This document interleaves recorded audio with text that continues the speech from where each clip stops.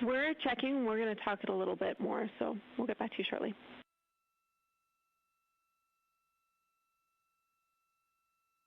Okay, then the near-term question is, are we go right now for a secondary airline dump?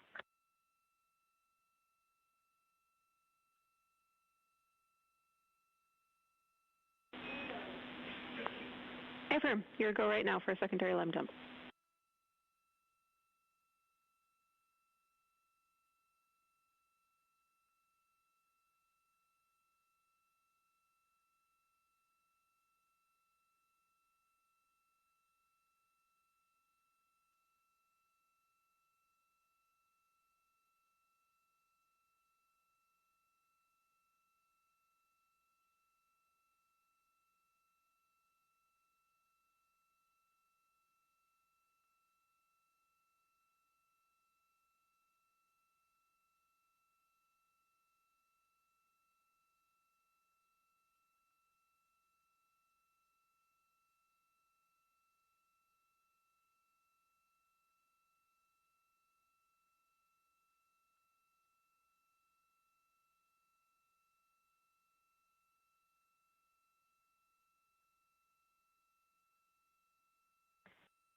Houston, integrity for AGA.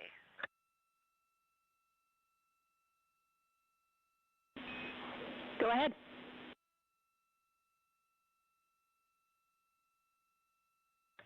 Yes, ma'am. New batteries are in. I got the message we have greater than 10 hours. And readings from the end of exercise, CO2, 1.0, O2, 20.2, 14 PSIA, and 76 degrees. Question for you, where do the used batteries get stowed, or are they trashed? Copy those numbers, Christina. Thank you. You can stow the used batteries in Fox 1, the large bag with the brown label.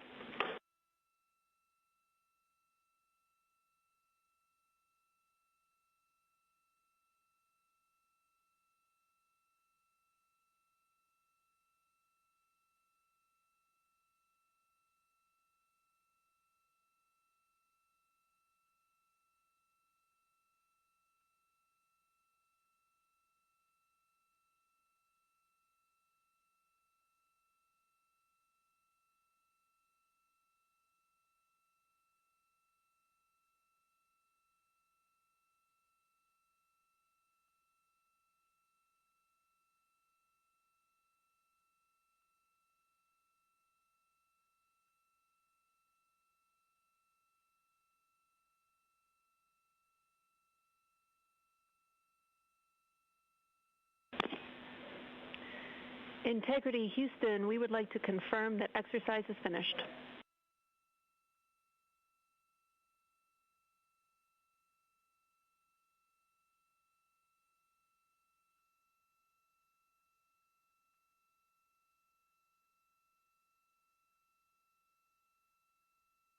And Jenny, yes, confirmed exercise is finished.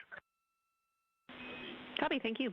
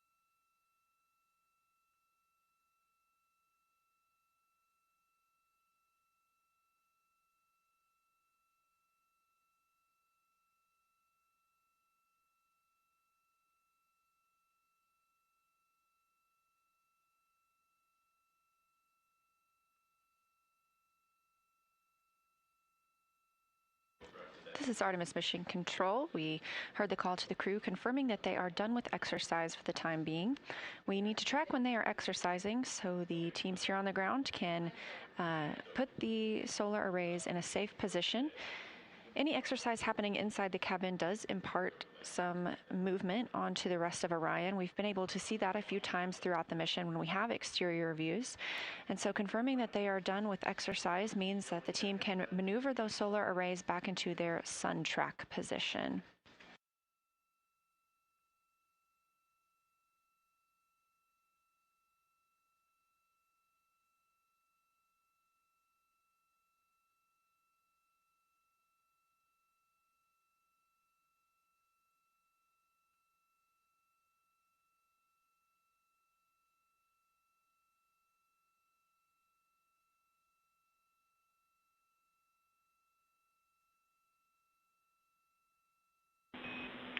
Integrity Houston for secondary line dumps and a couple of other cats and dogs.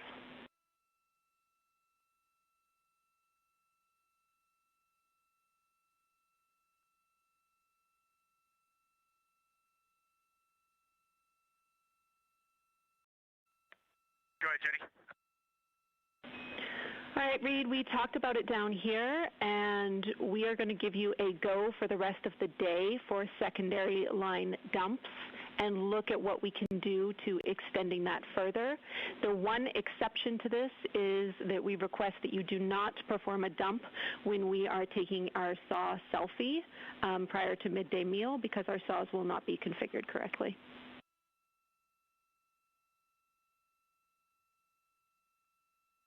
Okay, sounds good. Just tell us when we need to hold on secondary line dumps. Thanks. Affirm, we will remind you. In addition, I wanted to let you know that we have a burn plan update for you. So in slots 7 and 8, we have one new abort option. You should see titles abort flight day 5-2, and then the same name plus RTC last.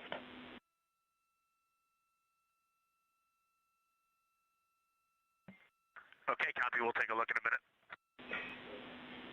Thanks, Reid. And then did you hear anything when we did the prop PCA flushes earlier today?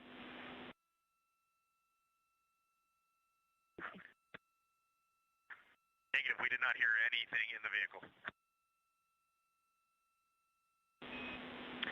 All right, we copy. Thanks for letting us know. And then finally, a stowage location for Christina. We tried to track down that Honest brand of hygiene item, and there is none, but there is another brand of lotion in the common hygiene kit. You probably already have it out.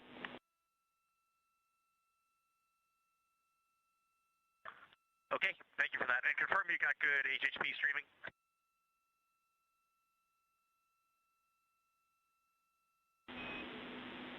We do not at this time.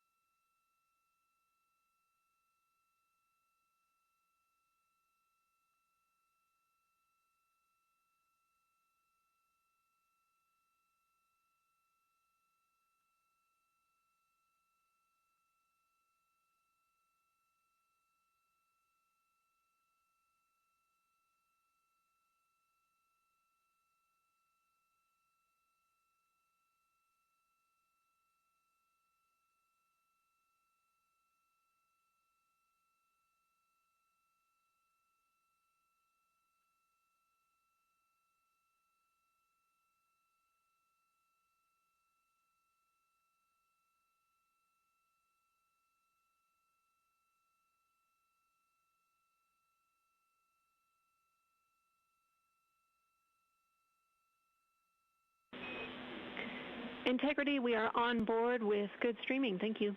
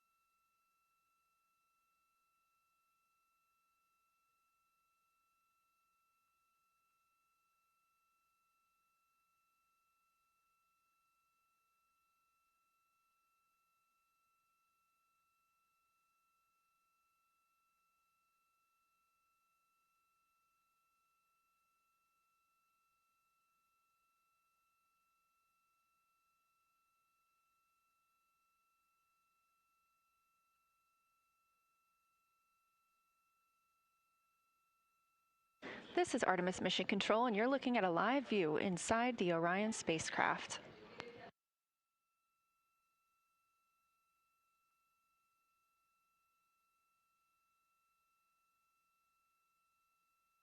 You heard some communications between the crew aboard Orion and the ground teams here in Mission Control. You probably heard Capcom Jenny Gibbons call out the new burn plans. There are always burns uploaded to the crew aboard Orion. These are just in case, essentially. She mentioned a couple of abort burn options. We are not targeting any abort at this time, but if we were to get into that situation, they have already uplinked those plans to the crew. This is done throughout the mission as Orion's status and distance from Earth changes.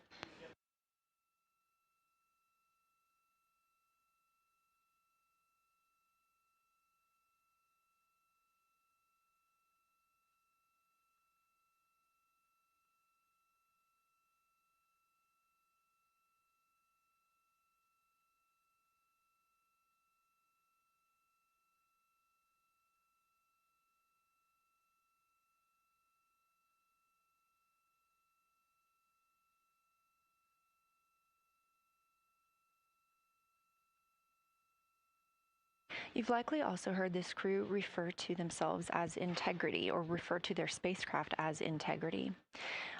For the Artemis II mission, the crew named the Orion spacecraft Integrity and revealed that in fall of 2025. They shared that it embodies the foundation of trust, respect, candor, and humility across the crew and the many engineers, technicians, scientists, planners, and dreamers required for mission access. So when you hear teams here and Mission Control Houston calling the crew and referring to them as Integrity, that's exactly why.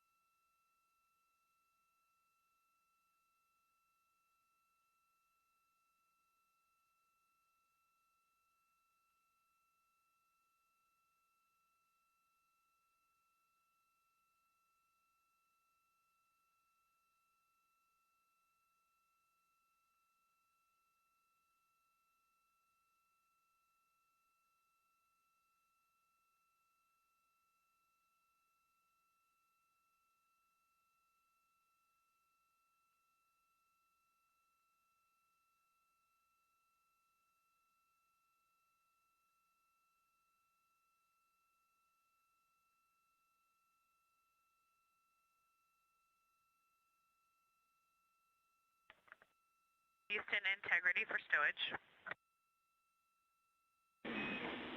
Go ahead.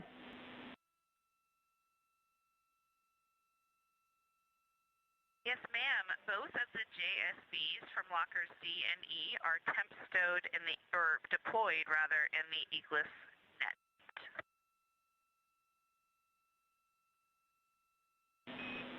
Copy, thank you.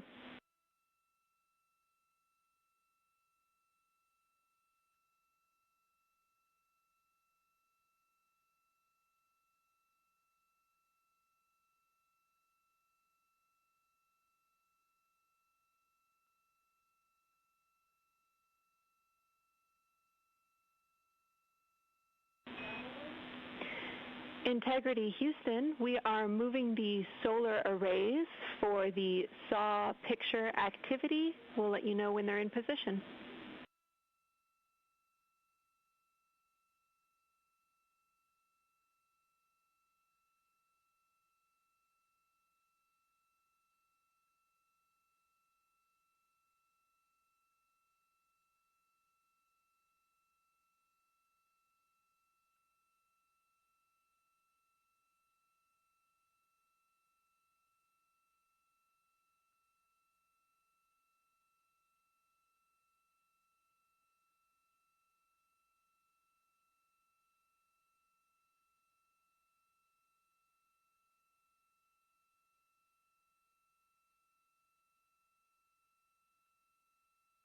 As we have this view inside the Orion spacecraft, on the left is Canadian Space Agency astronaut Jeremy Hansen, and in the center of your screen, NASA astronaut Christina Koch.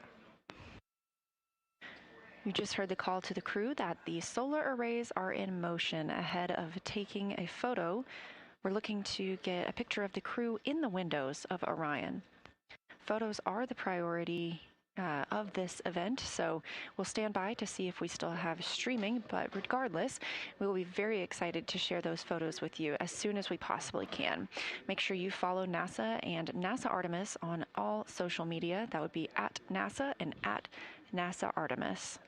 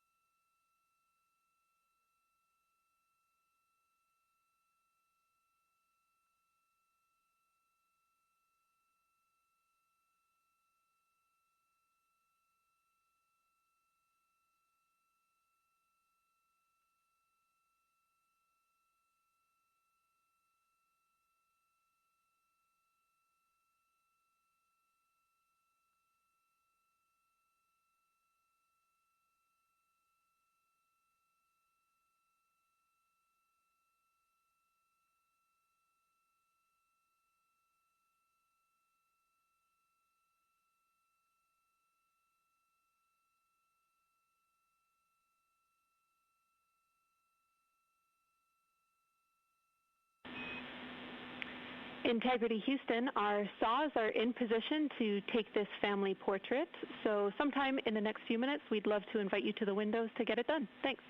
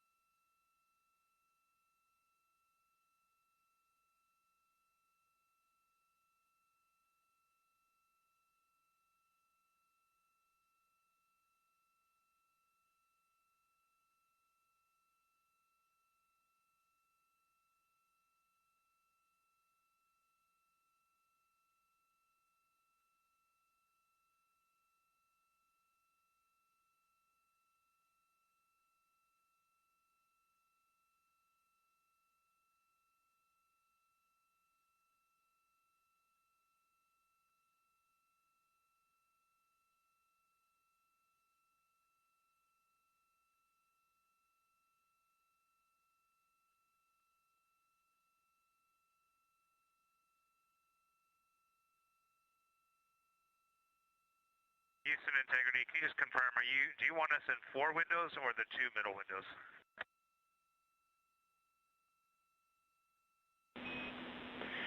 We want you to start in 4 windows, so 1 face per window, and we'll see how that looks and go from there.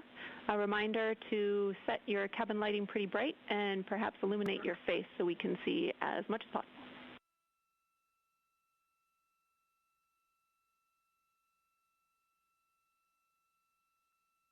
Okay, we understand that. Before we take our makeshift T-shirt off of there, let's just make sure you can see Christina in window 4 right now.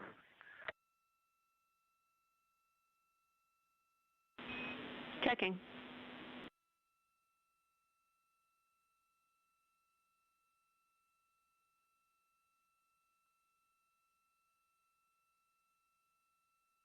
If you look closely right now, you can see NASA astronaut Christina Koch. That's right, we can see Christina in window 4. Christina was taking a quick picture of that solar array wing camera as it looks back on her in Orion. Okay, and you can see Reid in 3, and you want us to remove window 1 cover then, it sounds like.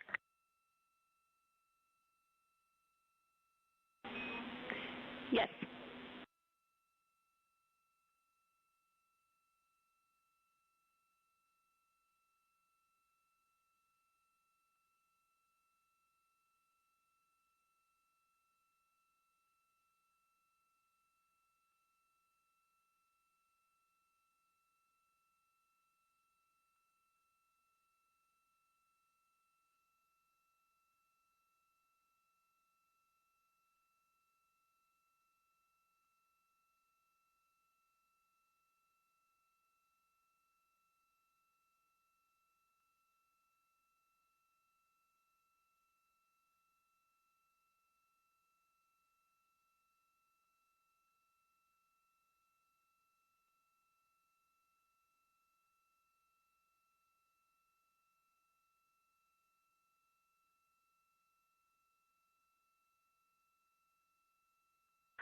All right, without illuminating our faces, all 4 of us are in the picture. So, Jenny, we're going to hand it over to you to let us know what we need to do. All right, copy, we're checking.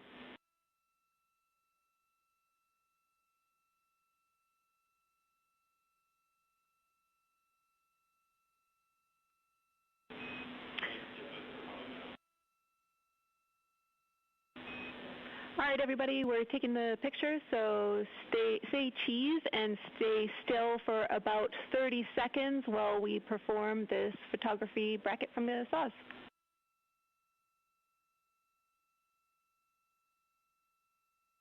Okay, we'll freeze in 3, 2, 1, mark. The Integrated Communications Officer, or INCO, is helping take this picture of the crew aboard the Orion spacecraft. Now all smiling in the windows of the place they've called home. Orion is currently 183,883 miles from our home planet Earth, 97,452 miles from the Moon.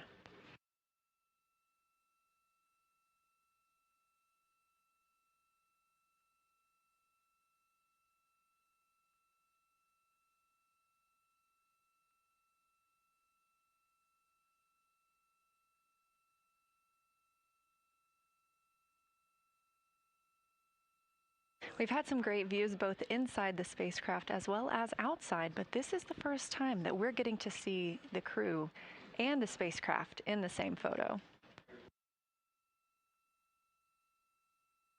As mentioned previously, we are taking pictures right now, so the streaming quality isn't as great. We look forward to sharing these pictures as soon as we possibly can, and make sure you follow NASA and NASA Artemis on social media. It's taken a little longer than we thought. Thanks for holding.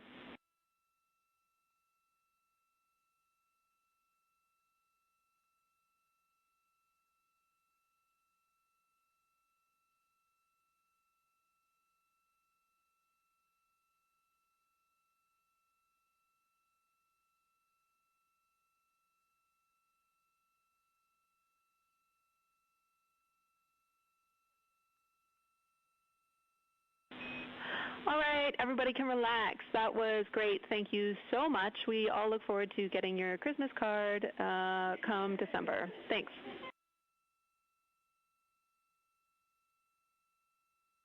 All right, sounds good, Jenny. Thanks.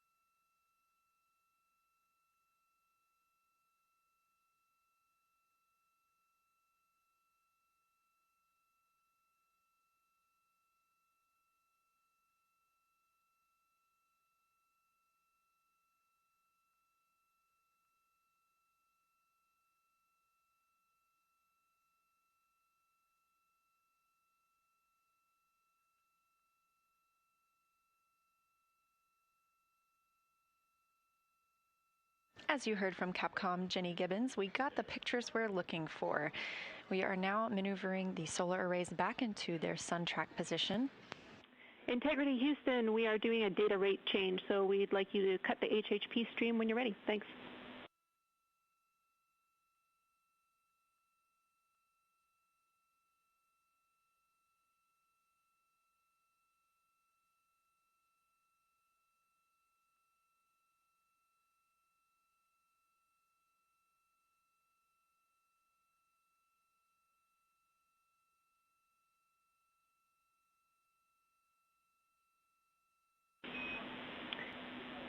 And Integrity Houston, just to remind you, that was our last moment where we could not perform a CCU dump, so if you need to do a dump for the rest of the day until crew sleep, you are go.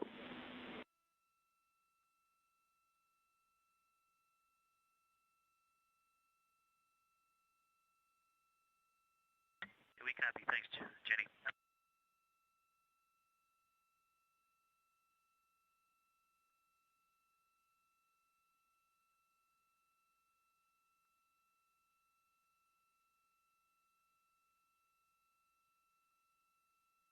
This is Artemis Mission Control. You're looking at a live view inside the flight control room. This is the Orbit 1 team under direction of Flight Director Jeff Radigan. He's at the top of your screen in the white shirt, joined by Capcom Jenny Gibbons, Canadian Space Agency astronaut, and backup for the Artemis II crew mission. Gibbons is talking to fellow Capcom Matthew Dunn. This view coming from outside the capsule as the solar arrays are reconfigured into their sun track position.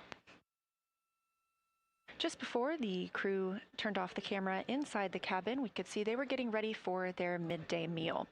Some of the items on the menu today include sweet and sour pork, rice, broccoli, fiesta chicken, tortillas, berries, cashews, chicken and peanut sauce, pasta and shrimp, and a lemon curd cake. Sounds pretty good to me.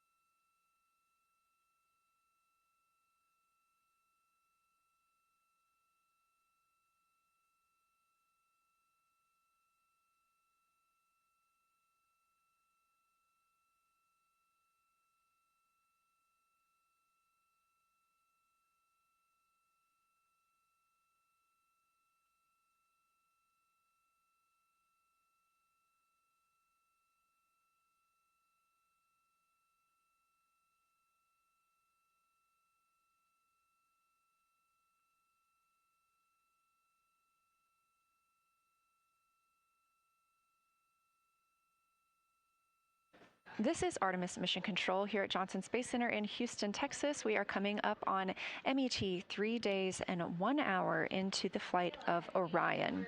I'm joined here today by Dr. Jacob Richardson. He is the Deputy Lead for Artemis II Lunar Science. Thanks for joining us. It's lovely to be here. So can you tell me about your role and about the team members who make up the Lunar Science team? Yeah, so I'm only one of many people here. I'm the Deputy Lead of Lunar Science. Somewhere behind me is our Lunar Science Lead, Kelsey Young, and she is right now sitting here as our Science Officer on shift.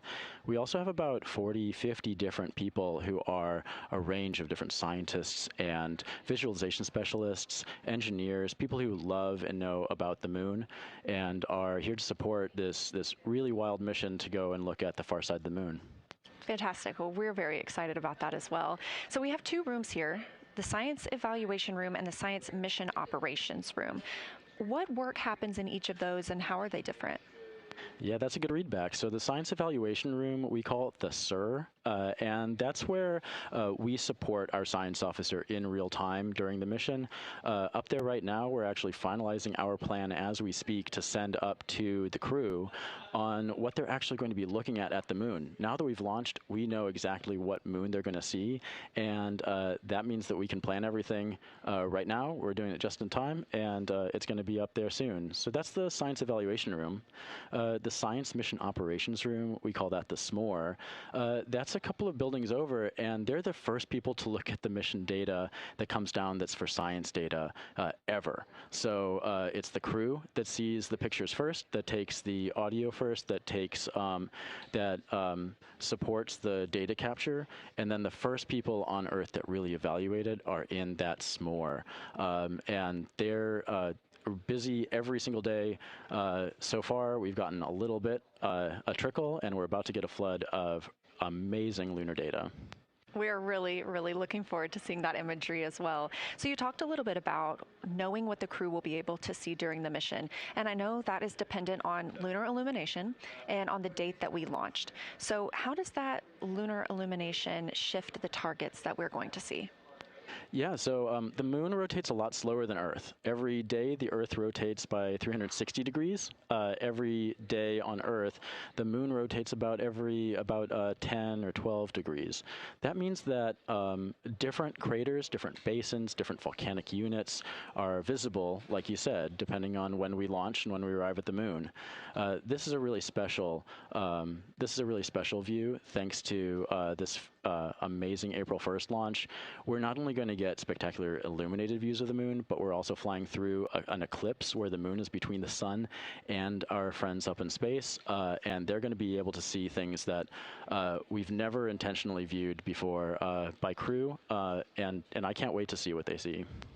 Us either. We're going to be streaming the entire thing, so everyone make sure you tune in. So how has the team been assessing and preparing both before launch and since launch for this flyby? Oh man, the crew has, ever since like a couple of weeks after they were announced, we were with them in, and this is years ago, we were with them in the classroom, teaching them their lunar fundamentals. They came out to Iceland to look at some of the weirdest rocks we have on Earth, just so they can learn how to describe mountains from far distances, how to describe regolith, that's rocks and stones, and how to describe outcrops, just so they can be field lunar geologists for us, because they're the four geologic emissaries on our team that actually get to go to our field site, the moon.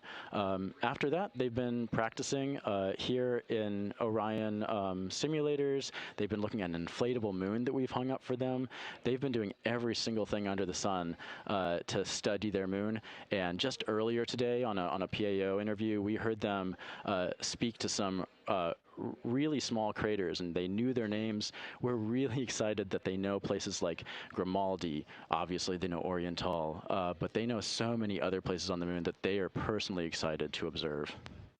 We are also very excited to hear about that. They're going to be calling down a lot during the mission as they report what they're seeing to the ground. And I know they're also going to be taking some recordings that will be downlinked later that your team will be able to analyze. But a pop question for you. Today during the press conference, Kelsey Young was asked, what are you most excited for the crew to see? So do you have a personal target that you're most excited for them to see?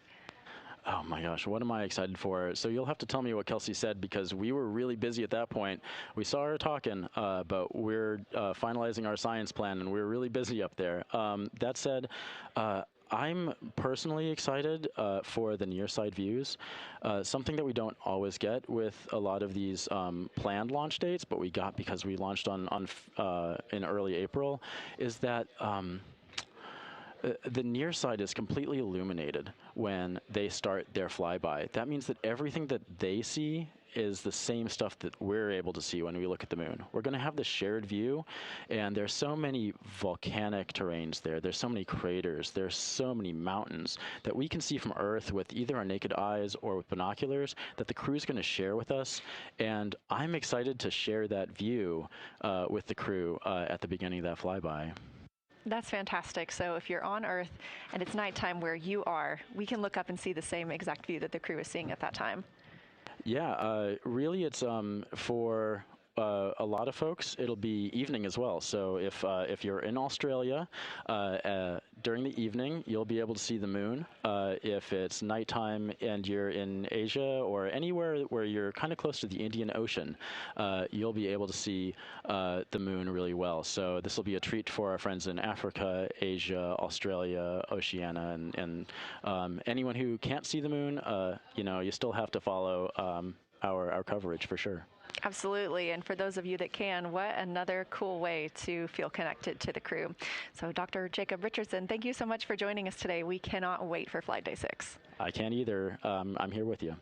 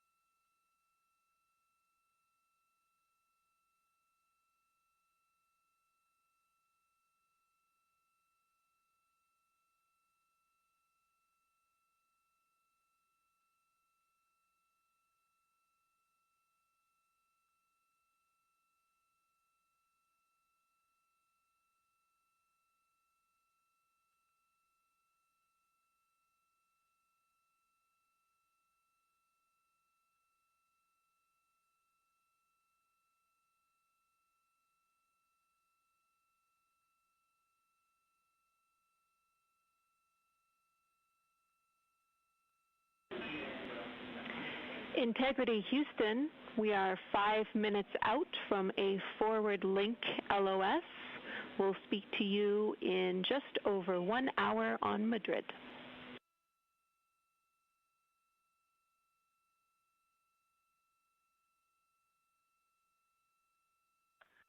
We copy. If we need anything, we'll make calls on the blind for the next hour. Sounds great. Thanks, Reid.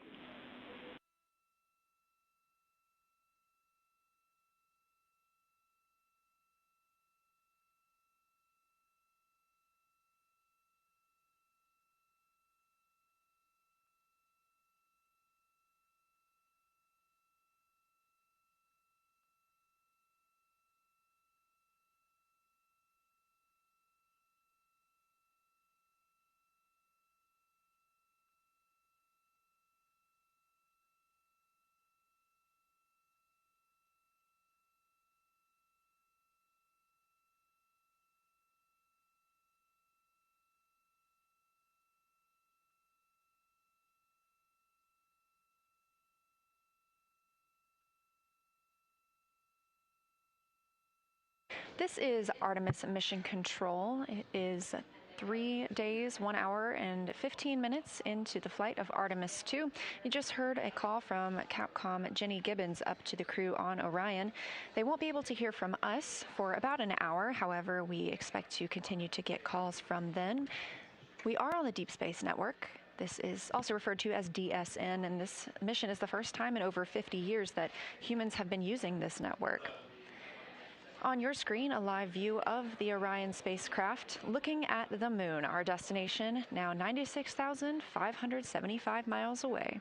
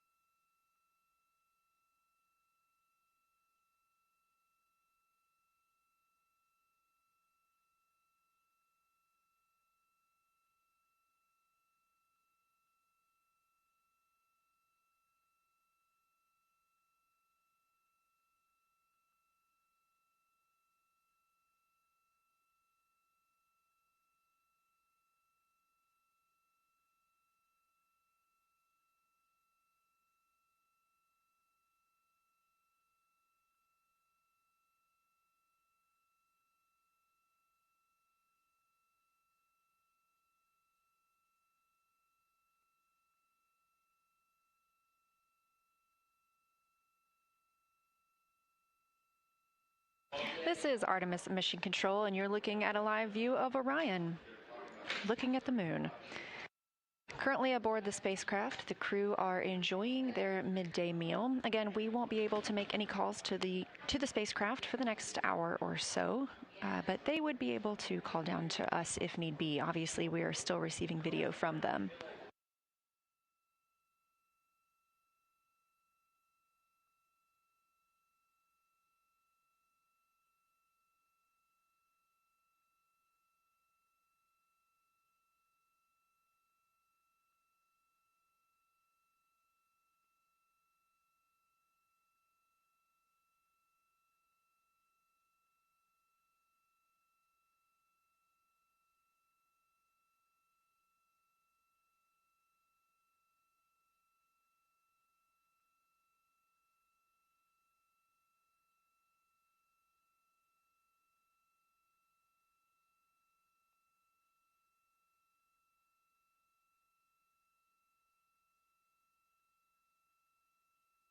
Still to come today for the crew aboard Orion is the manual piloting demo.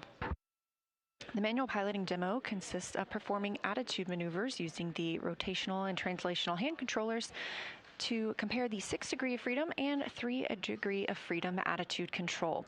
This will be the second time the crew has had the opportunity to pilot Orion themselves. Victor Glover, NASA astronaut and pilot on the Artemis II mission, manually flew Orion on flight day 1, shortly after launch when the spacecraft separated from the interim cryogenic propulsion stage. This was called the Proximity Operations Demonstration, and during that approximately hour-and-a-half window, Glover commanded the spacecraft to approach and make small translational maneuvers around that ICPS. There is a faux docking target on the ICPS, which has now been disposed of. This was a test to allow the crew to practice flying the spacecraft and give reports back to the ground on how Orion flies manually, all in preparation for our future missions to the moon, during which we will need to dock to a lunar lander.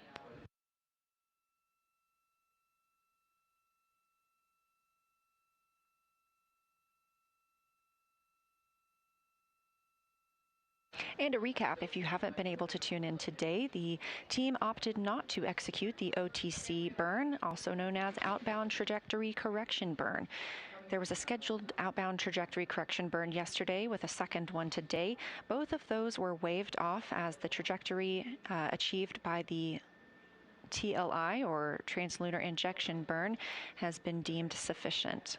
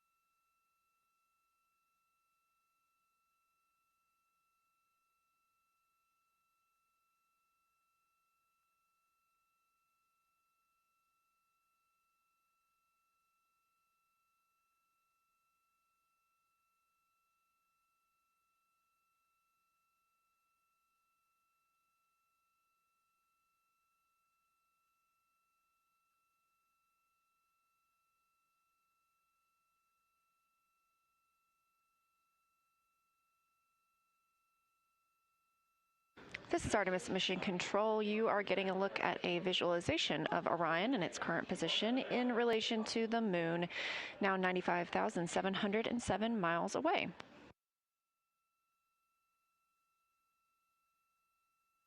We are in a forward link LOS with Orion, meaning we cannot contact the crew members. These are planned and tracked loss of signal, but they could call down or contact us if need be. However, they are in their midday meal. You can track the location of Orion yourself by visiting nasa.gov/track-Artemis.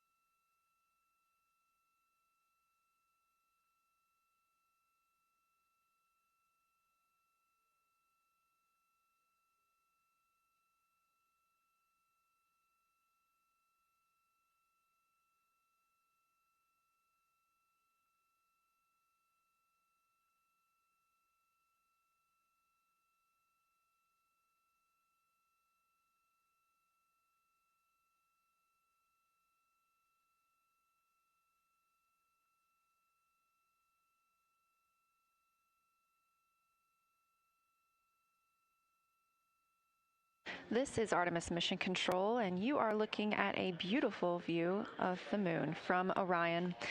This view coming from a camera mounted on the solar array wing. There are 4 solar array wings with cameras mounted on each of them. The crew aboard the spacecraft woke up today at 11:35 a.m. Central Time. Since then, they completed their post-sleep period. They also conducted some public affairs events. Their schedule was shifted a little bit today as we did have the cancellation of the OTC-2 burn, the outbound trajectory correction burn. If you recall, yesterday's flight plan also called for an outbound trajectory correction burn. That was canceled as well. Both of those burns were deemed unnecessary as the translunar injection burn was very accurate, and we're on a great trajectory to head around the moon.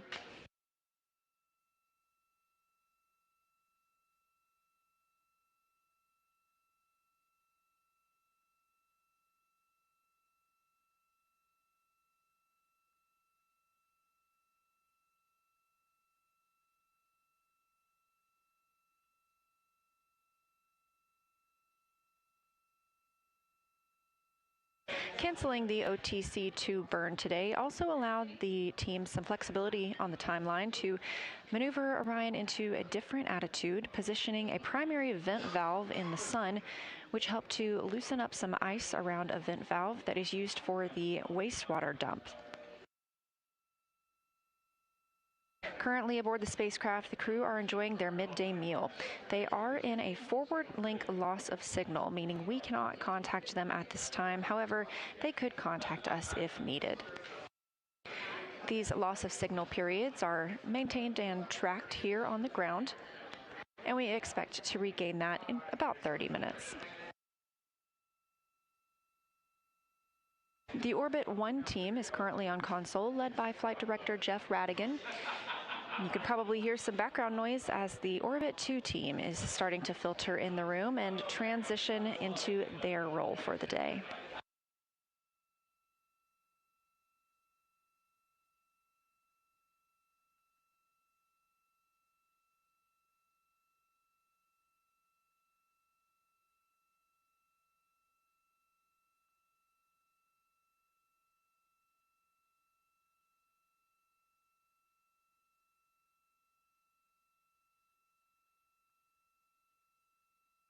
Still to come today, the manual piloting demo, during which the crew members will use the rotational and translational hand controllers to manually fly the Orion spacecraft.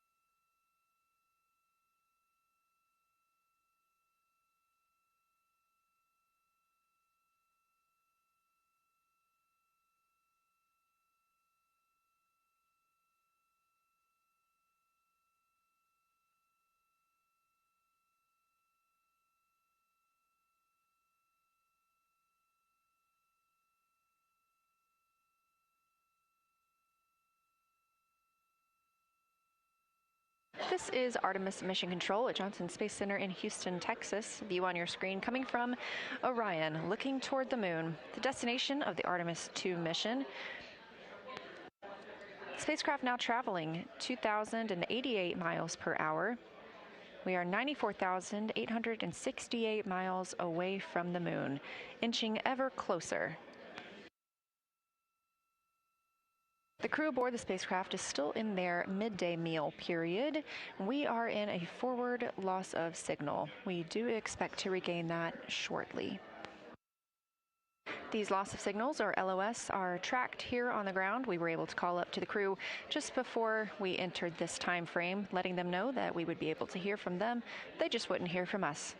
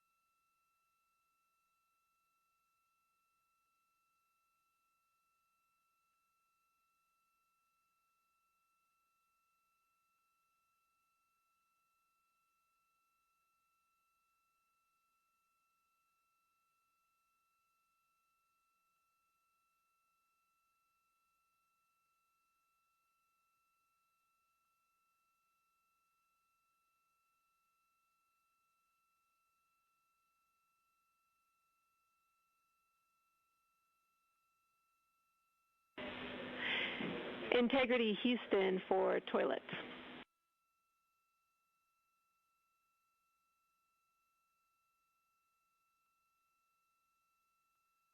Go ahead, James. Hey, Reid, we are working a plan to do another dump prior to the manual piloting DFTO. I'll have more words for you on that shortly, but I wanted to give you a last call for the use of toilet before we get into that. Again, toilet is still no-go for urine use, but I want to give you a last call for fecal use as well.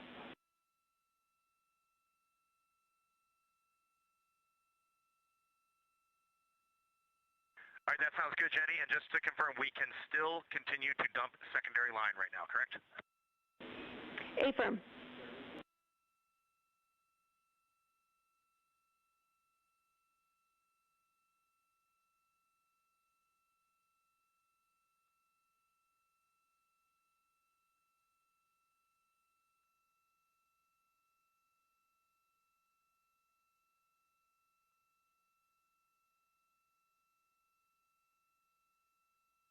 And James, what is preferred for you on the DFTO? You want CAPCAM 3 or you want HHB or both?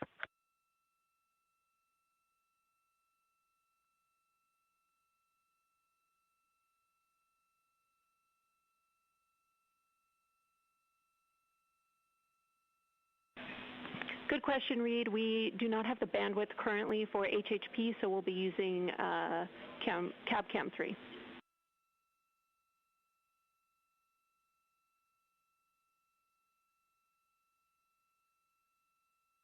Okay, sounds good.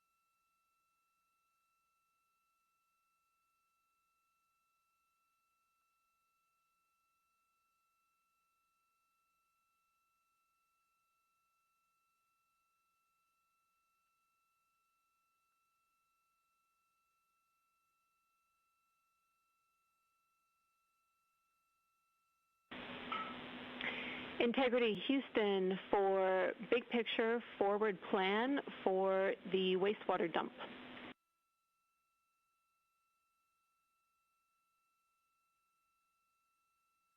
Go ahead. Hey, Tina, as you know, this is a big issue that we want to work toward resolving. So we are going to set up a wastewater dump on the primary line starting now. And we would like at least one crew member to be looking out the window and reporting what they see. Our intent here is just to have that vent open, and we will leave it open until either we reach a minimum quantity on the tank, we have no flow, or we hit a 3-hour limit.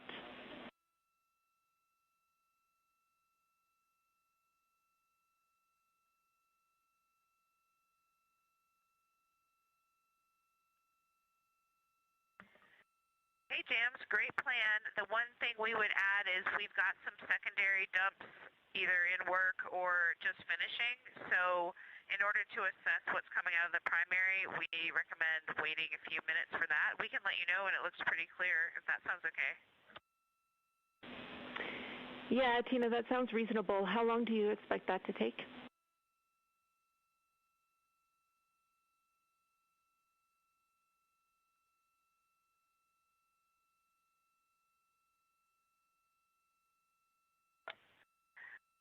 All right, the dump just started, and it usually completes within a minute. However, there's usually some secondaries after that, so I would estimate in about 3 minutes.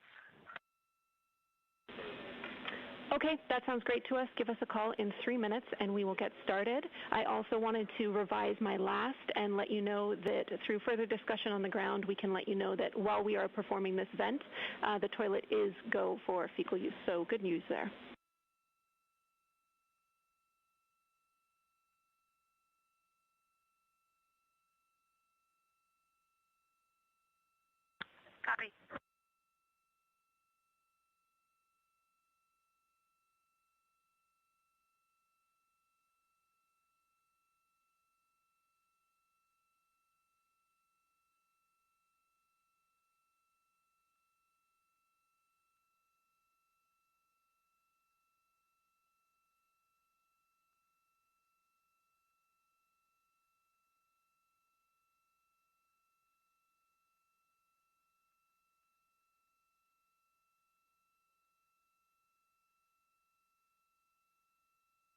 This is Artemis Mission Control. Here in Houston, Texas, you've got a view of the flight director, Jeff Radigan.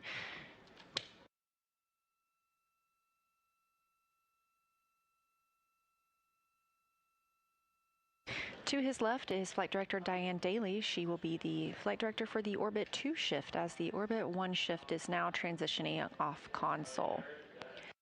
Down to the bottom of your screen, at the very bottom, is Jackie Mahaffey. She's the cruise trainer for this mission, and she'll be serving as Capcom. And to her left, CSA astronaut and Artemis II backup Jenny Gibbons. She's been the Capcom for the Orbit 1 shift, speaking with the astronauts. You just heard them discussing the next wastewater dump opportunity. This has been something the team has been troubleshooting today. They're looking to empty this line that they anticipate or they understand was blocked by ice. The spacecraft is still in a good configuration, and this doesn't have any mission or lunar flyby impacts. We are now 3 days, 2 hours, 24 minutes into the Artemis II mission. However, we are referring to this day as Flight Day 4. The crew is now 94,334 miles away from the moon, which you can see there. They are ever growing closer and ever growing farther away from our home planet, 187,185 miles and counting.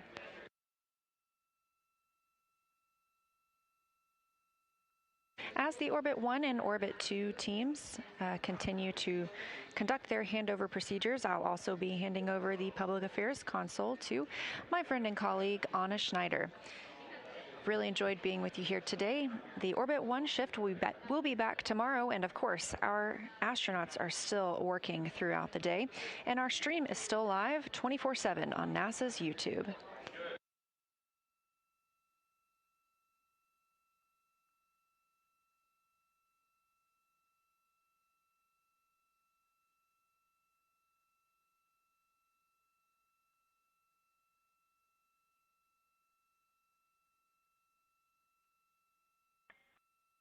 All right, Houston, we are fairly quiescent here. Let us know when you start the vent. It's in work, Reid.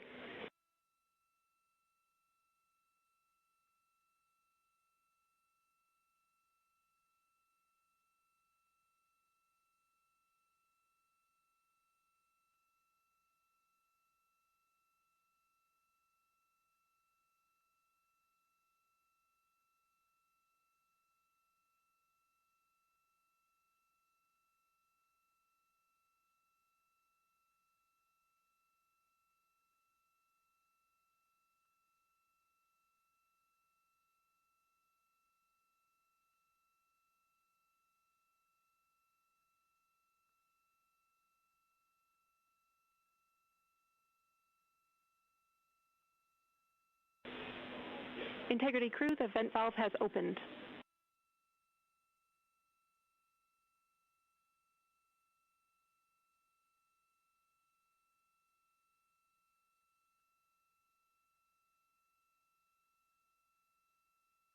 All right, we'll keep monitoring, but right now we see no flow at all. Copy.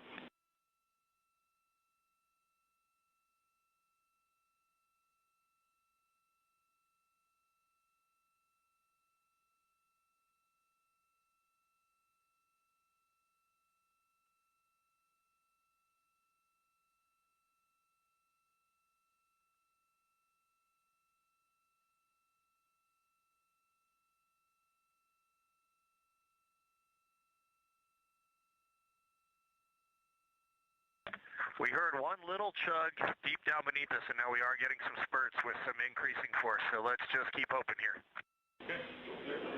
Copy. Great news, and we're seeing some flow on our side too. Thank you, Reid.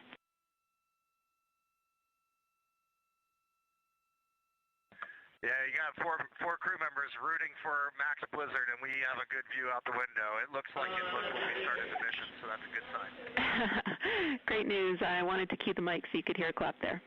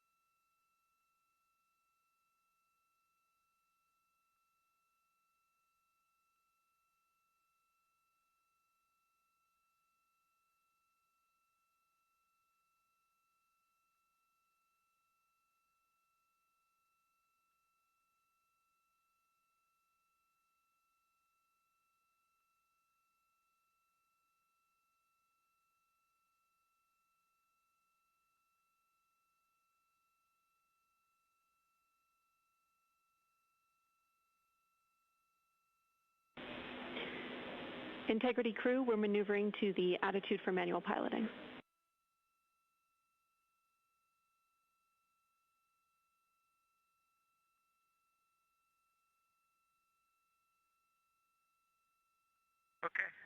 Okay, integrity copies.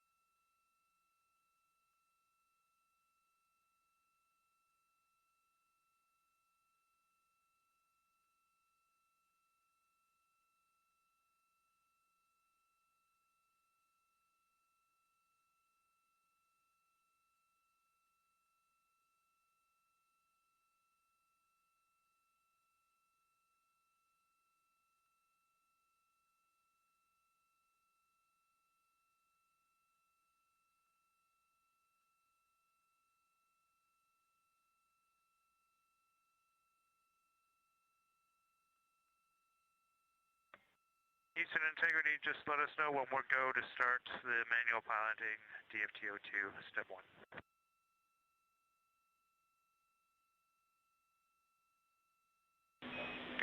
All right, Integrity crew, you are go to start the manual piloting DFTO. We are going to come on board with CAPCAM 3.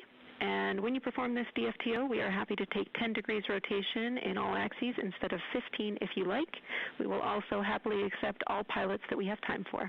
Let us know how she handles.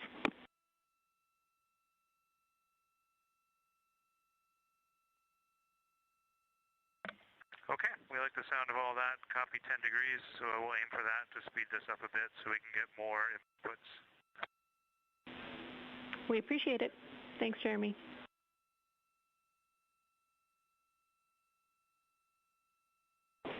And crew, we're on board with you through Cam 3.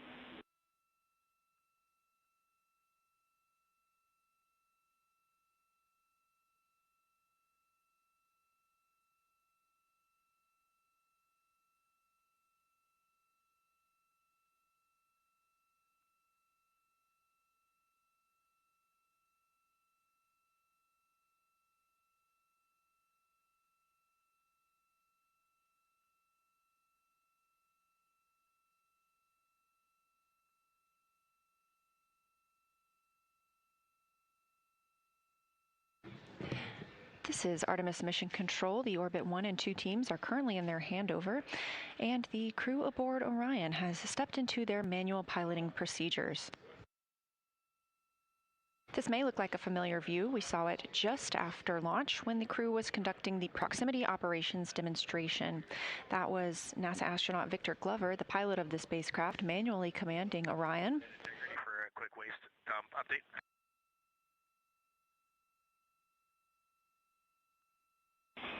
We'll take it.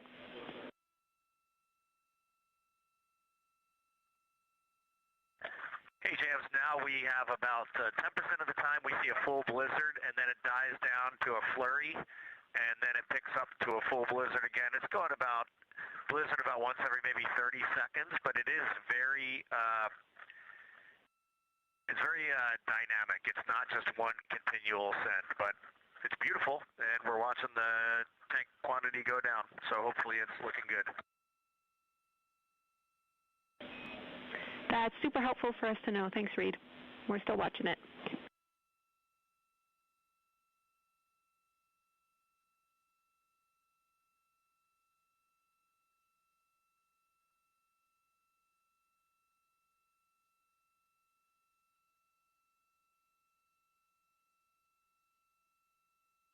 And Houston integrity, it's not in the procedure, so we just want to double check with. We're going to do this DFTO in DAP mode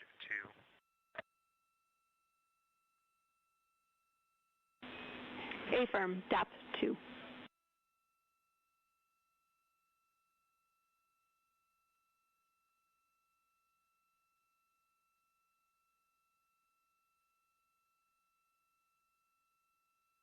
Heard some words from Commander Reid Wiseman discussing the wastewater dump currently ongoing.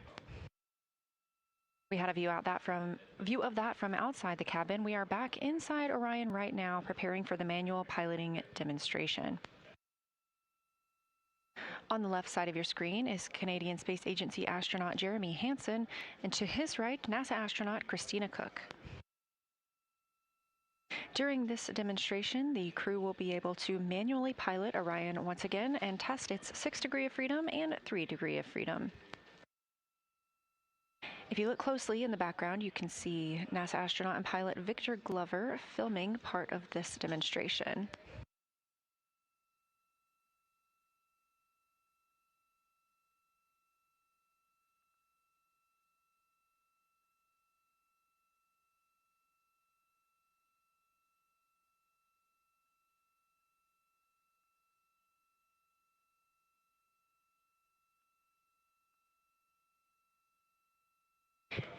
Artemis II is MET 3 days, 2 hours, 38 minutes into its flight, and we have just crossed the 2/3 mark on the way to the moon. Now 187,633 miles away from our home planet of Earth, 93,890 miles away from the moon.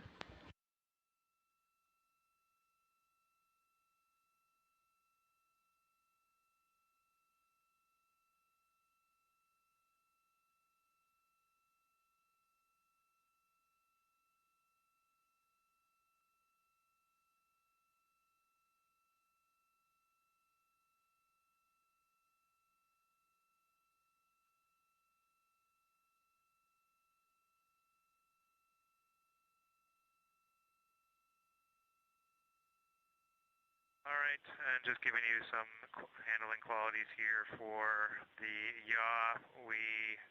Everything was nominal. I noted that with this warp mount, It does have some play in it as we knew, and so just applying some downward force to try and make sure you don't get coupling is required, but that's fine, that's workable. And then we had a little bit of coupling and roll, in both in the same direction on that one. So we had about 4 degrees of roll through the 20 degrees of yaw. Copy all.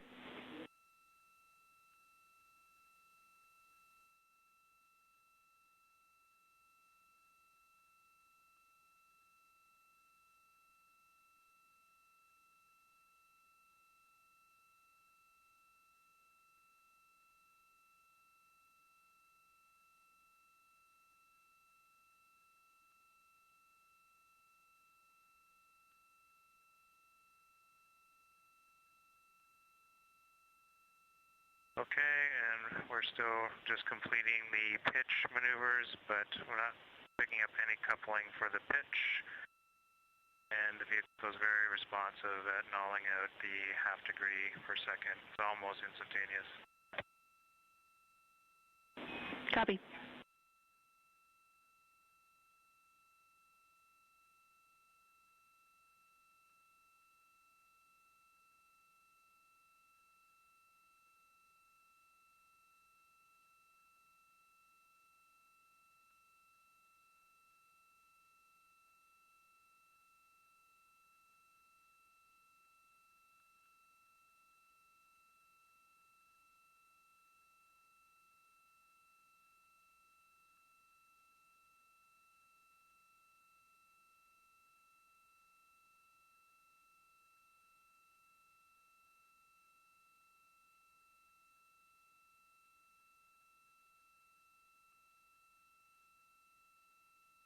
Again, the manual piloting demo is beginning aboard the Orion spacecraft, and as the Orbit 1 and 2 teams hand off, I am going to hand off to my friend and colleague, Anna Schneider. She will be carrying through the rest of the manual piloting demo, the rest of the crew's day, and our live stream continues 24/7 on NASA YouTube.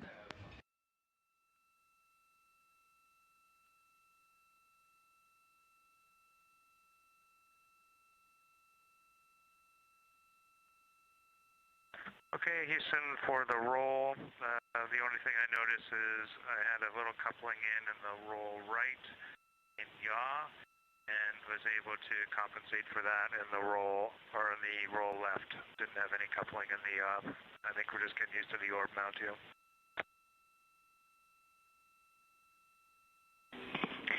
Copy all, Jeremy, and we are a minute away from a data rate change. We will have a very brief LOS during that time. I will let you know when we're back with you.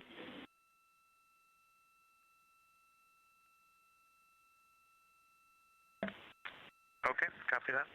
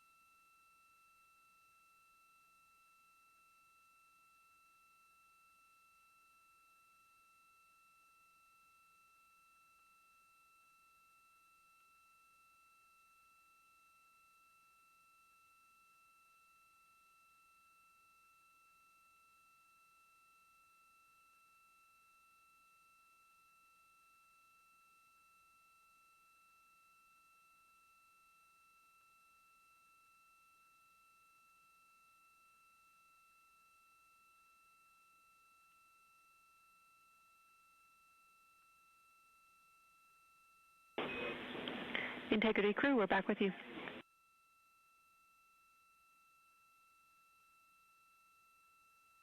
Okay, we just finished the 3 DOF maneuvers. The rates all seem the same. The response seemed the same.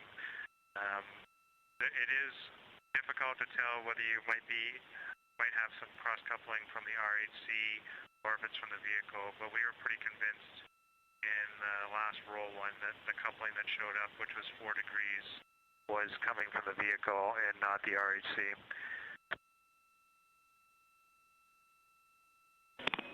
Copy all, Jeremy. Thank you.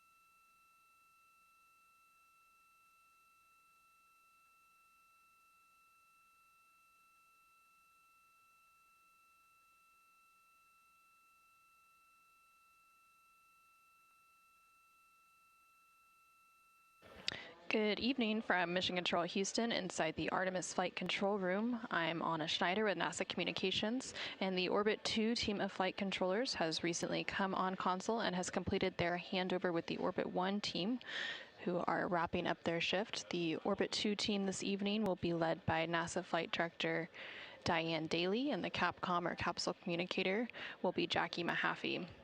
The crew on board the Orion spacecraft, which you can see. With the jets intentionally deselected with the left yaw, the rate built up as expected nominally, but it's having a hard time nulling out the rate. So it's almost there now, and we've got 7 degrees of yaw before it nulls the rate. Copy all. Thank you, Jeremy.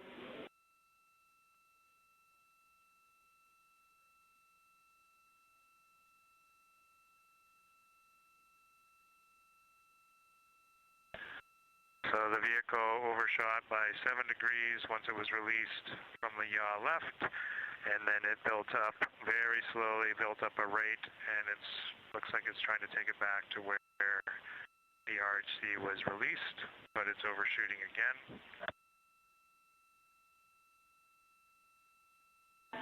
Copy all.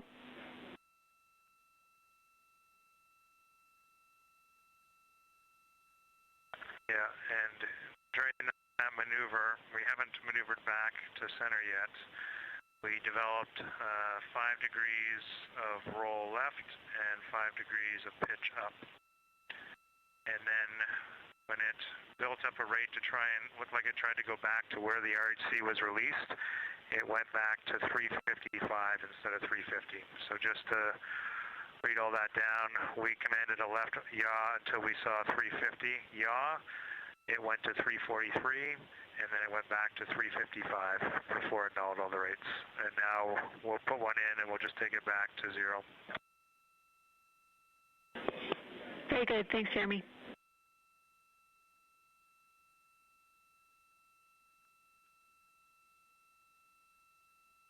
This is Artemis Mission Control in Houston, Texas. The crew on board the Orion spacecraft named Integrity are currently working through a manual pilot team developmental flight test objective, or DFTO.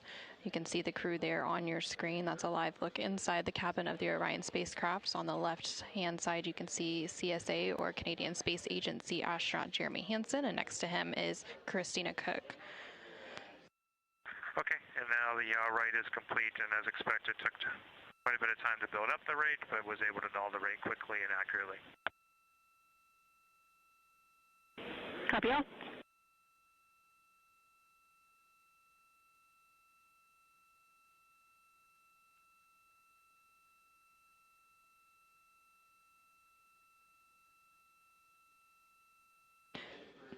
During this developmental flight test objective, the crew is working to perform several attitude maneuvers to compare 6 degrees of freedom and 3 degrees of freedom attitude control. 6 degrees of freedom refers to the 6 ways that a spacecraft moves. There are 3 translational degrees of freedom. During the pitch checkout, there is no perceptible change in performance. It's able to build the rate quickly and null it out quickly and accurately. Excellent. Thanks.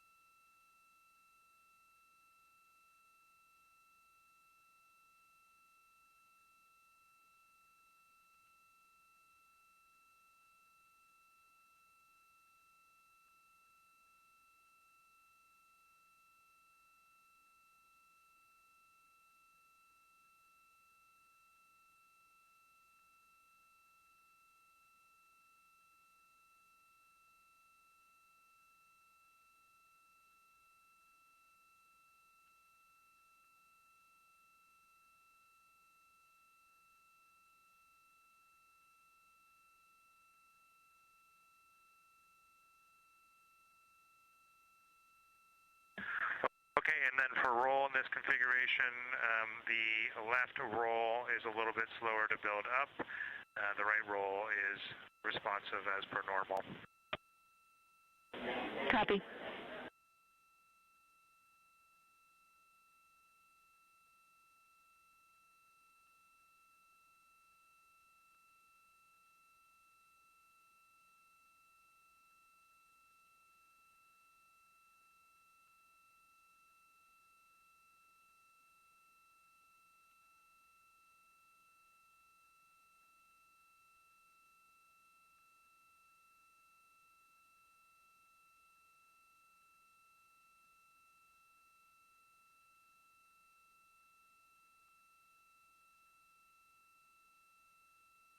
And Jenny, we are going to switch pilots now.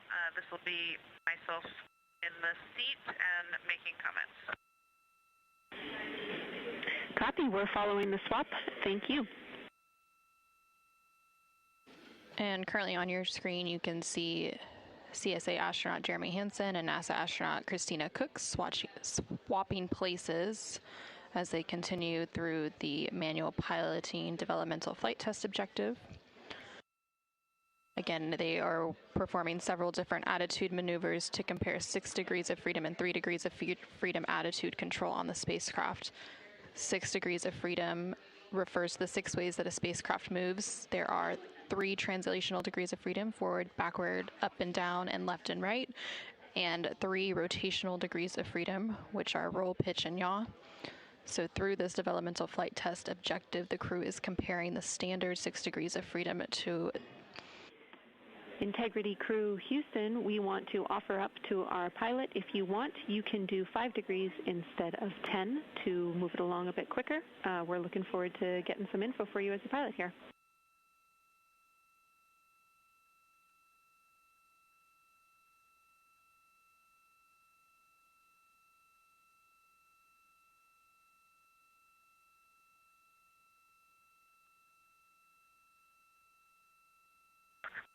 Okay, we copy that.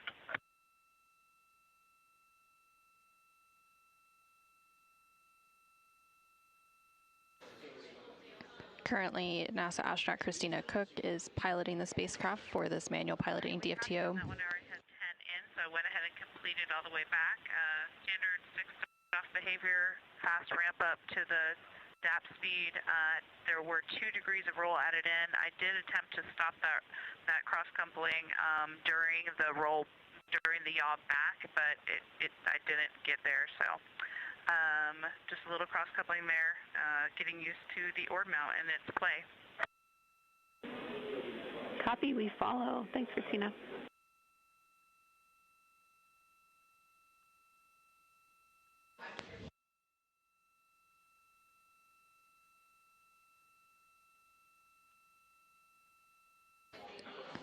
and this is Artemis Mission Control. So through this developmental flight test objective that you're watching them complete on your screen, they are working to compare the standard 6 degrees of freedom to the degraded qualities of 3 degrees of freedom. In that case, it would mean the crew could only control the rotational axes of roll, pitch, and yaw.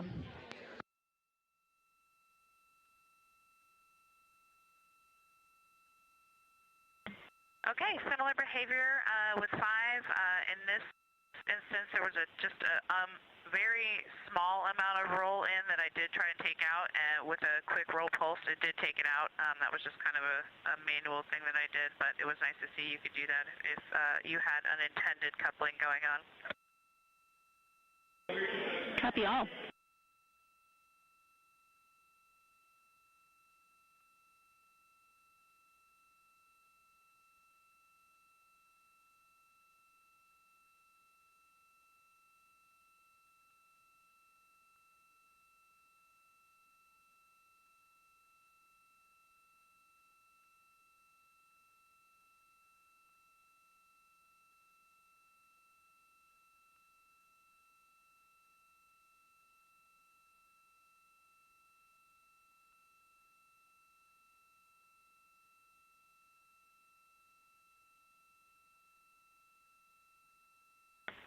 Okay, a similar thing with roll. Roll was definitely the most difficult for me to keep the yaw out coupling naturally, so I just kind of put some manual yaw in to undo the coupling there, but similar 6-off performance.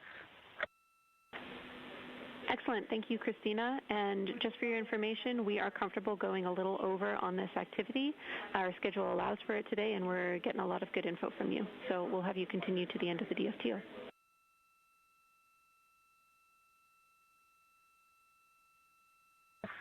Copy.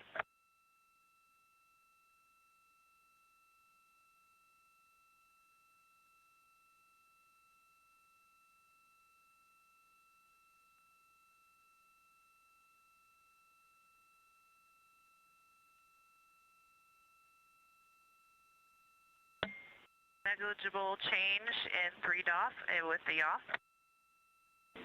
Copy.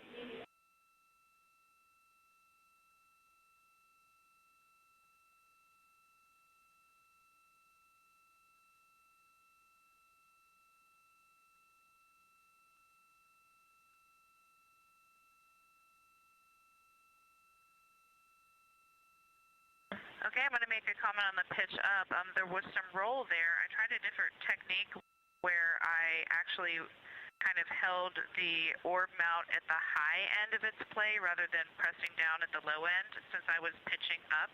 But I think that actually made it a little bit harder to keep the roll coupling out. So for pitch down, I'll go ahead and hold it at the bottom of its play. So in this, again, in the direction, in this case, of the pitch. Copy all.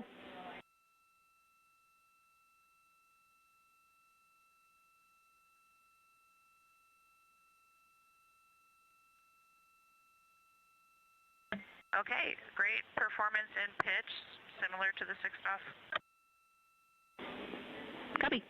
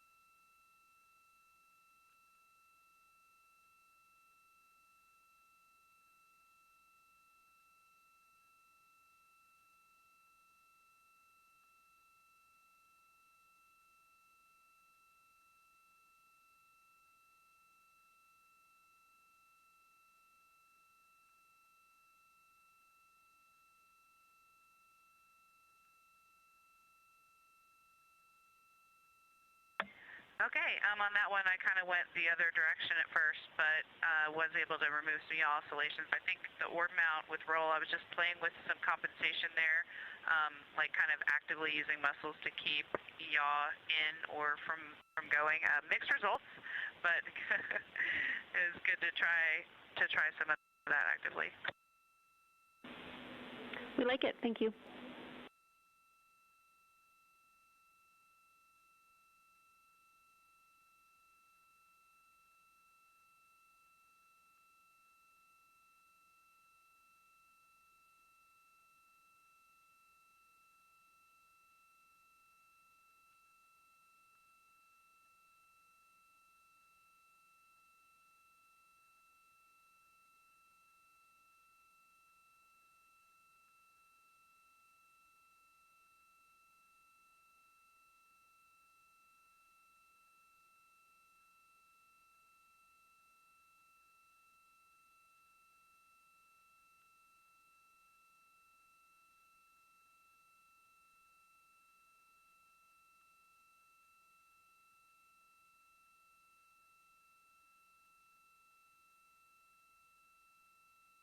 All right, Jenny, on this one, given that when we did this, he had an overshoot, which was then overcorrected 5 degrees in the direction he came from, I wanted to try the method of actually overshooting on purpose to try to get back to the 5 degree, so we'll see if that works. Thank you. We're following along.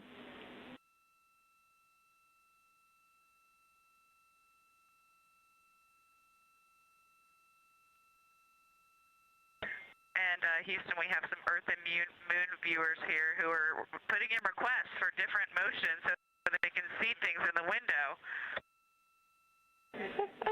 We're seeing them in the camera views, and we're enjoying it.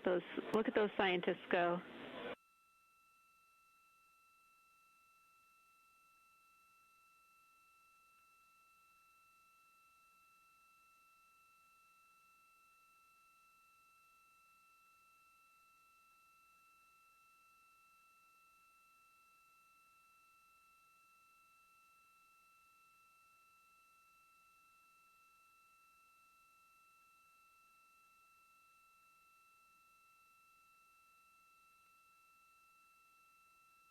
Boom, 5 degrees.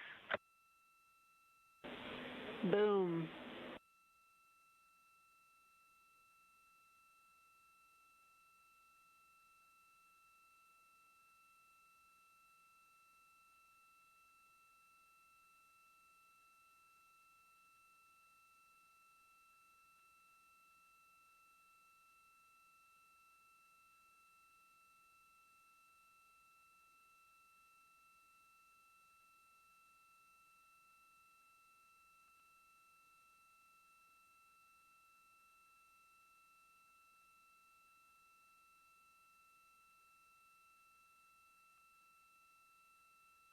All right, Jenny, and that one, as expected, had a slow start, but then finished right when release happened and was able to build up the full rate eventually.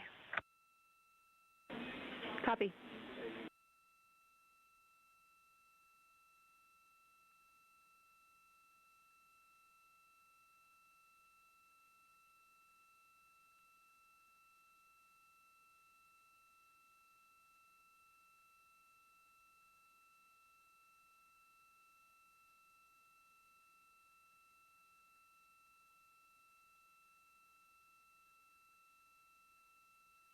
Okay, and as expected with those specific jets deselected, no negative or no clear difference in pitch.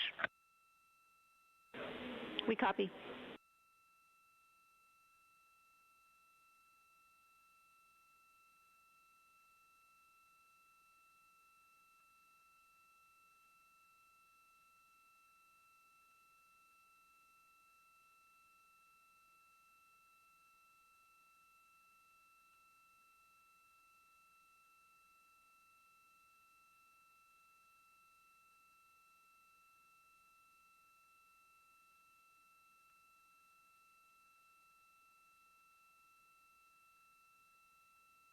Okay, and on that one, I released at 5 degrees and 2 degree overshoot.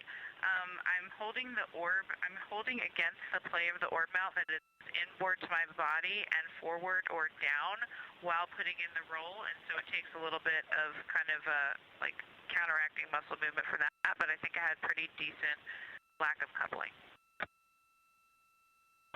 Copy.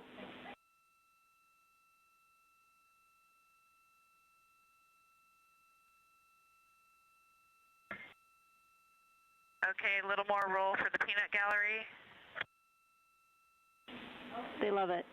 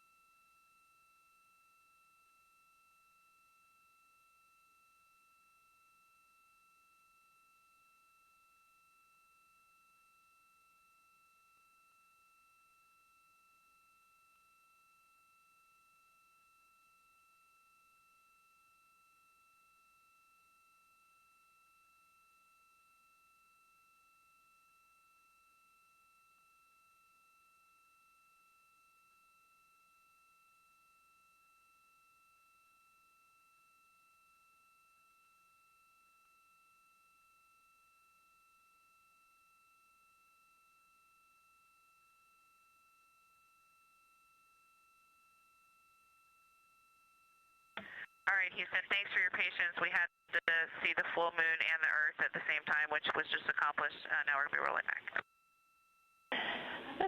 We understand and approve.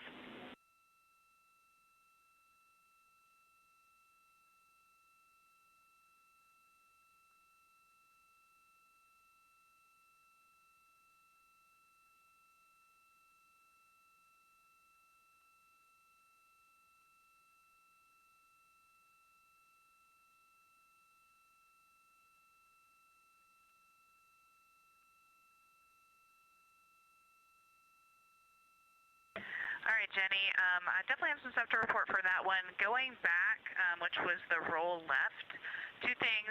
The pitch coupling that you saw, I do think was due to an input on the RHC, but the yaw, I don't think was, because I actively tried to take out the yaw, and I felt myself having to go out of the detent in the other direction to start affecting that yaw motion that you were seeing. So I think that might have been because of it was difficult for it to compensate potentially, and I think that one might not have been because of inputs at the hand controller. Copy all. GNC agrees.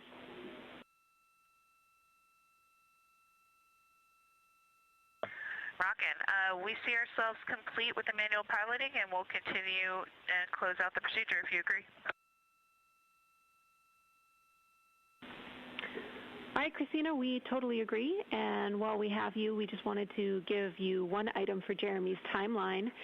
We noticed a conflict with his PPC and the filming for exercise and day in the life. So we just wanted to let him know that he can do the PPC early. We'll be ready to support that, and be mindful of when the filming starts at his discretion. Thanks.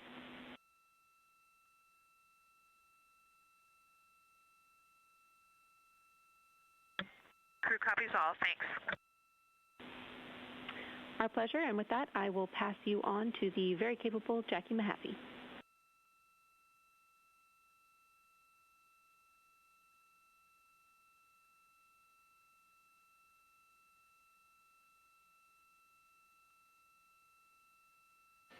This is Artemis Mission Control in Houston, Texas. The crew has recently wrapped up their manual piloting developmental flight test objective. Jenny, thank you.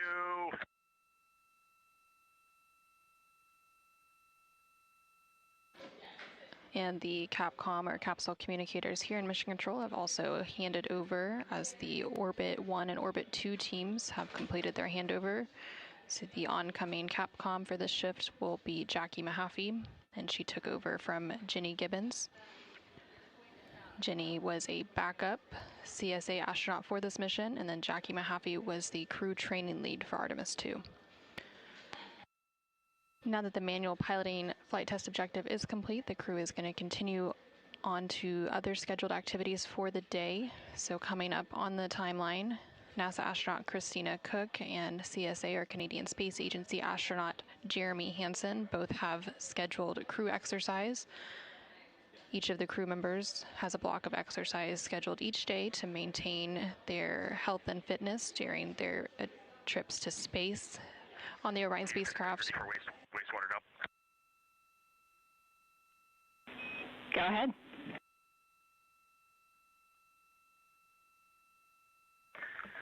Hey, Jackie. Every once in a while, we do hear a little like thud in the spacecraft, followed by a little plume of snowflakes. So there probably is just ice chugging through those lines, and we are still getting little intermittent blizzards. You probably see it on the solar array cameras, but it is still just going. It's dwindling. And then if you do see the volume pick up in the next over the next 5 minutes, there's going to be a few secondary dumps as well.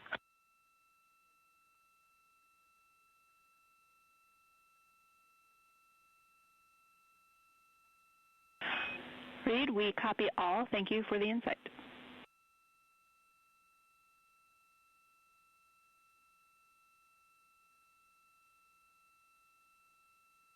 And this is Mission Control. You heard some additional... And confirm you all have secured cab cam 3. Negative. Stand by.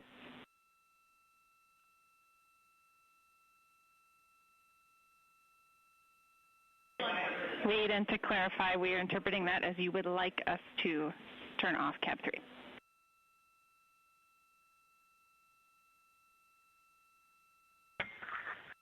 Yeah, that is a firm.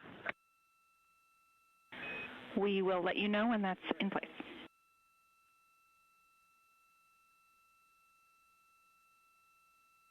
Okay, copy.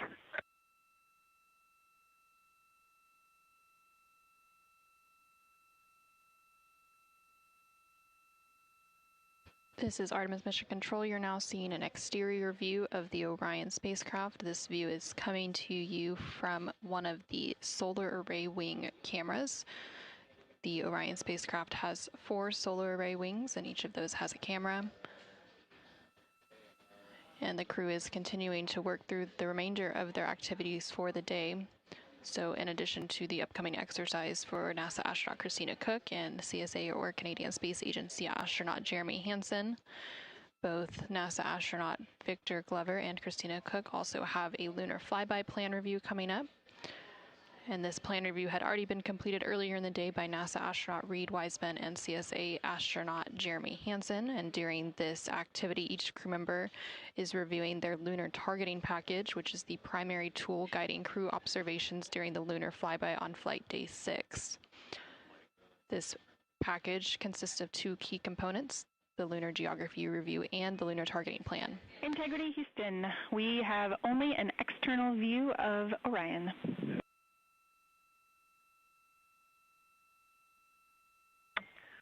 Okay, sounds good. We'll probably, you were bandwidth limited earlier. I don't know if you want HHP in a little while. We can happily set that up. And next question is, if you could ask flight, is there an estimate of toilet coming back functional for urine? That'll just change some of our next steps. If not, we'll continue on CCUs.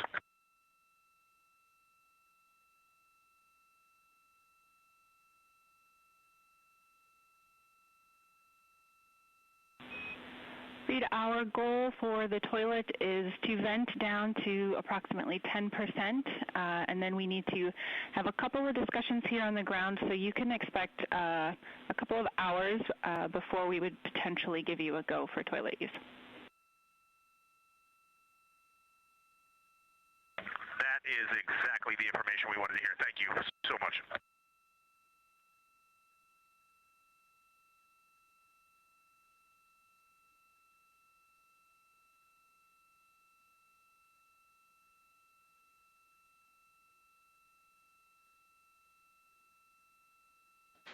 And you just heard some additional communication there between NASA astronaut Reid Wiseman and the Capcom, or capsule communicator here on the ground, Jackie Mahaffey, who you can see there on the bottom of your screen.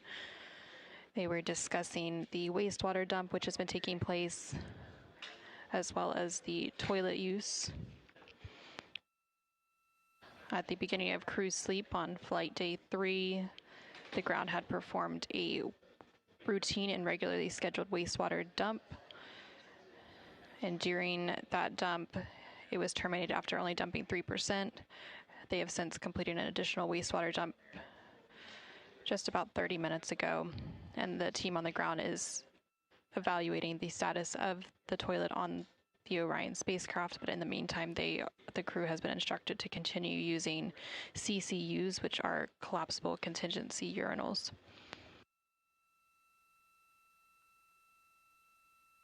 Houston Integrity, the DFTO procedure is complete.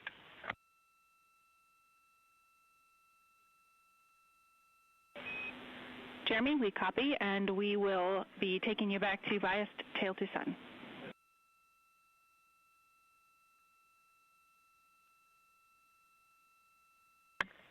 Copy that.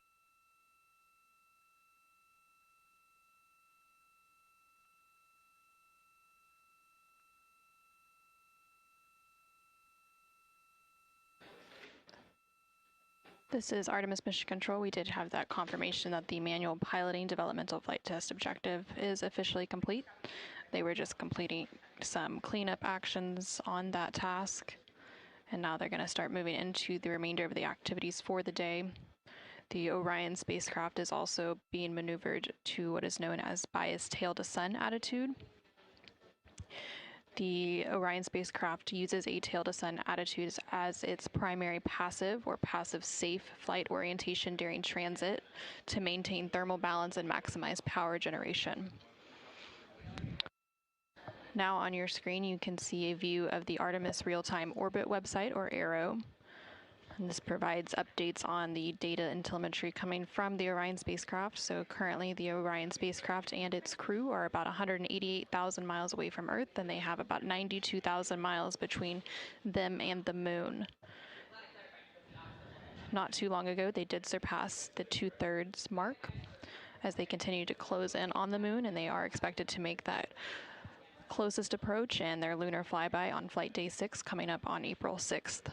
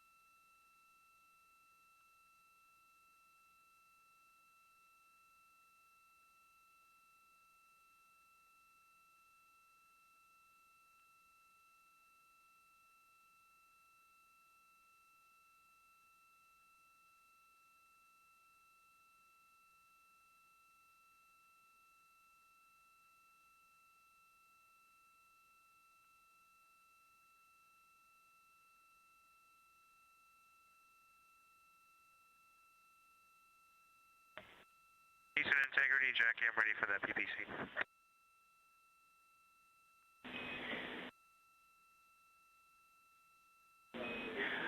All right, they are dialing you now.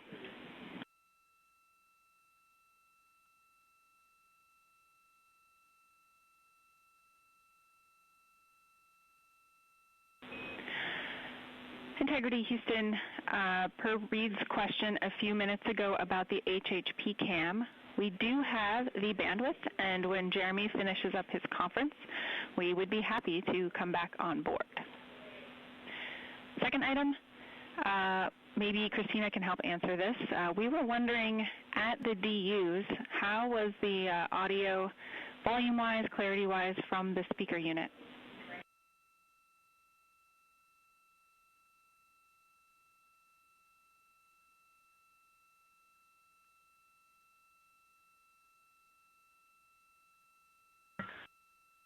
Houston, we copy the question, and we will get back to you shortly.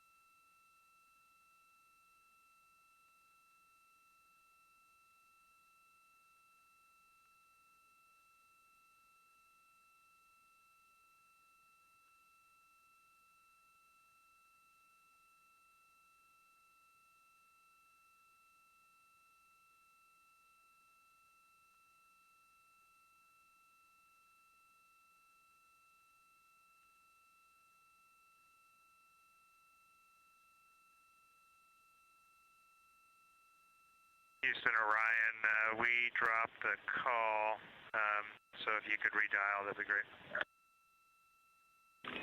And work.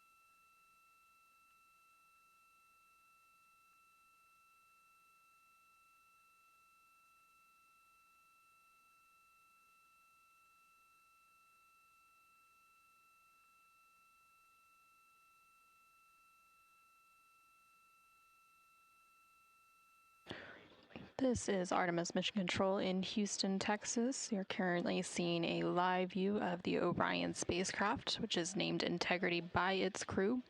The crew currently on board the Orion spacecraft includes NASA astronaut Reid Wiseman, who's serving as the commander, NASA astronaut Victor Glover, serving as the pilot, and the mission specialists are NASA astronaut Christina Koch and CSA, or Canadian Space Agency astronaut Jeremy Hansen. The crew is currently awake and working through several different activities. Currently on the timeline, NASA astronaut Victor Glover is working on his lunar flyby plan review.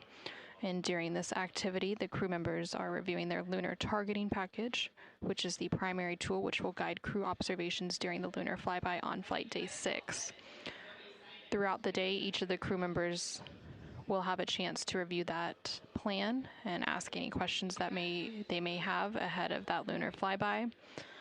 And so NASA astronaut Reid Wiseman and CSA astronaut Jeremy Hansen have already completed that flyby plan review, and then coming up a little bit later on the timeline, NASA astronaut Christina Koch will also have the opportunity to review that plan. The lunar targeting package that they are reviewing consists of 2 key components, the lunar geography review and the lunar targeting plan. The lunar geography review helps astronauts study major lunar features in advance of the flyby and learn how to orient themselves during the flyby, while the lunar targeting plan provides a detailed timeline of observation targets, background science context, and specific instructions for imaging and verbal descriptions. NASA astronaut Christina Koch is also currently preparing and working on her daily exercise using the flywheel exercise device on board the Orion spacecraft.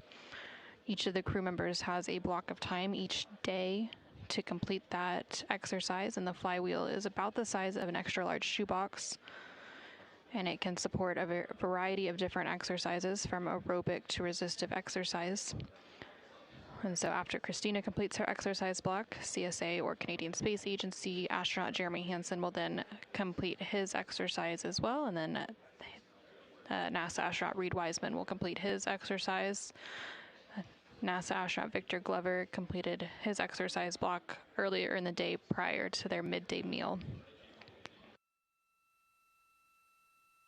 Towards the end of the crew day, CSA astronaut will also have a public affairs event with the Canadian Space Agency before the full crew goes into their private medical conference, which is a daily conference between the crew and their medical teams here on the ground. And then they will have a private conference with the flight director, who currently on console is NASA Flight Director Diane Daly, supporting the Orbit 2 shift. And then the crew will transition into their pre-sleep period, during which they perform some hygiene activities and also have a chance to eat their dinner before they prepare for sleep. And then once they go to sleep, that will round out the Flight Day 4 activities. And there on your screen, you are seeing a live look inside the Artemis flight control room here in Mission Control Houston. On the upper right-hand portion of the screen is the flight director console, so that flight director currently is Diane Daly, who is serving as the Orbit 2 flight directors throughout the mission. There are 3 shifts or orbits who provide 24/7 coverage and support to the crew and the Orion spacecraft for the Artemis II mission.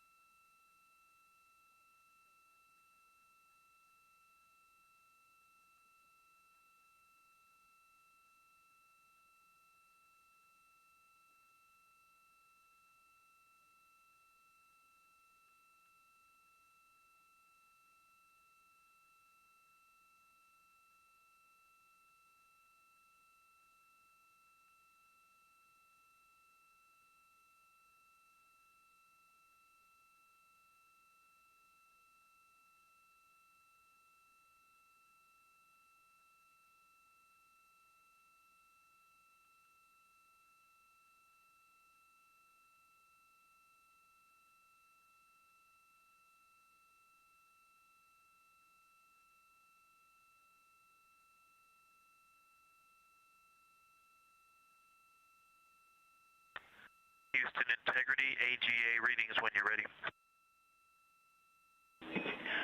We are ready, and also arrays and ARS are in the planned config for exercise.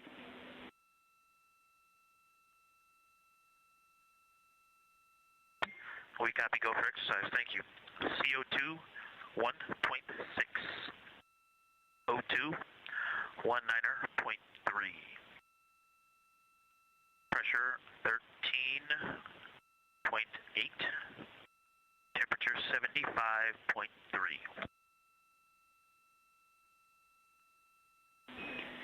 Houston copies, and as a reminder, we are staying in a 2 ARS scrubber config for this exercise period, and we'll definitely want the intermittent, the scheduled AGA reading in between the 2 runs and at the end. If it's looking good, we're talking about whether we might want to stay in that config through the end of Reid's exercise.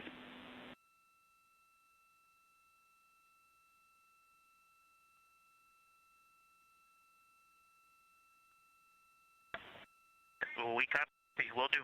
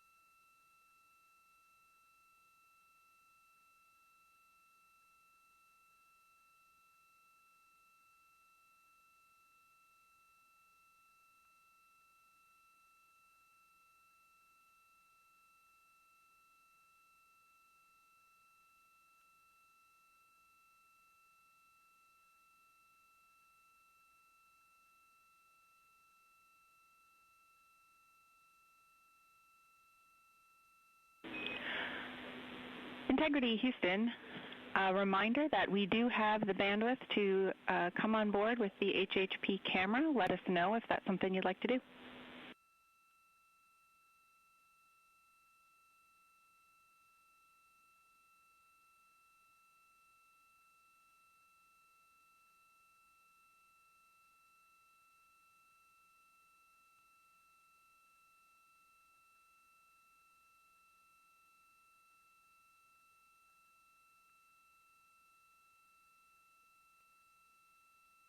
And Houston Integrity, at this time we're going to hold off on doing the HHP camera just due to the things we're trying to manage right now, but we will get you on board as soon as and often as we can. No rush. Thanks.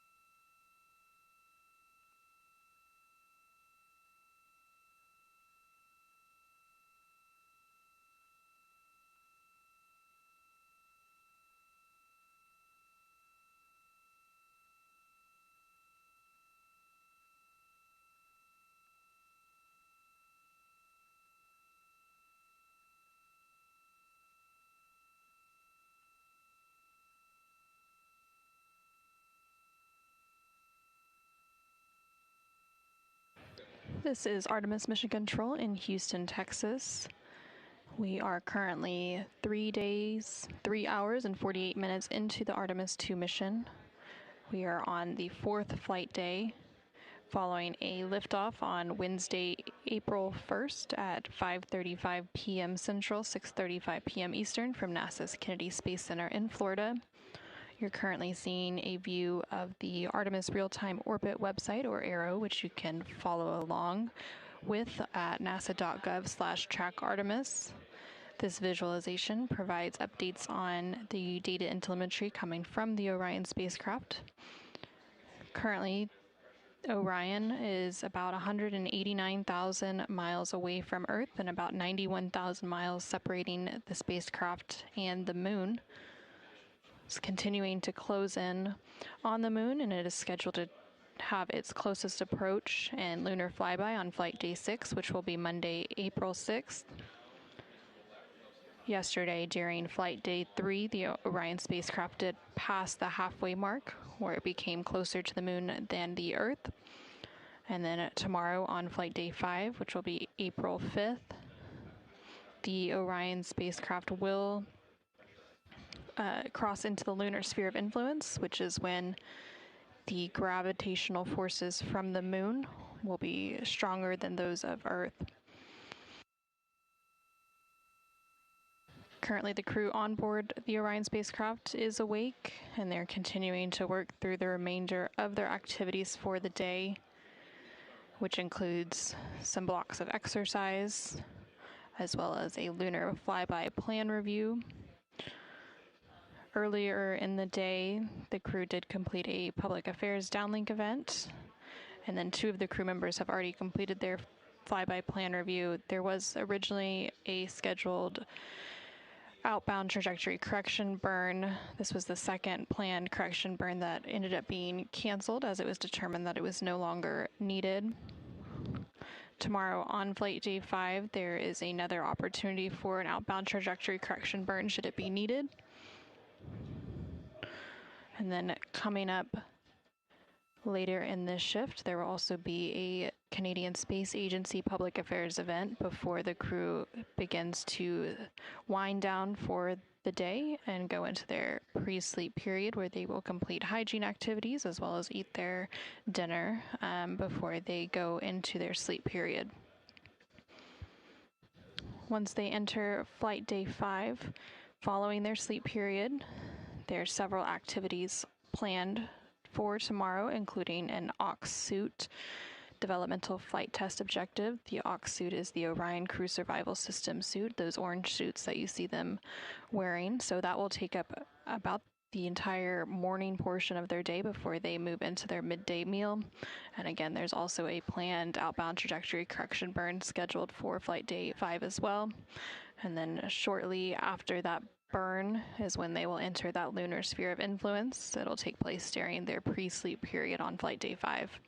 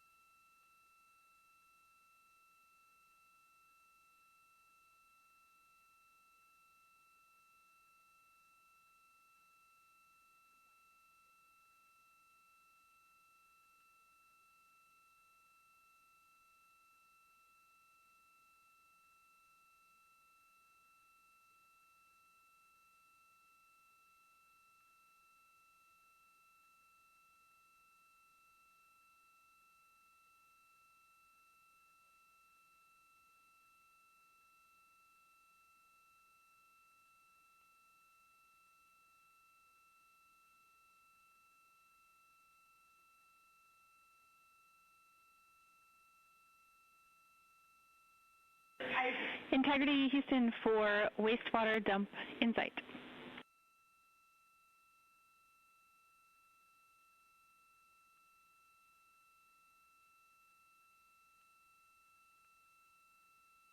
We're with you, go ahead.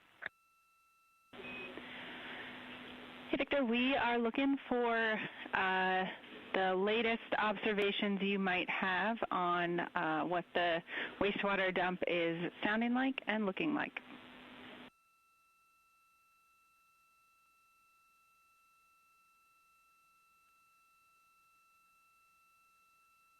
It's a little louder in here than it was the last time we reported, and so I haven't noticed anything noise-wise, but visually it's going from a light drizzle to a moderate blizzard at about 5-second intervals, and they last for about at about 5-second interval, but it still seems to be going strong.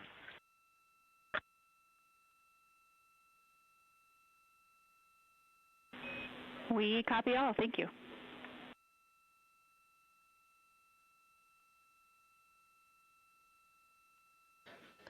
This is Artemis Mission Control in Houston, Texas. You heard some communication there between NASA astronaut Victor Glover, who is currently on board the Orion spacecraft, and you're seeing a view of the exterior of the Orion spacecraft in the upper left hand of your screen there.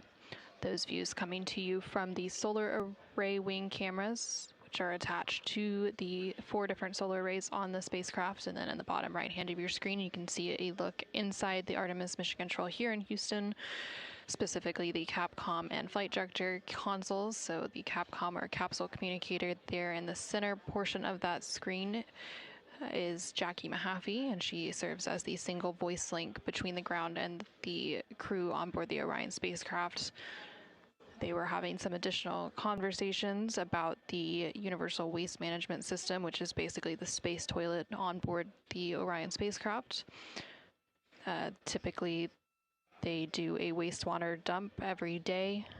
There were some issues with that wastewater dump at the end of flight day 3 that they've been working to troubleshoot throughout the day, and so they've been performing an additional wastewater dump for the past hour or so, and so they're just providing some updates on the status of that activity.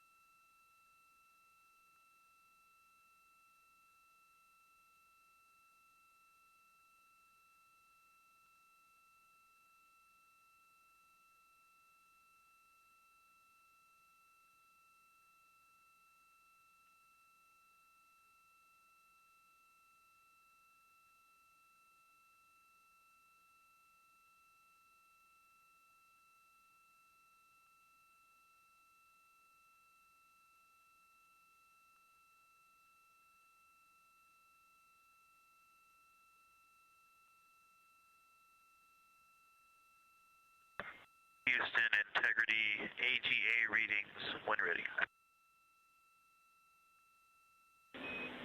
We are ready.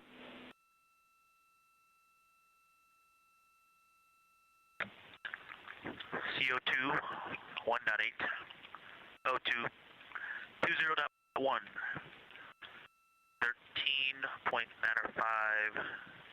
PSI, 76.1 degrees. We copy all. You got a very positive reaction from the Ecom BME area of the room on that CO2 level. And reminder, although I'm not sure it'll be needed, pay attention if you're feeling any symptoms of a rising CO2 and report those as well.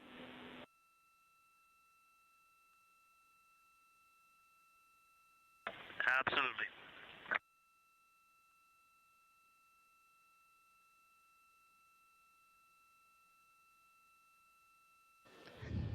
This is Artemis Mission Control in Houston, Texas. You heard some communication there between NASA astronaut Victor Glover, who is serving as the pilot on board the Orion spacecraft as part of the Artemis II mission, and the Capcom or capsule communicator here in Mission Control. They were discussing some recent AGA or anomaly gas analyzer readings.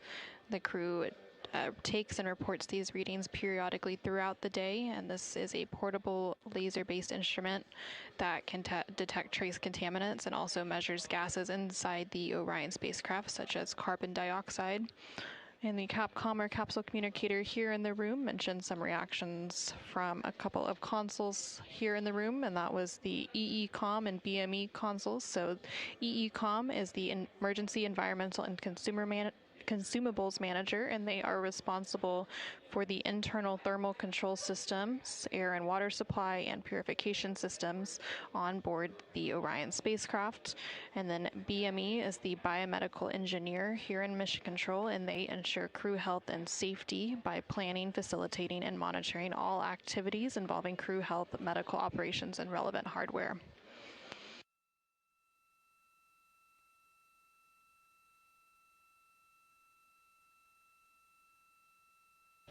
And there's a full view inside the Artemis Flight Control Room here in Mission Control.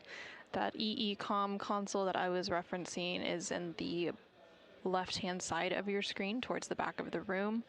And you can see all of the other various flight control positions here in the room. And the upper left-hand corner of your screen is the ground control console, or GC. And behind them is the science officer. So the science officer is responsible for the science taking place on the mission, specifically the lunar science. Question on exercise timing. We would really love it if we didn't have to wait 15 minutes between crew members, but let us know.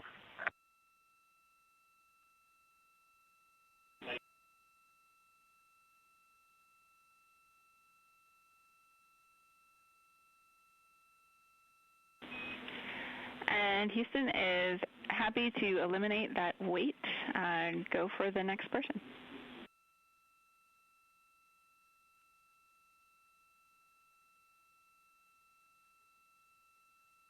Awesome, thank you.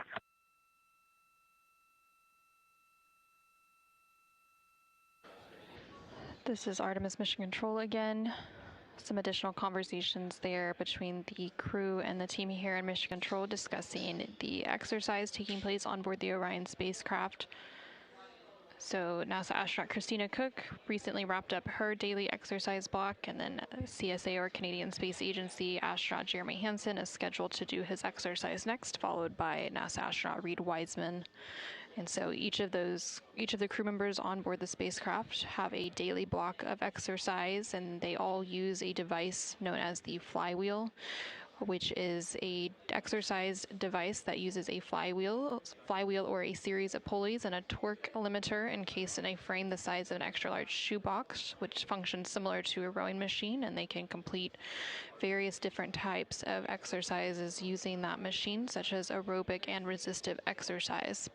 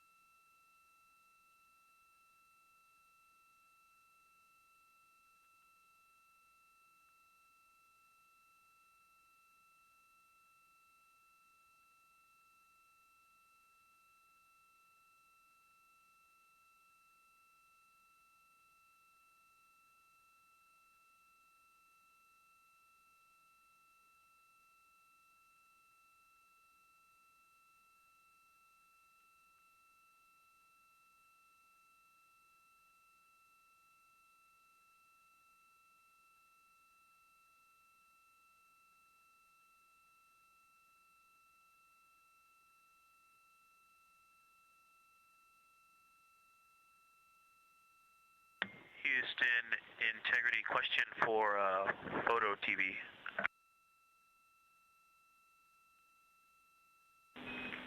Go ahead.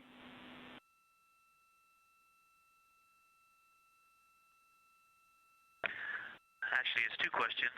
The first question is 7 gigs too big of a video to downlink?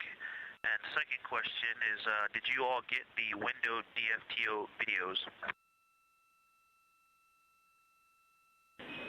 Checking on both. Excuse me, window DFTO pictures.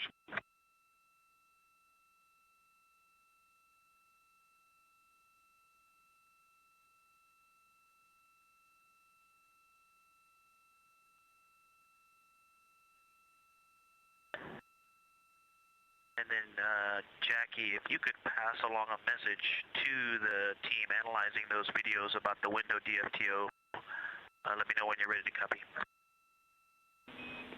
Ready.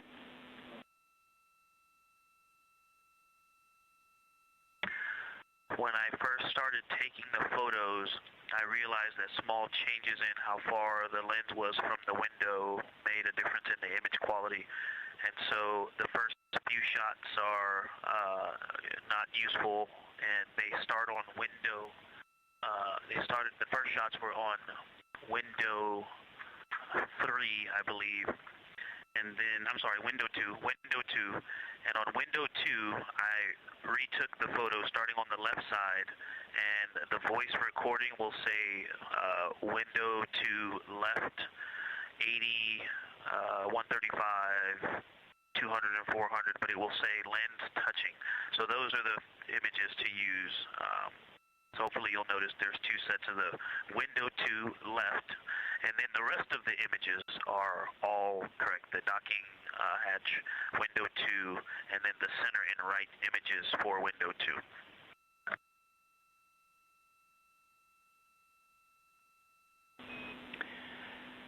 We copy all. Thanks for the insight.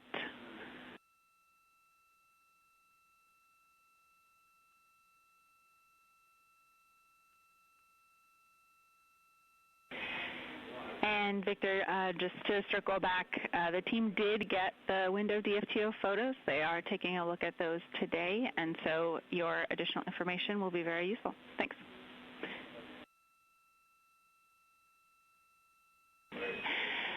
And to the first question about the 7 gigs for video size, we can give that a shot via optical comm overnight tonight.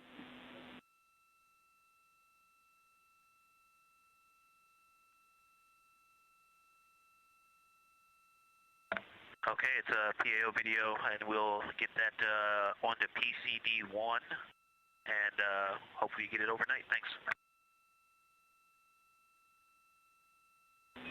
Copy, PCD1.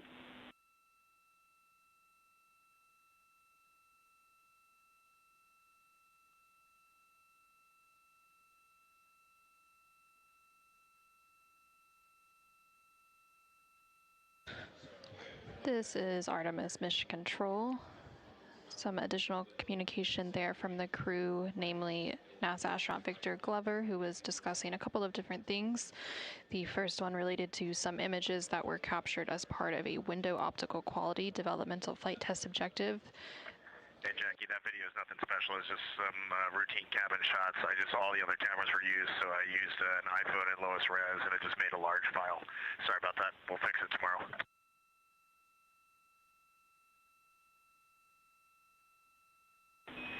You are almost 2/3 of the way to the moon. It's a special video. Thank you.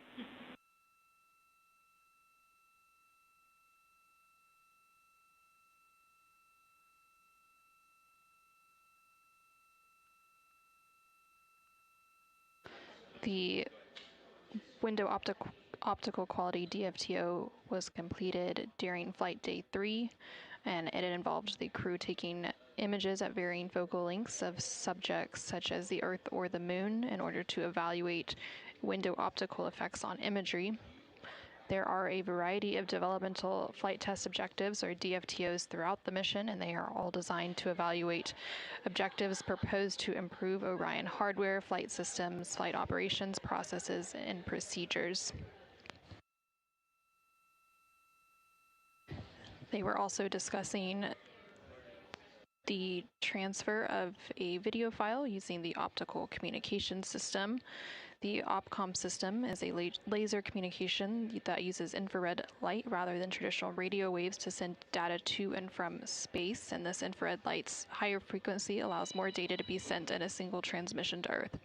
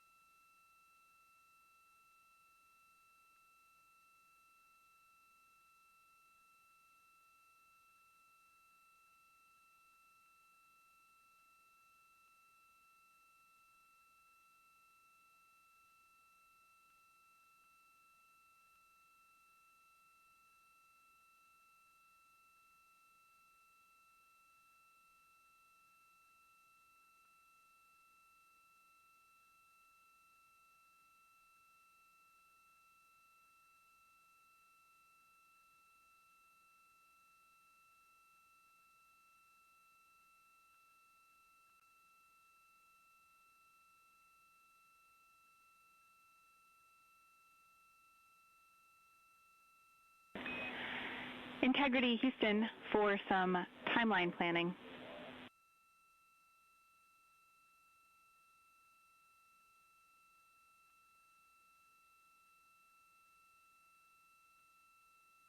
First, we're going to give you AGA readings as we just swapped crew members. We are still looking at CO2 at 1.7, O2 at 19.9, and cabin temperature at 76.0.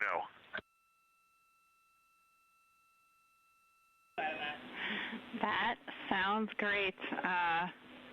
You might even say whoop. With that, big picture on timeline. We've got, we're talking about two modifications related to the opportunistic lunar imaging. The first is that we want to deconflict that event with the PAO event so that we've got a solid, calm, confident PAO attitude. And secondly, we want to tie in some related Peltor PCD audio recording testing. It doesn't necessarily have to happen during the imaging, but somewhat related. So 2 questions for you all.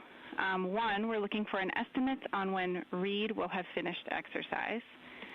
And 2, would Christina or another available crew member have some time to conduct a Peltor PCD audio recording check? So maybe 10 to 15 minutes there. And then also get the cameras prepped for the opportunistic imaging. That way, if we can get it in before the PAO event, we might try to do that.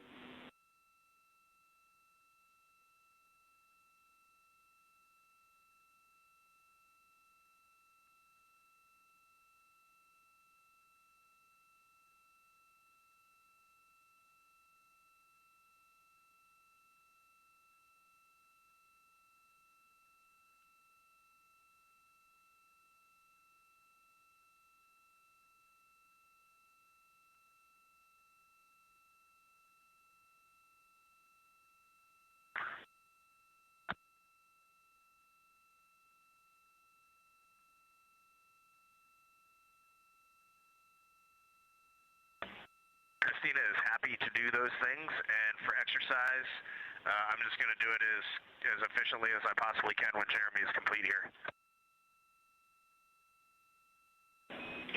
Okay, that sounds great. For your awareness, we're looking to get in at least 10 minutes in the lunar science imaging attitude prior to the PAO HD test at 05:35. And Christina, when you're ready, I've got some instructions for you on the Yeah, to me, that's a much higher priority than my exercise, so why don't we get in the attitude, and then if I can knock out some exercise later today, I will.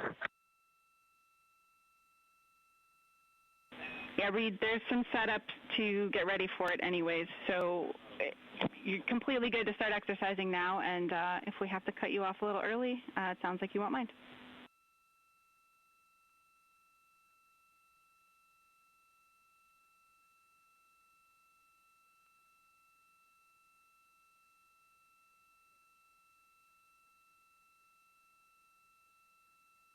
Okay, Jackie, this all sounds super. Jeremy's going to do his exercise, and when he's done, if there's any time, I'll jump on until you tell me to stop. But please prioritize maneuvers and science objectives over my exercise.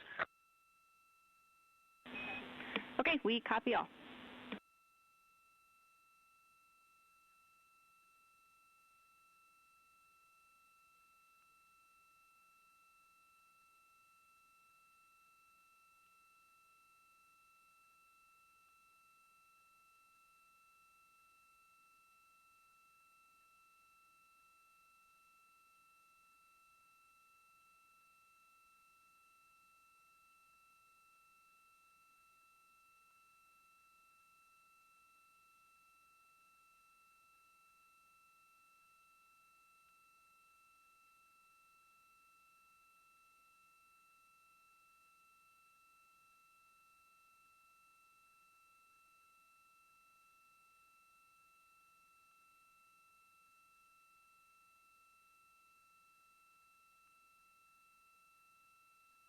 This is Artemis Mission Control in Houston, Texas. Some communication there between NASA astronaut Reid Wiseman, who is serving as the commander on board the Orion spacecraft. That spacecraft you can see in the upper left-hand corner of your screen, those views coming from the solar array wing cameras. They were discussing an upcoming opportunity to capture some science imaging from the Orion spacecraft, specifically of some potential celestial objects outside one of the Orion windows, discussing moving that a little bit on the timeline to deconflict with an upcoming Canadian Space Agency Public Affairs Downlink event that CSA astronaut Jeremy Hansen has on his timeline, and also deconflicting it with some ongoing crew exercise. The crew has been rotating between who is completing their exercise, as they are all sharing the flywheel device on the Orion spacecraft. So NASA astronaut Christina Koch and CSA astronaut Jeremy Hansen have both completed their daily exercise. And now NASA astronaut Reid Wiseman is getting set up for that exercise as the team here in Mission Control Houston work to configure the attitude of the Orion spacecraft to be able to capture some of that opportunistic celestial imaging outside the Orion windows coming up here shortly.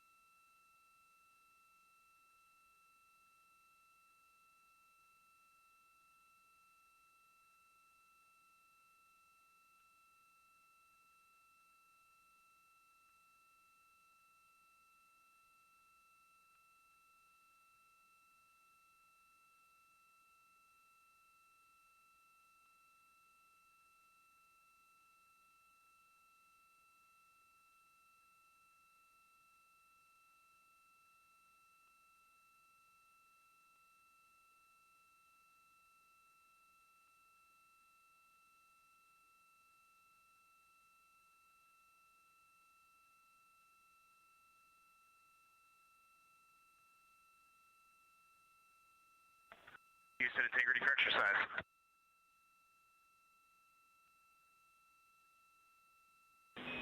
Go ahead.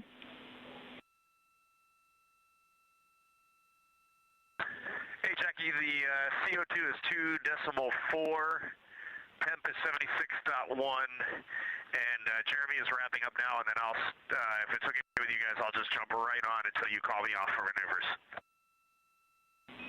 That is perfect. We copy all.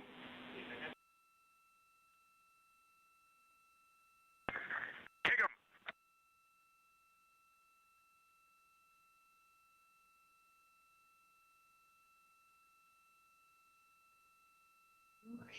Three, 4, 5, 6, 7, 8, 9, 10, 6, 9, 8, 7, 6.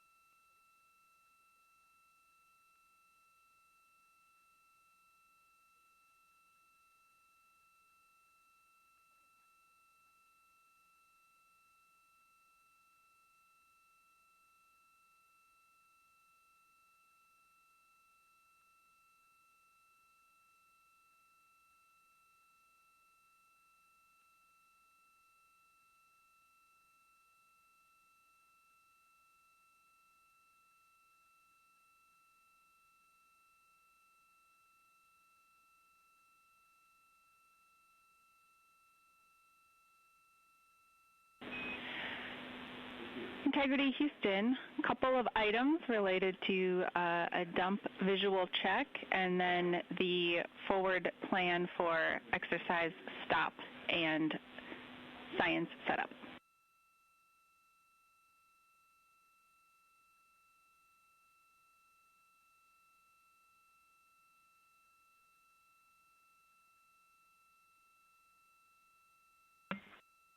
Go ahead, Jackie. Hey, Christina.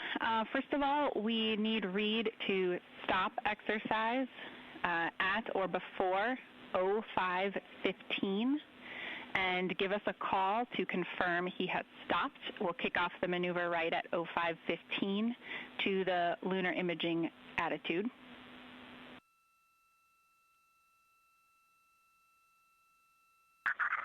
Copy. 05:15. He will be done. We'll call you to confirm. Right, and then also the wastewater dump, we were able to get down to 10% and have stopped the dump. We would like a visual check from crew now that the valve is closed to let us know if and what you see.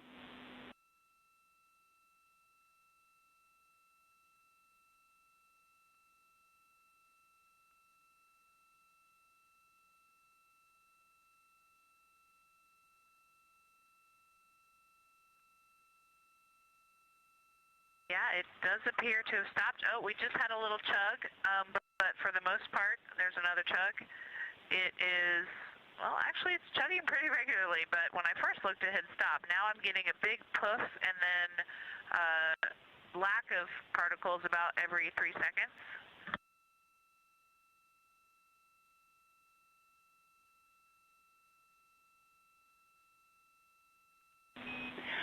Christina, we copy chugs Yep, about every 3 seconds. That is continuing. Every few seconds there is a single pulse of particles coming around and then it stops. But it is nowhere near the constant stream that we had before. Hey, Christina, out of curiosity, wondering if Reid has started exercise yet. Is there any correlation between those two things?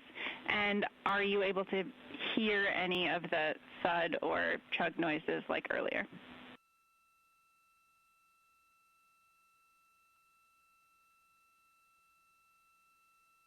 No correlation and negative. Okay, we copy all. If you happen to notice that stopping at any point, just let us know. I think we'd be interested in that. And then, Christina, I have some instructions for you on camera setup and okay, I'll keep an eye on it. testing.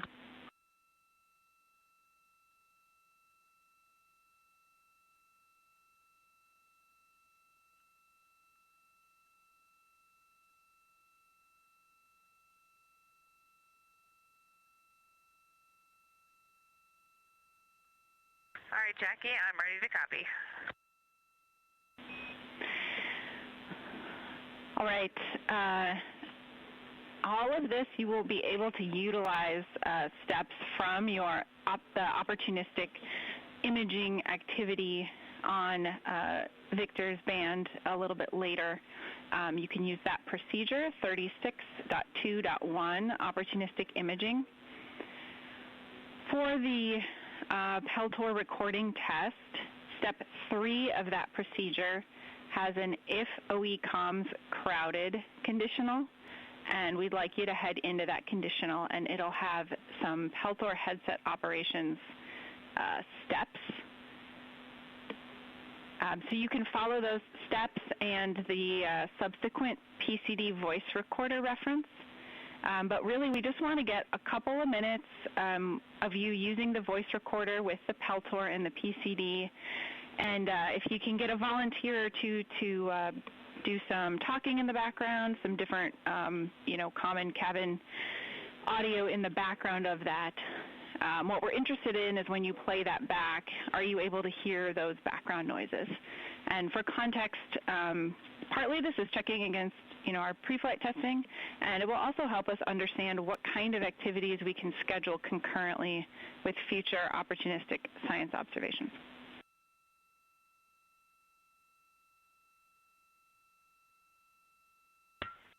Okay, yeah, the big picture totally makes sense, and I really appreciate the context. That's great. I'm not able to open the procedure right now, but can you tell me exactly what steps I'll be doing in that? I understand that what I say yes on that if about if OE1 is common is crowded, but what total steps overall am I doing in that procedure?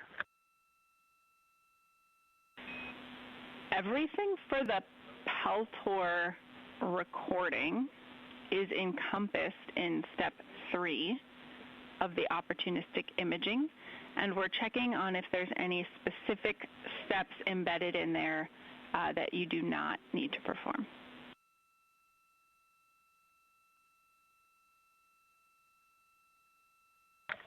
Okay, so I'm doing 36.2.1 step 3, and are the voice recorder samples also a part of that, or is that just something separate I'm doing on my own? Yeah, it's all embedded in that. So that conditional, if the OE comms crowded, gives you procedures for Peltor headset operations and PCD voice recorder reference, all embedded within the parent step 3.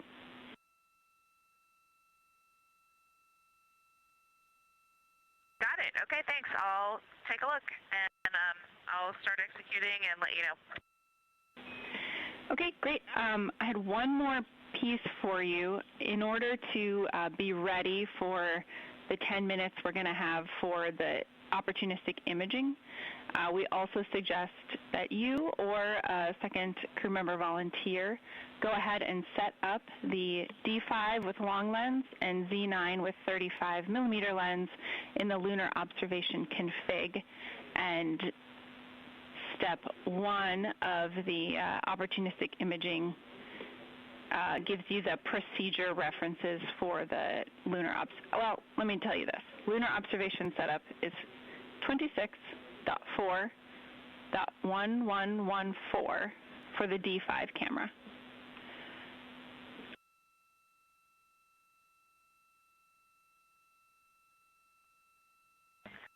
All right, Jackie.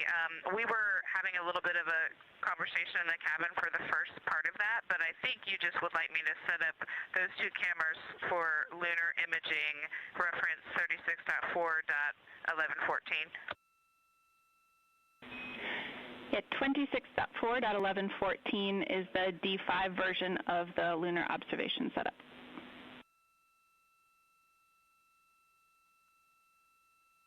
Copy 26. That makes more sense. IBA. All right. All tracks. I'll get on it.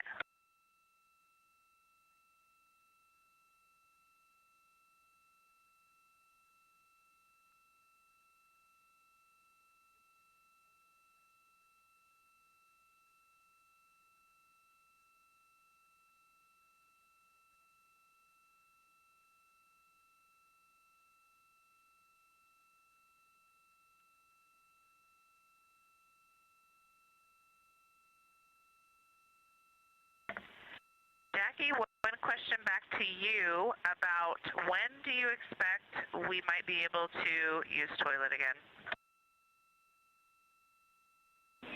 Yeah, I understand the question.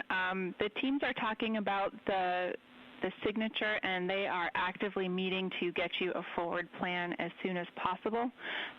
But it's maybe another hour before we can get back to you with a forward plan.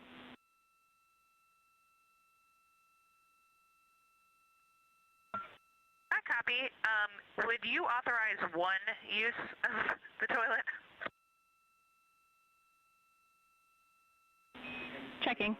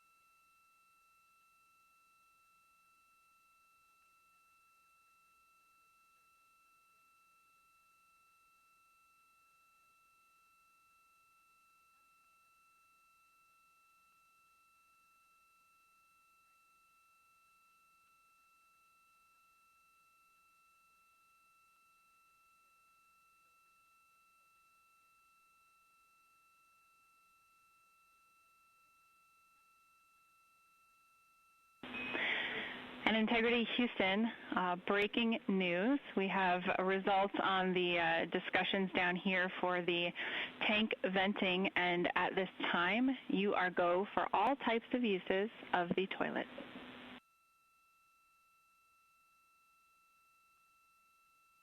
And the crew rejoices. Thank you.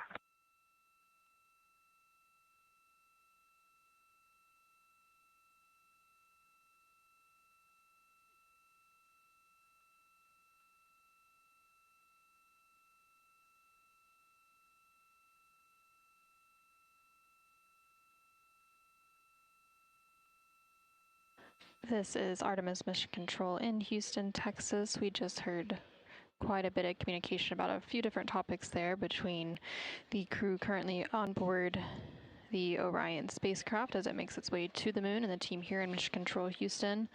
At first, they were discussing an upcoming opportunistic imaging opportunities, particularly some images that they may be able to capture soon out of the cabin windows of the Orion spacecraft of the moon.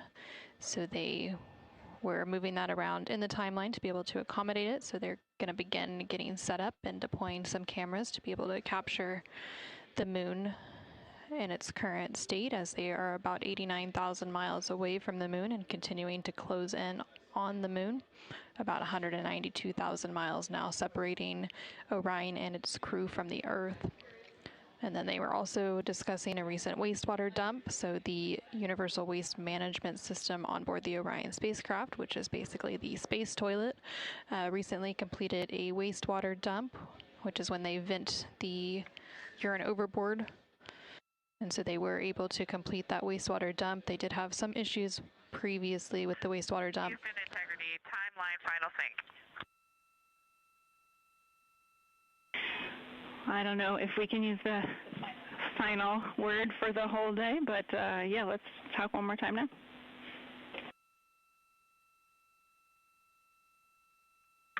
That is fair.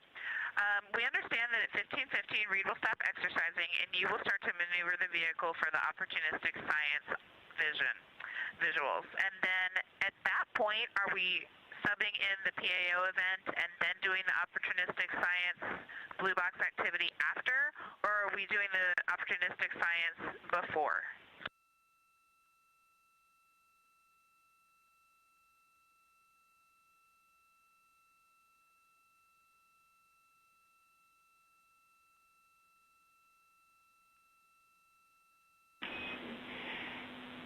Christina, good question. We are going to jump right into the opportunistic science imaging at 05:15, or as soon as we get into attitude.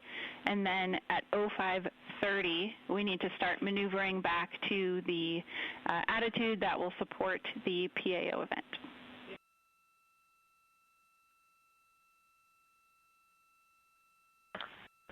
Copy. So you still envision both Victor and I doing the opportunistic science activity overall?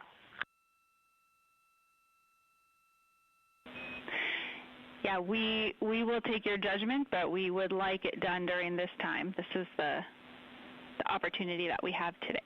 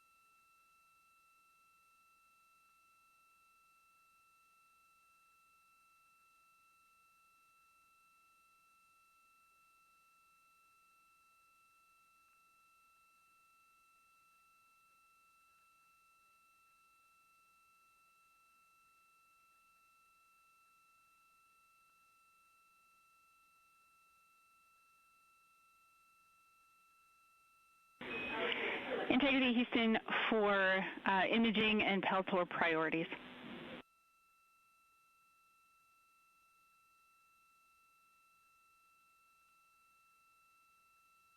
Go. Hey, Christina, since we've got this very specific block that will be an attitude for the imaging, the priorities are to get the camera set up and have you perform that block as written in Victor's timeline. And if the Peltors are not set up yet, we can absolutely take any observations on OE1. And then afterwards, when the attitude is not so critical, we can perform the check of the Peltor recordings.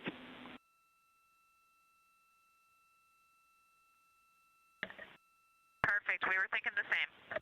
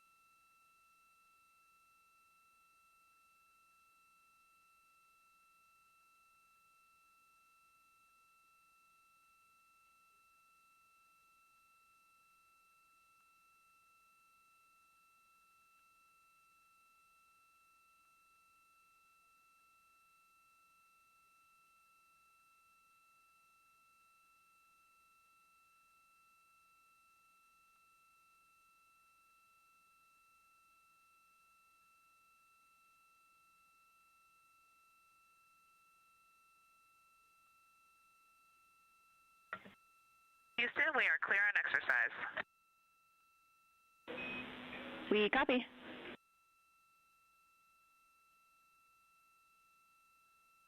And CO2 is 2.4.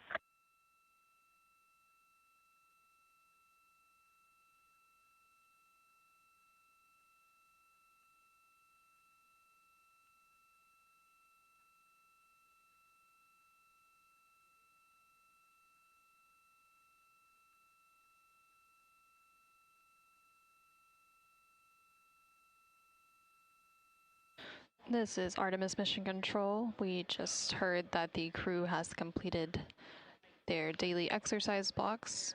So the final crew member to complete their exercise for the day using the flywheel device on board the Orion spacecraft was NASA astronaut Reid Wiseman. And now that that exercise is complete, they're going to be maneuvering the Orion spacecraft into an attitude to be able to capture some opportunistic lunar imaging out of the windows inside the cabin of the Orion spacecraft. Once that imaging is complete, the crew, specifically CSA or Canadian Space Agency astronaut Jeremy Hansen, will begin getting set up for an upcoming CSA Public Affairs downlink event. And then once that event is complete, the crew will begin winding down for the day. They will have a private medical conference with their medical teams on the ground. This is a standard conference that happens every day. And they will also have a private conference with the flight director. The flight director here currently is NASA Flight Director Diane Daly, who you can see in that bottom right-hand box on your screen. Houston integrity for opportunistic science. Which window am I setting up?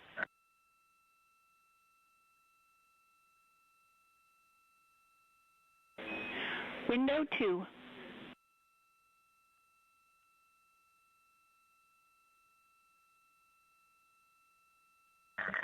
Copy, thanks.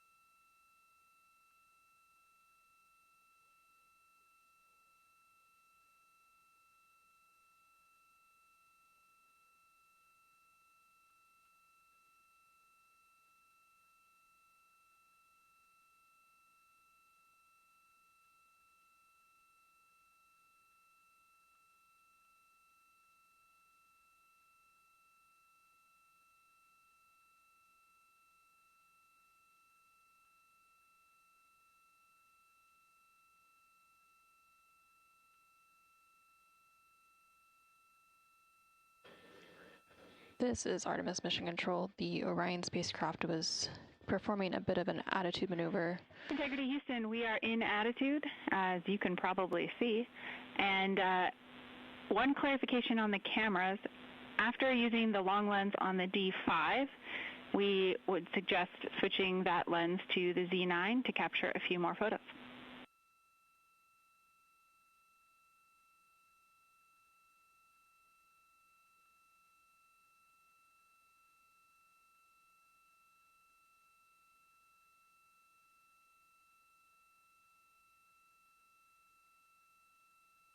Understood, Jackie. That is an obviously large moon looking out the window. Good gracious. And you can definitely see the beginnings of the far side with Oriental and beyond Oriental a little bit. That is just awesome.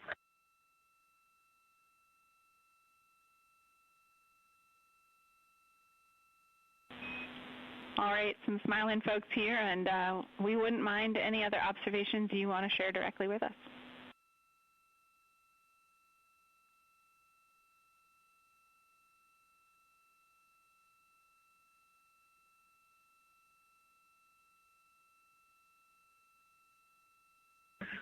Well, our first observation, Jackie, is that we once again need to clean all our windows before we do the lunar flyby day.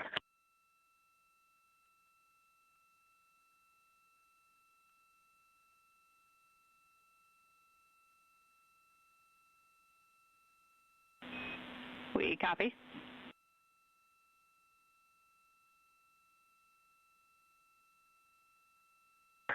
All right, we can clearly see Grimaldi, Glushko. We can see over to Oriental just with the naked eye. The moon is so bright just through the naked eye that it's going to take me a little while to adjust. You don't see any stars at all because the moon glow is so... I do see a couple stars as my eyes are starting to adjust to this. Primary colors that we see right now, just a bright, bright white, especially on the south pole and the far side, and then all the mares on the near side are just varying shades of gray. Not picking up any color yet, just with the human eye, but we also haven't dwelled very long on this. Definitely see all of the basin of Oriental, Aristarchus, Copernicus, easily all in view. This is so awesome.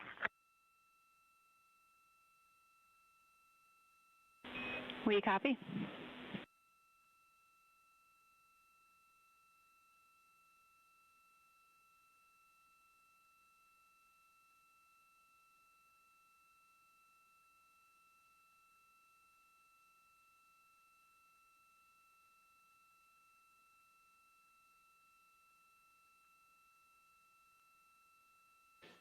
This is Artemis Mission Control. I would say Grimaldi from here is the darkest, most high contrast spot that I can possibly see, and I'm pretty sure that is Grimaldi with Oriental on the far side of that, past the mares there.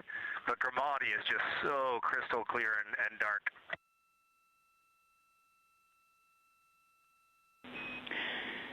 We copy all and appreciate it. One question for you.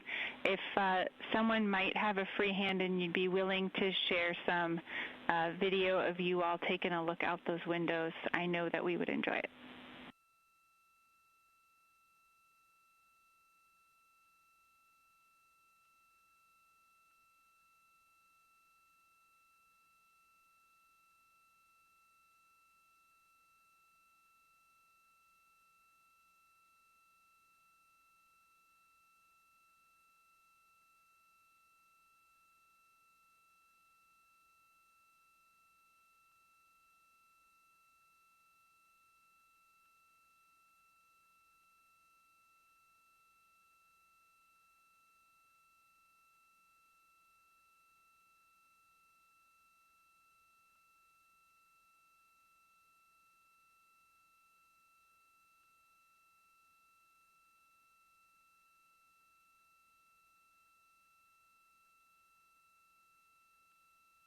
And Jackie, we will definitely get a camera out. It is pretty dark in here. Copy. We did see some pretty cool low cabin light photos come from you all yesterday, so we'll still give it a try.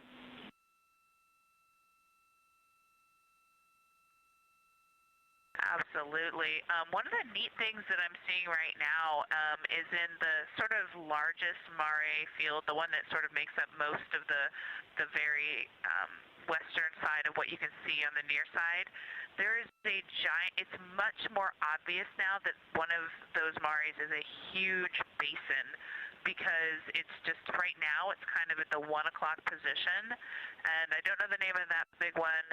It's basically just west of where Serientatis and Tranquillitatis are, but it is phenomenal. And the moon we are looking at is not the moon you see from Earth whatsoever.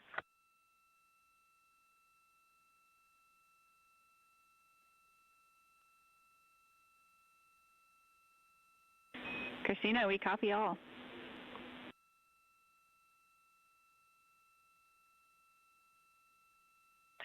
And Victor is absolutely mesmerized by Oriental through the 400 lens. He says that not only in Oriental, but all around the basin, you can actually see the terrain. It's not an albedo change.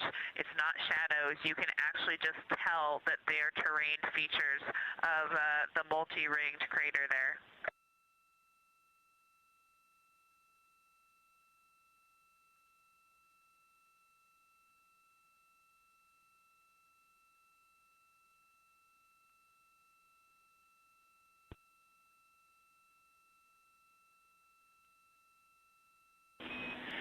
Christina, we copied all of Victor's Oriental observations. That sounds amazing.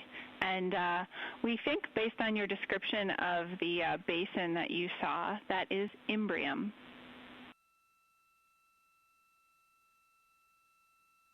Yes, that sounds right. I've never noticed that Imbrium has such a distinctive high albedo ring defining it.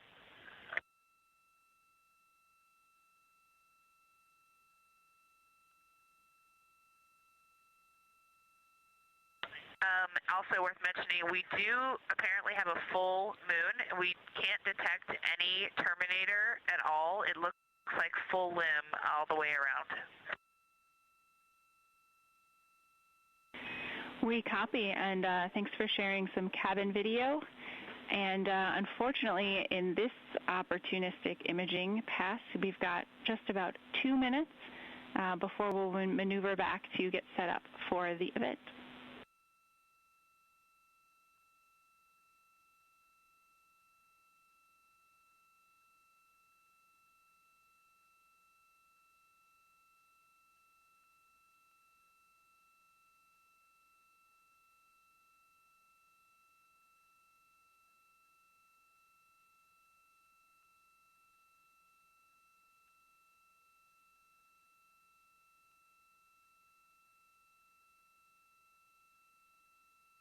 And Jackie, we got Jeremy on there just for a minute before his PAO event. He's just got to look at this.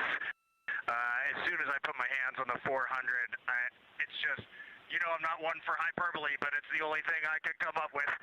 Just seeing Tycho, there's mountains to the north. You can see Copernicus, Rainier Gamma. It's just everything from the training, but in 3 dimension, and absolutely unbelievable. This is incredible. Copy, Moonjoy.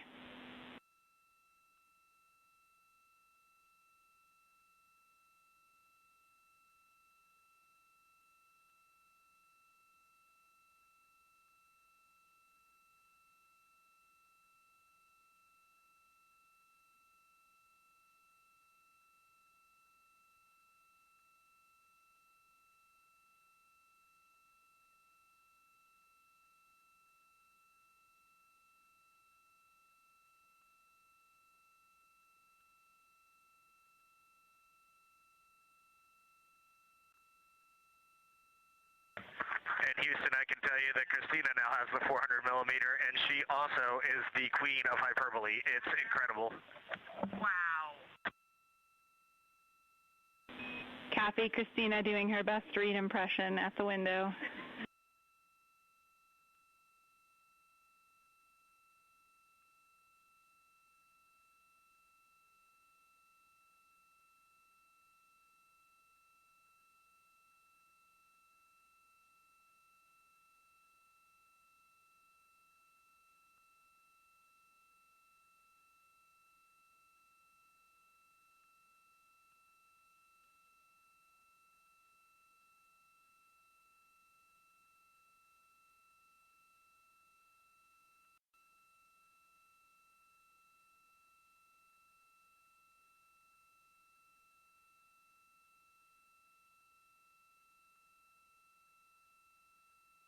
This is Artemis Mission Control. Houston, we won't have a good scene check, but can we just make sure that we're streaming the HDMI and get a sound check from you guys?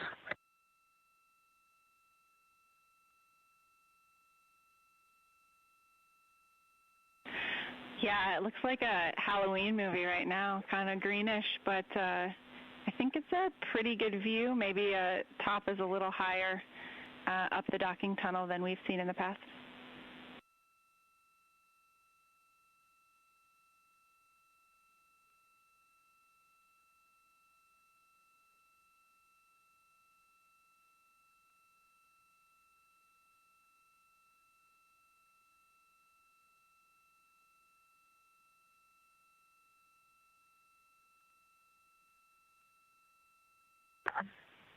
And Jackie, if you're clear on the PAO setup, a couple more observations.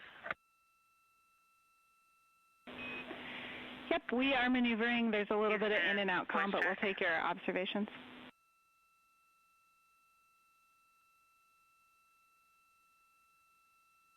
And did you hear Jeremy's transmission prior to what I asked?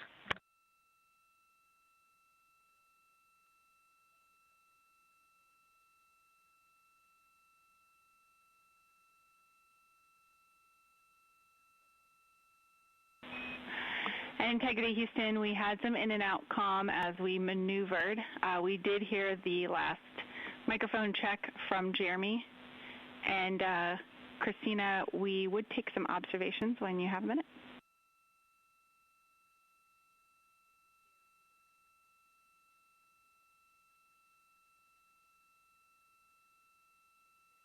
Yeah, I just wanted to make one kind of correction to what I mentioned before. I do think that we have a terminator. It is on the far western edge. It's not actually a limb. It's on the terminator all along what it's basically almost in the same places where you would imagine the limb to be. But it's very high albedo as you would expect from the far side, and you can see the topography all along the terminator. It's awesome. We copy.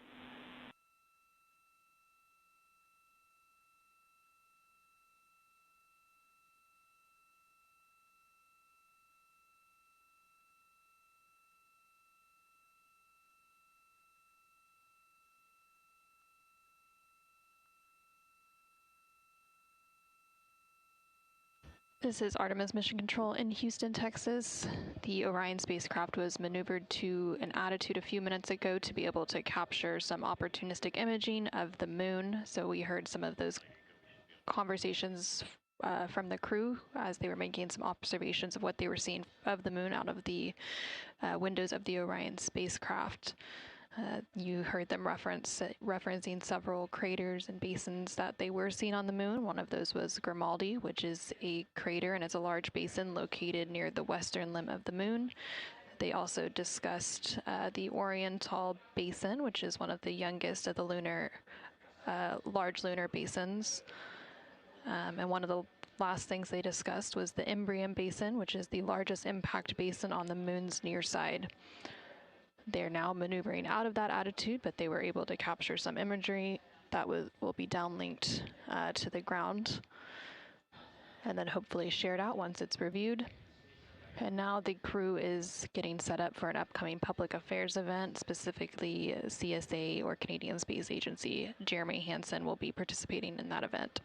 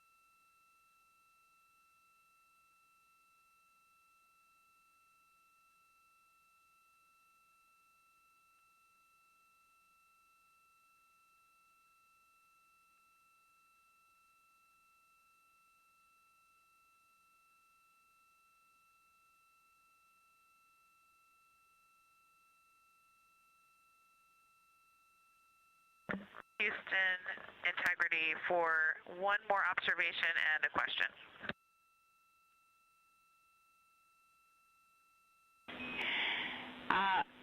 Before we take your observation, Christina, I want to comment that the camera that just got stowed is taking half of our view here in the scene, and we would like one more scene and voice check together when Jeremy has a chance.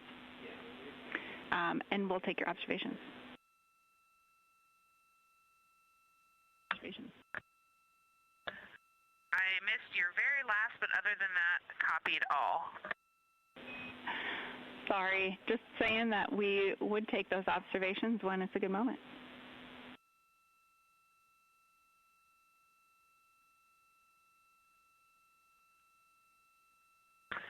I just wanted to mention, great call from the science team on sticking with the D5 for our observations, the real science observations during the flyby, because I can confirm that the Z9 imagery, even through the viewfinder, you know, because it's digital, was very different. It was much higher contrast than the naked eye view through the D5 viewfinder. That is really useful feedback. Thank you.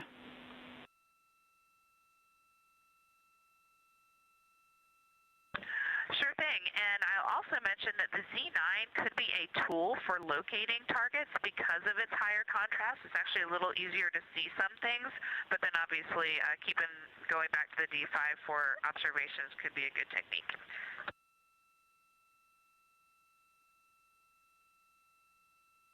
We copy.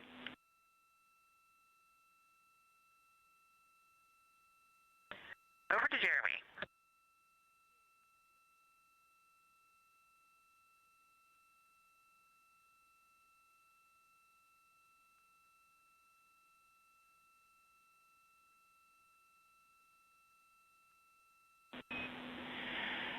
Hey, Jeremy, for this scene, we are seeing a lot of the docking tunnel. We recommend tilting the camera down a bit.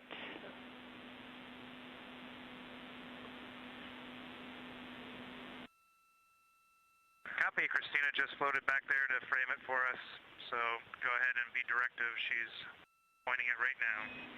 Yeah, we see it. That actually looks pretty good. Yeah, right there.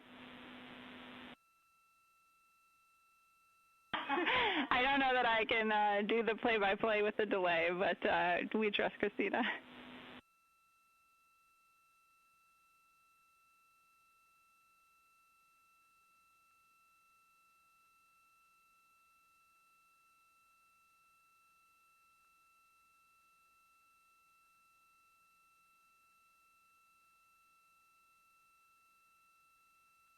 Okay, Jackie, it's set in position, so you can do the final scene check.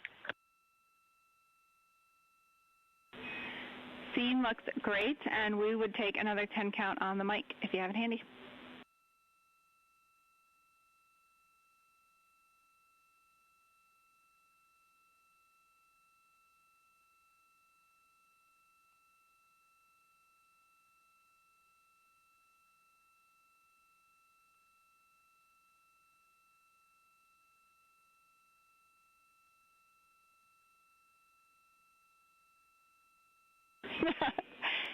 Yeah, you can pause. It's all good.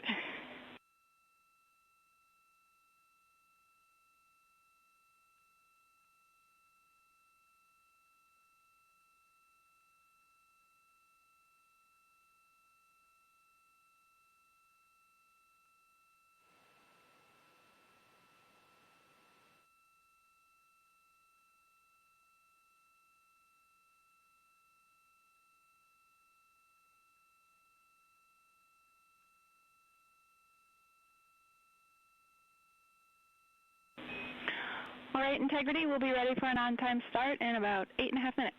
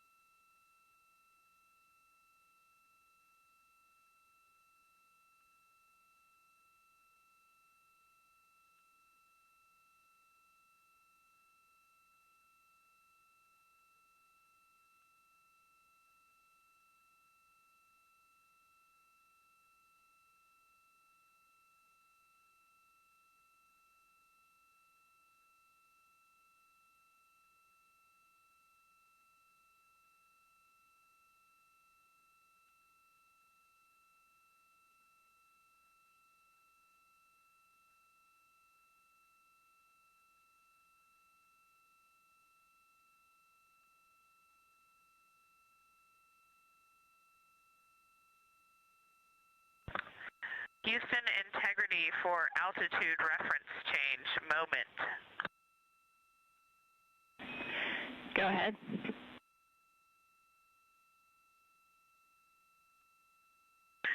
Jackie, with that incredible viewing behind us of our destination in the near term, we hereby change our DU PFD altitude reference from Earth to Moon.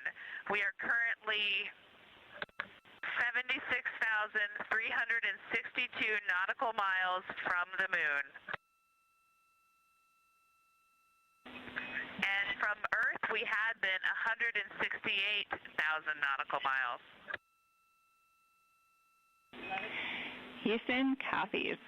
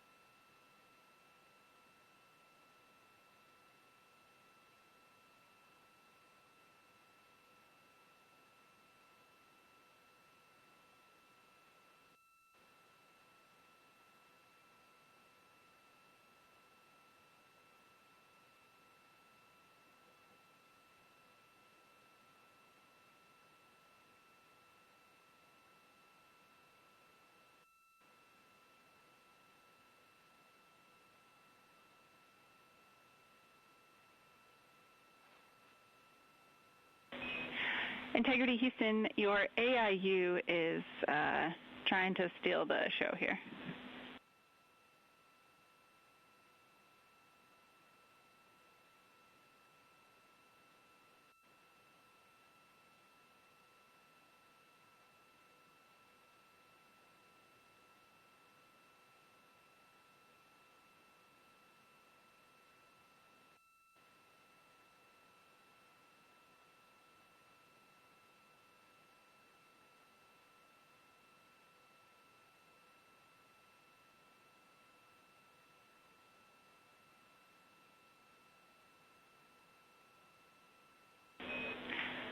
Integrity, this is Houston.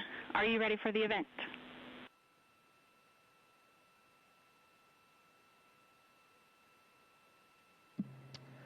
Houston Integrity, we're looking forward to speaking with some youth today.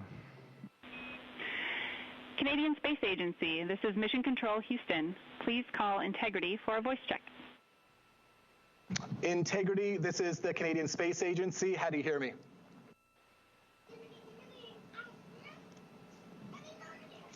Say again. We have you loud and clear, CSA.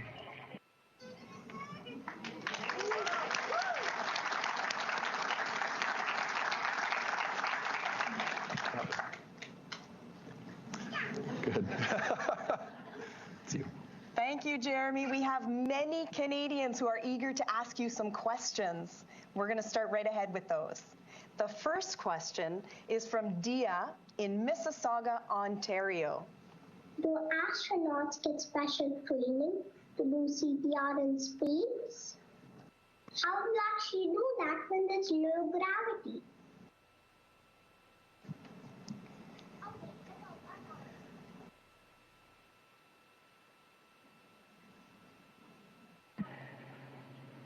You just have to help me out with that question. Was that about CPR training? Is that what I caught?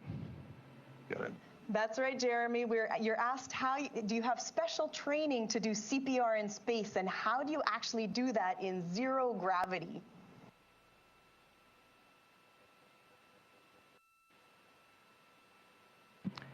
Yeah, it's a great question because we're all alone up here, just the four of us, and if we ever had to do it, we definitely want to plan. And so we talked about it on Earth before we came here, and one of our tests this week was actually to try those techniques out. And we have about 3 different spots in the capsule where we can do it. There's probably one that I can show you in the camera view if I just slide Reid over here. And so what I need to do is support myself and have him against something. So if I put my back here,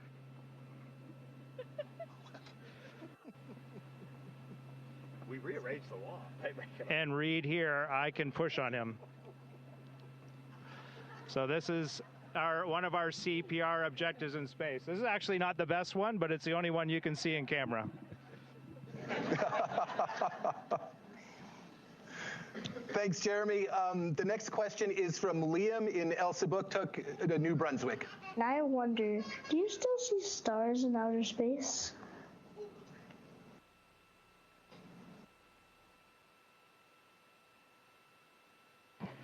Yeah, I was actually just talking to my crewmates about that today. I've definitely seen stars in outer space, and I was saying I haven't seen as many as I thought I would. So, Reid?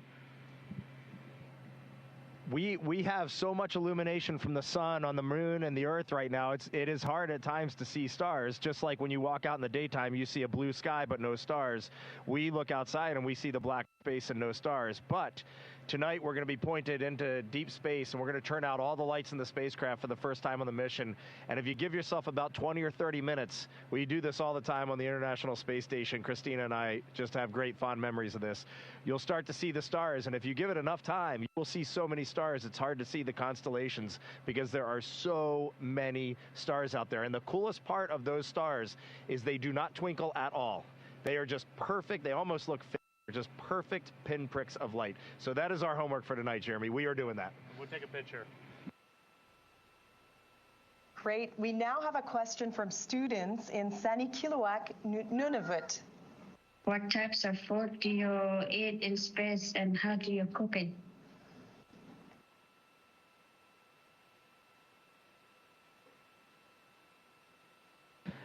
Yeah, so I've only been eating space food for a couple of days here, but Christina, she lived in space for pretty close to a year. She's eaten a lot of space food, and so we have a few items here to show you. Christina, you want to help me out? Sure.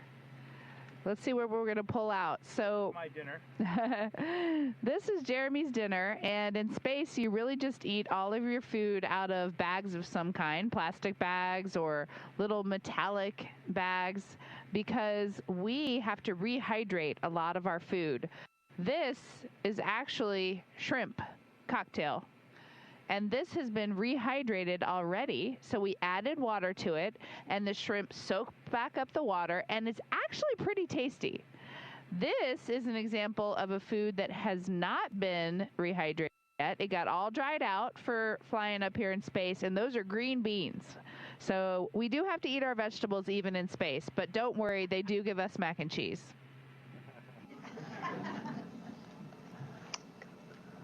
Nous avons maintenant une question dans la salle. Émilie. Bonjour Jérémy, je m'appelle Émilie et je viens de Saint-Bruno au Québec. Sur la Terre, on voit parfois un croissant de Lune. Est-ce que lorsqu'on est autour de la Lune, on voit un croissant de Terre?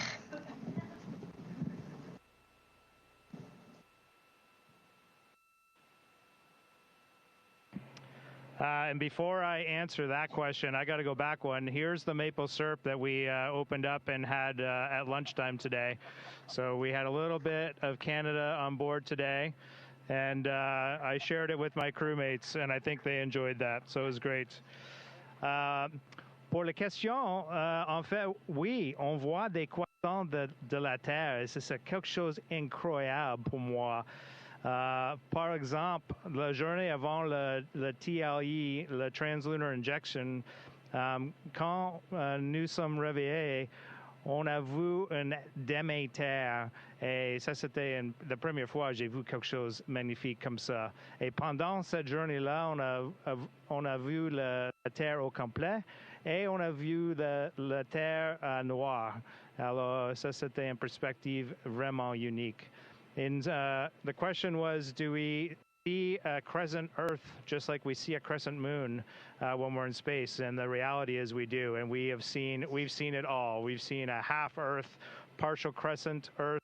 We've seen a dark Earth, and when we woke up for TLI, we saw just it looked like a bowl of Earth just sitting there for breakfast in the sky. It was really, really unique. Thank you, Jeremy. The next question is from Joel in Edmonton, Alberta. You undertook lunar geology training in Canada, Iceland, and at the Lunar Sample Laboratory facility. Are there any lunar landforms that you're particularly excited to see up close?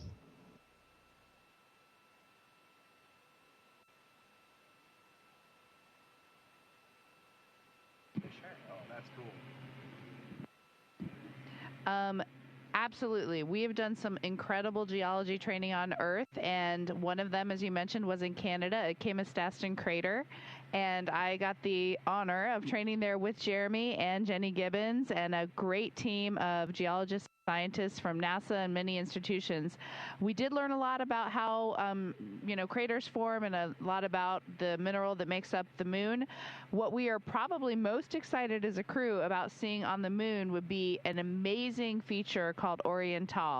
And it is sometimes known as the Grand Canyon of the moon because it has all kinds of multi-layered crater rims and a lot of different land formations, and it has mare, like kind of lava fields all throughout it in different shapes, and it's very distinctive, and no human eyes previously had seen this crater until today, really, when we were privileged enough to see it. So we can't wait to share more when we get closer to the moon.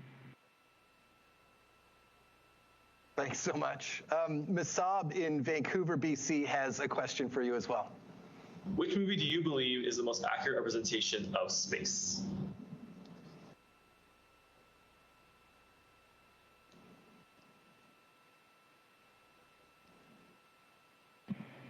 Well, there are many great space movies.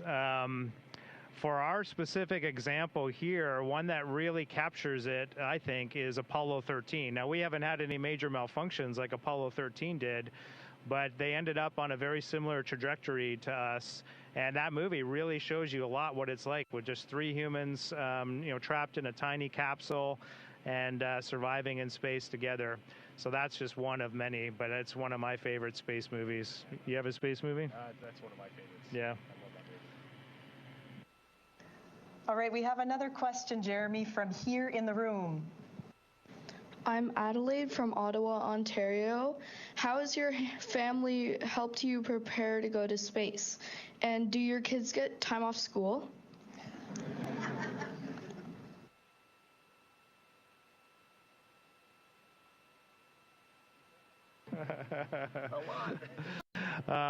Yeah, of course, in life you do things as a team, and my primary team is my wife and my 3 kids, and they have been extraordinary in supporting me through this endeavor. Some of the ways that they've helped me is just by giving me grace. Sometimes with this job, I can't be there for them when they would like me to be there. There's a lot of sacrifice from the family, and so they've definitely done that for me. And they've been my greatest cheerleaders along the way. So super grateful for Catherine, Devin, Ashley, and Caitlin. And did they get time off school? Well, yes and no. So they had time to come to quarantine and be with me to support me in the launch. But what it meant was they were doing a lot of homework, doing a lot of self-study, and they were still getting it done. They were just getting it done from quarantine. Thanks. Parker from Apsley, Ontario, has a question. Why does water become spherical in space?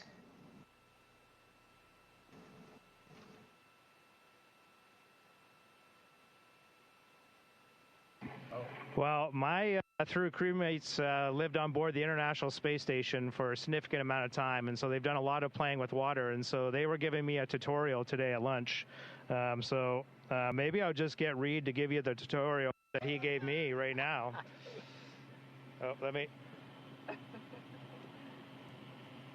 Well, here you can see the spherical balls that I just let loose on the cabin.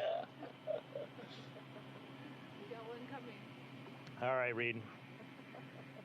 There's another one going over there, but it's really the surface tension. If you ever just see a little drop of water on your finger, even though it looks like a convex little drop on your finger in space, that surface tension is all around. So it just creates a perfect bubble because there's no gravity to act on it.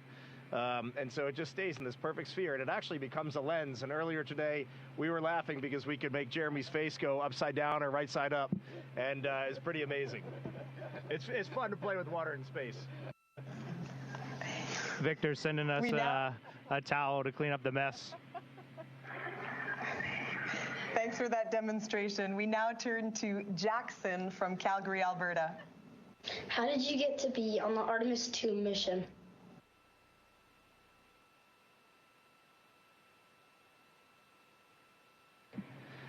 I'll answer while Jeremy's making a nice water bubble for you. How did Jeremy get to be on the Artemis II mission? Jeremy and I were selected as astronauts together back in 2009, and he was a member, obviously, of the Canadian Space Agency, and I was a member of NASA. And when Jeremy interviewed to be an astronaut, our chief astronaut, Peggy Whitson, was on their board. And Peggy came back from that interview and said, if Canada doesn't hire Jeremy, NASA will hire Jeremy. He did that well. So I think if you go through Jeremy's life, he grew up just a very inquisitive kid. He had huge dreams. He saw a picture of Neil Armstrong in an encyclopedia a long time ago walking on the moon, and it just sparked his curiosity and his imagination. And he always tells people that the most important thing when you have a dream and an aspiration is that you tell people, you talk about that. Some people may not believe you can do it, but you know you can do it. And the more you talk about it, the more people will begin to believe that you can make your dreams come true. And that is exactly what Jeremy did. So he turned his tree fort into a spaceship, and he became a fighter pilot in the Royal Canadian Air Force. And then he got to the Canadian Space Agency in 2009, and the rest is history. And I'm still not that good at water and space yet. I'm still learning, but I'll keep practicing. Amelia de Mirabel au Québec a une question pour toi, Jeremy. Quel rôle les jeunes d'aujourd'hui joueront-ils, selon vous, dans le futur de l'exploration spatiale? Et quel message avez-vous pour les inspirer?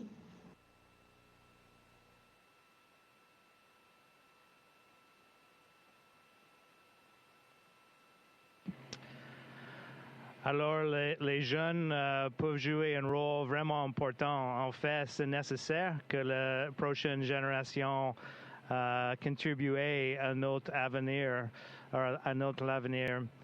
Par exemple, c'est important de juste suivre vos passions.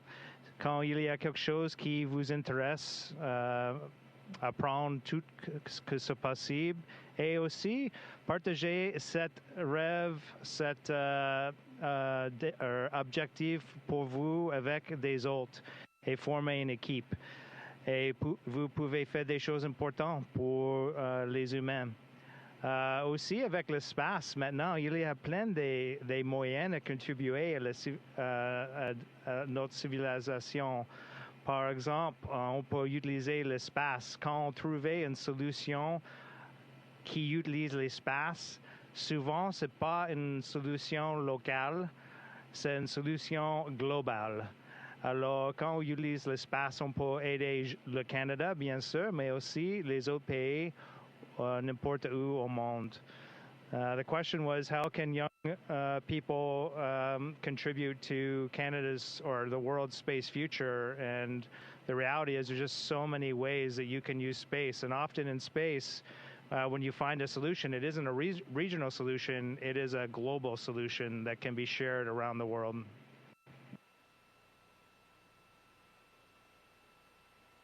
La prochaine question vient de William, qui est avec nous dans la salle. Je m'appelle William, provencher de Carignan, au Québec. Est-ce que les astronautes sont formés pour pouvoir réparer tout et n'importe quoi à bord de la capsule Orion?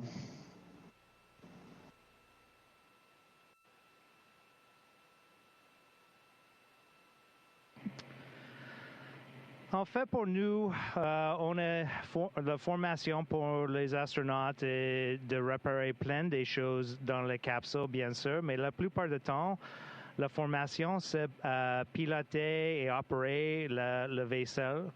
Mais si on a des problèmes ici dans la capsule, on a une grande équipe sur la Terre qui peut nous aider pour réparer des choses. Alors, si quelque chose ne fonctionne pas, souvent, on demande à Mission Control à Houston pour nous aider à comment le réparer. Alors, on a des experts sur la Terre. The question was, are astronauts trained to fix everything on the capsule? And the answer is, we're trained to fix a lot of things, but a lot of our training is about piloting and managing the systems on the capsule. There's a lot of things that if they break, we call Houston, Mission Control in Houston, and they walk us through how to repair it. That's great. Thanks, Jeremy. The next question is from Onyx in Elsipogtog, New Brunswick. What happens to organs when your stomach is in space?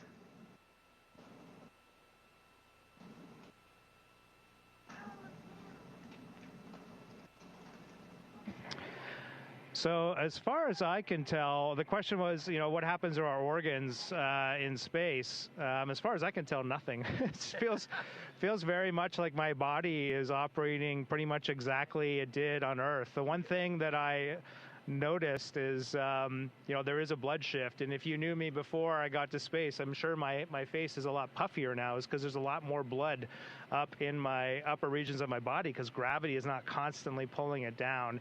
And I can just sort of feel it in my head. It's like, I don't know, just something different. I can tell it's just slightly different. It's not bad, but it's just slightly different. But other than that, for me, not a lot of changes. But let's talk to the expert over here. She knows a lot about this. Well, I did just think of two organs that I know of specifically that have very well documented effects in microgravity or adaptations. They're actually ways that your organs change, usually to adapt to the environment. And one of them is with your heart. Your heart actually changes its stroke volume because even though we exercise almost every day, the rest of the time your heart does not have to work as hard to pump that blood up to your brain. And it adapts to that, and its muscles actually change. And when you get back from a long duration spaceflight, you have to work really hard to get your cardiovascular system going. One other organ that is affected is your kidneys, because the kidneys and some of the parts in them actually rely on a gravity vector to work correctly. And they've found through science investigations on board the space station and things like tissue chips and organ chips that the kidneys are highly affected, and astronauts have to look out for kidney disease. So it sounds like you're kind of interested in medicine. Thought I'd mention those two. Thank you. Oh, well, thank you so much, Jeremy, for sharing your amazing journey with us tonight and with all Canadians. Do you have any last thoughts before we leave you this evening?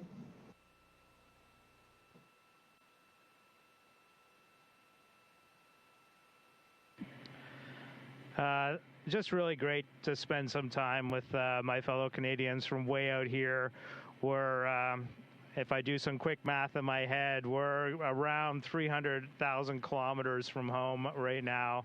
It's an extraordinary journey, and sharing this journey with Canadians is incredibly meaningful for me, and it's so important that this generation and the next generation see themselves represented in this mission as these 4 humans and our incredible team from around the world head out on this journey around the moon.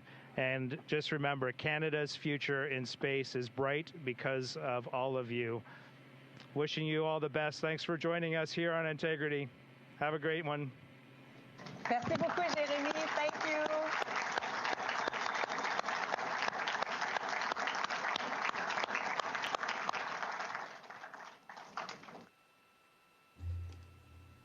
Integrity, this is Houston ACR. That concludes the event. Thank you.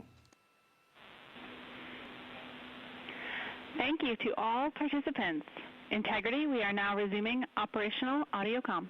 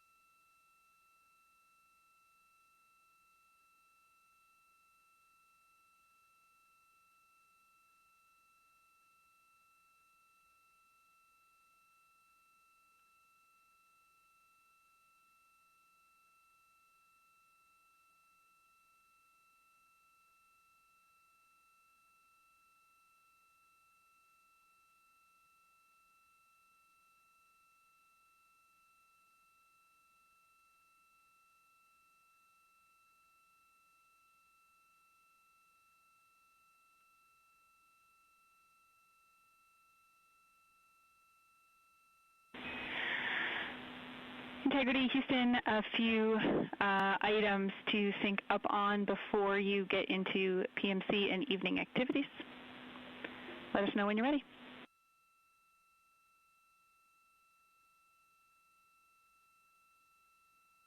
You're ready, Jackie.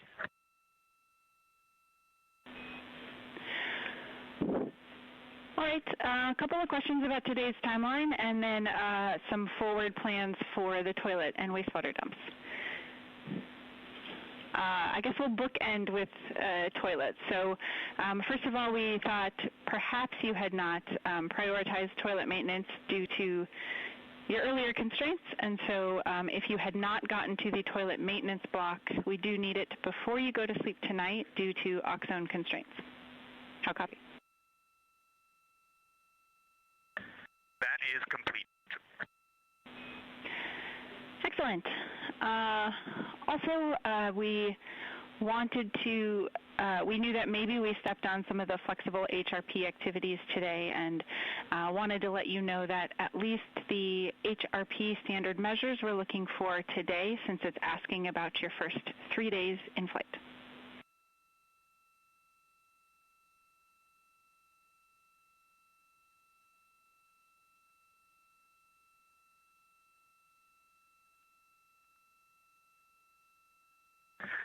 Victor is going to knock that out soon. It was a flexible activity. He has not finished it yet. The other 3 are complete. Absolutely works for us. Thank you. And then a couple of questions from science. We wanted to follow up and ask if you were able to complete your LTP reviews today, if you had any questions on those. And then looking for confirmation that you have or you plan to transfer the images you took during today's observations so that we can downlink them tonight.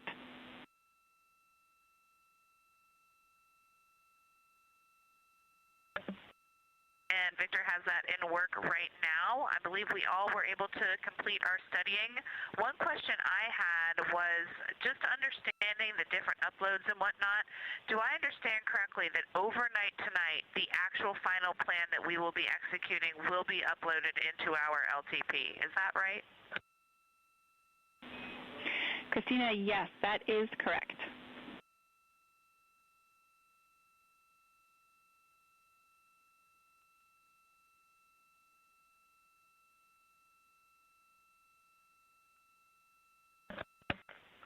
Okay, thank you. With that, no other questions about our LTP review. The materials were great and it went well.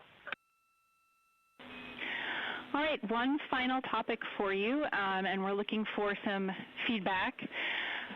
Big picture for the toilet wastewater vent lines. We would like to try providing warm contents to the wastewater vent lines, ideally through a series of crew donations and then immediately followed by a dump. So we are wondering if you think that is something you could support this evening, and if you were to suggest a time, we would like to know what it is.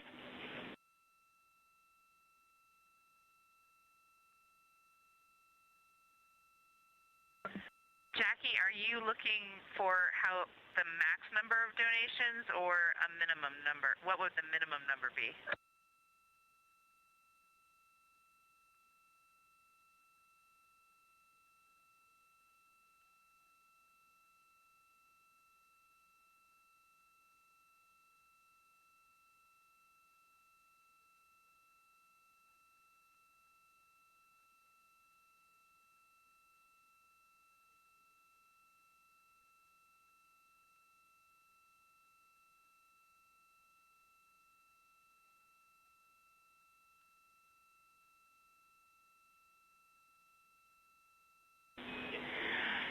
Christina, we don't necessarily have a minimum number, but we'd like to get as many as possible back-to-back uses.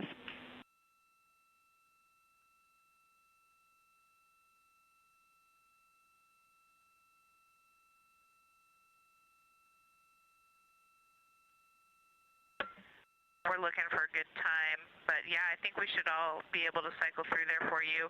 I'm sure you've considered this, but there is also the option of PWD water heated in the food warmer, which will be very, very hot.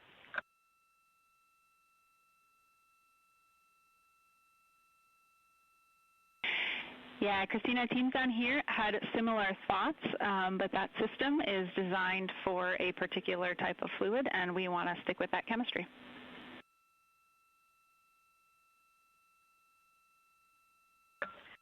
Understood, makes sense. How about right after the flight director conference in that time frame?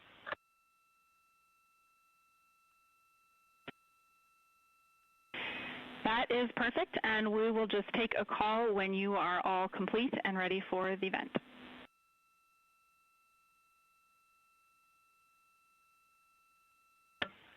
Copy that. We'll give you a call. Sounds great. That is it from us prior to PMC.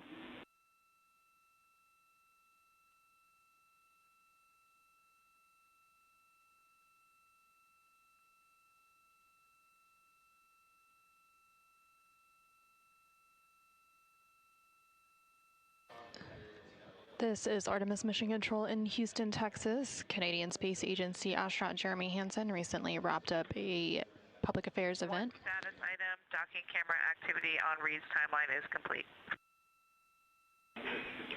We copy.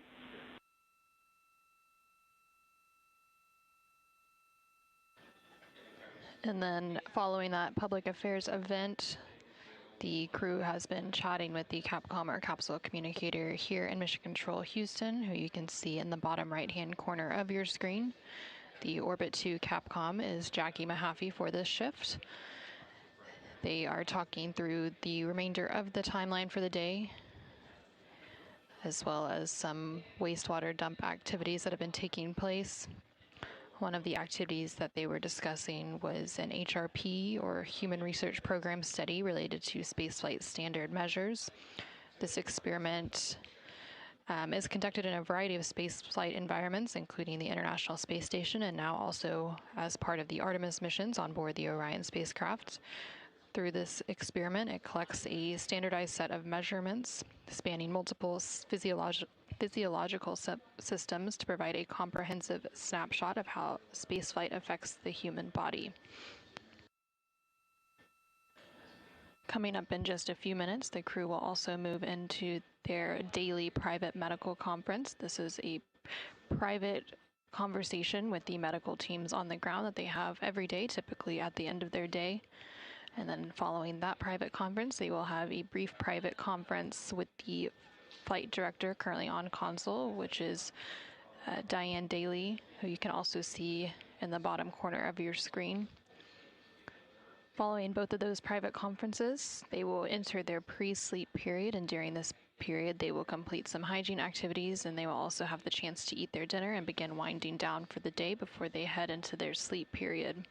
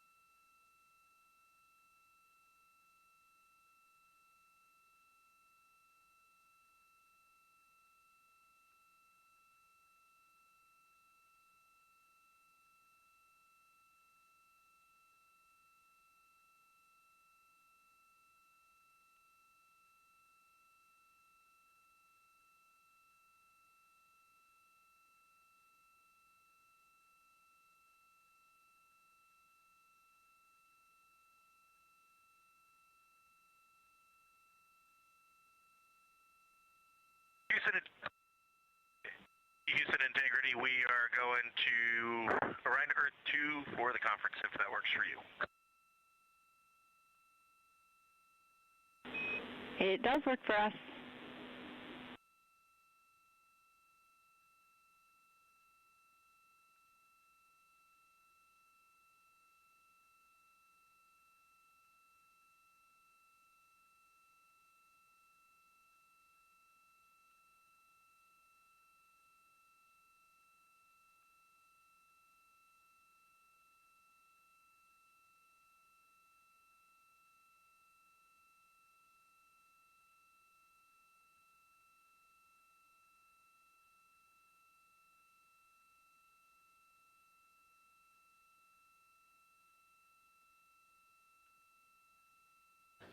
This is Artemis Mission Control in Houston, Texas. We just heard a call there from NASA astronaut Reid Wiseman. They just completed their private medical conference with their medical teams on the ground. Again, this is a daily standard conference that takes place throughout their mission, and they are now moving into their daily private flight director conference.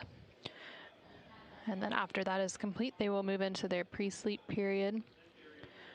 Right now, we are about 3 days, 6 hours, and 36 minutes into the Artemis II mission, following a liftoff from NASA's Kennedy Space Center in Florida on Wednesday, April 1st at 5:35 p.m. Central, 6:35 p.m. Eastern.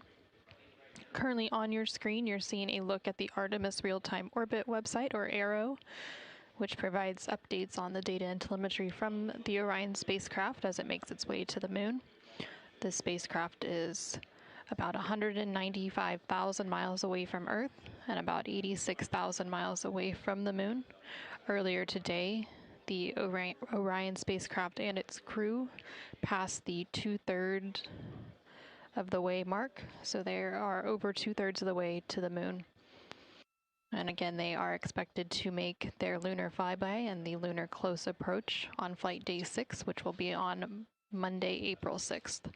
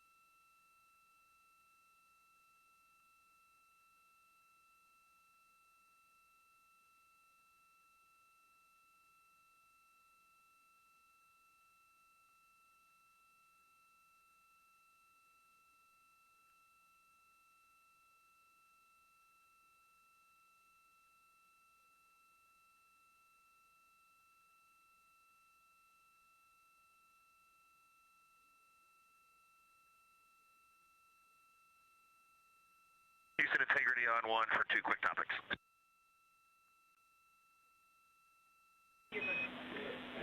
Go ahead.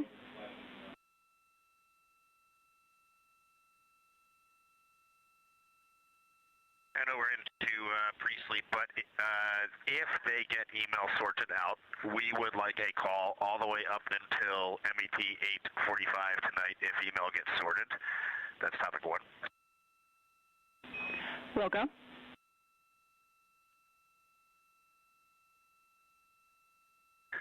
And then we are going to initiate the Uranus now, so we're going to start trying to fill that tank.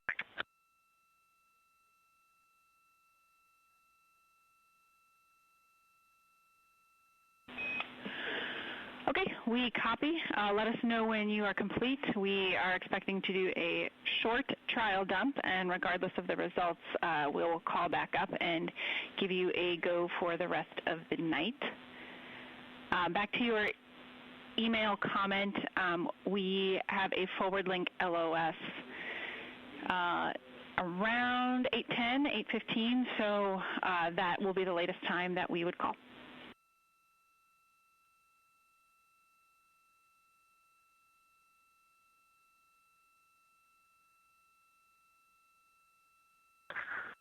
That was very broken.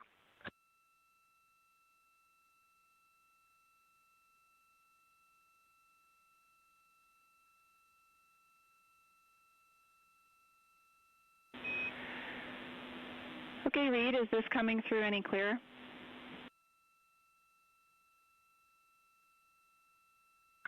Much clearer. All right, I don't know if that was a user error or what happened there, but what I was saying was we do have an upcoming forward link LOS at around 8:10, and so that will be the latest time we might call you about an email status.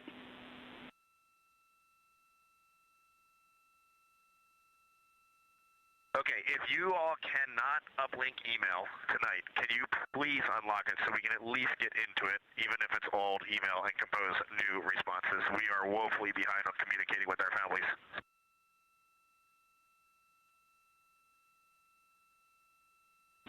We copy. We will make that happen.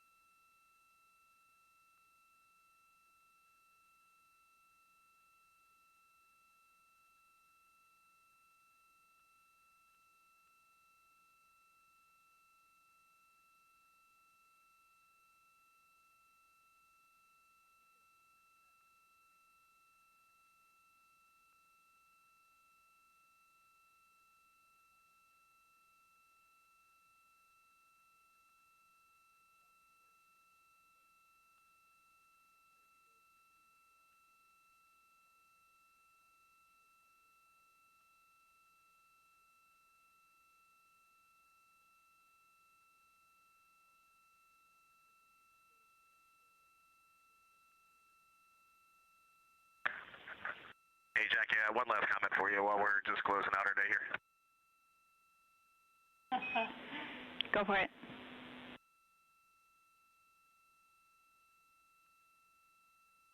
Yeah, I just want to, we should have told this to Jeff when we were just on that conference, but we are stroking hard up here. We are very, very busy up here. We skipped OTC 1 and 2, and we are barely getting through our day, and that is with all of us just scraping together and getting the job done. So we do not have time throughout the day to be journaling, taking notes, or composing emails and stuff. I just want you all to have that perspective that there has not been a single moment of downtime up here, so we're stroking hard. If you could just let Jeff know, I'd appreciate it.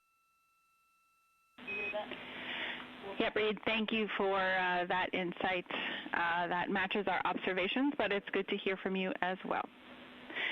With that, we are working on privatization for OE2. While we do that, we're going to do the ACU swap, and then we'll call up for a comm check and let you know OE2 is configured.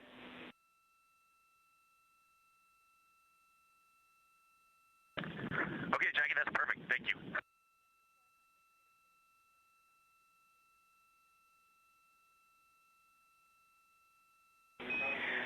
All All right, go back. We will hold off on the ACU swap, and OE2 is ready. Okay.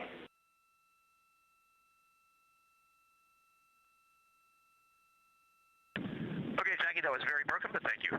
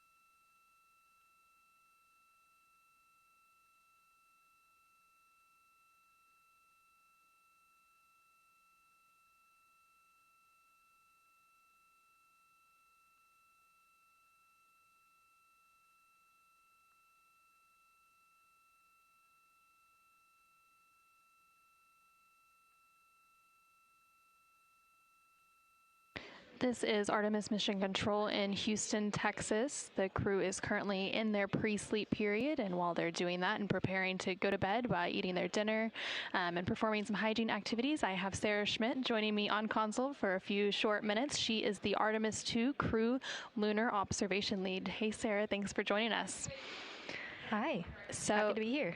So can you tell us a little bit more about your role for the Artemis II mission? Yeah, so like you said, Crew Lunar Observations Lead. I have a team within the Artemis II Lunar Science team, and we work on developing the software internally for the team and then also for the crew to use on board during their lunar flyby. And the lunar flyby coming up pretty soon on flight day 6. That will be Monday, April 6th. So today the crew was working to prepare for the lunar flyby a little bit. Can you walk us through what that lunar targeting package is? Yeah, so lunar targeting package, you might hear it be called the LTP, is essentially a plan or a guide for the crew to use during their lunar flyby period, and it maximizes the science observations of that period of time they're looking at the moon, capturing observations. It has a step-by-step or time step-by-step instruction of, what is best seen at specific times, and also we provide visualizations with it to help guide the eye into the moon of the certain area or feature that's of interest, developed by the whole science team, and then our team does the packaging and delivery of it. All right, and I think y'all have been working pretty closely with the crew for a while to get them trained up in preparation for the lunar flyby and some of those observations that they're going to be making. So how have you and your team been working with the crew ahead of that lunar observation period? Yeah, we have been working with the crew. So as part of the lunar science team, we've participated in the simulations and also crew training activities. So they have the lunar targeting plan in front of them, usually using it as part of the sim or training. And then also over the last year or so, they've provided us so much feedback that the LTP is almost a tool made for them, kind of by them at this point, because of all the amazing feedback they provided us. And so we just wanted to make sure they were super comfy with it. So they had their lunar flyby plan review today. So how did that help your team and also help the crew prepare for the flyby that's coming up here shortly? Yeah, so there were not a whole lot of notes in terms of questions about the lunar targeting plan during that review process, and really just made us super excited to get that new file updated to them after the trajectory update. So yeah, we're just really looking forward to providing them the lunar targeting package, which will actually be uplinked today. All right, coming up in about a day or two, we will have that flyby, and I know a lot of people are waiting with bated breath, even though they've already made some lunar observations even as early as today during some of that opportunistic imaging we heard earlier. But what are you personally most looking forward to with the flyby? Oh, man. I was in the science evaluation room, the SIR, when they were doing those observations earlier today, and tears were happening. It was just amazing to hear. So much training and excitement and passion has gone into this mission, I'm sure from more than just outside of our team. So having those observations be heard by us and having them call out specific features was just, it almost felt like a dream, like unreal. And so, you know, that was maybe 10 minutes of observations, and we're gonna have many, many hours of it. So we're packing up on tissues. I think it'll be an exciting day, and they really bring it to life with some of their observations and being able to describe what they're seeing for us here on the ground. Is there anything particular that you're hoping that the crew will be able to capture? Yeah, so personally, Earthrise and Earthset, I'm really, really excited to hear any of their verbal observations and also see the imagery. The Apollo era imagery of Earthrise is just amazing. So excited to see that, 50-ish years later, and just seeing the Earth at a new perspective. And I know the crew also has their own areas of interest on the lunar surface that they're excited to see. So I'm excited to hear kind of like the excitement in their voice describing those features. I think it'll be exciting for all of us here on the ground hearing some of those, but I'm sure the view that we're going to get won't compare to what they're seeing. And of course, we'll get some of that imagery, still imagery and video downlinked after the flyby as well. But thank you so much for joining us. To wrap it all up, is there anything else you want to share with the world about your role in this mission? Yeah, really just that, this is the first crewed Artemis mission, and I'm really looking forward to all of the future ones and helping support that. You can normalize OE2, and you can also go for flush. The toilet is spooling down now.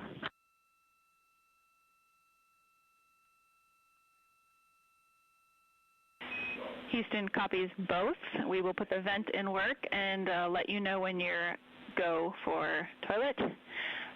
Also, we wanted to offer one item for you. We noticed that your PCDs were not changing automatically to the sleep brightness, the pre-sleep lighting config on your screens. And if you'd like to set that up, we can offer a procedure.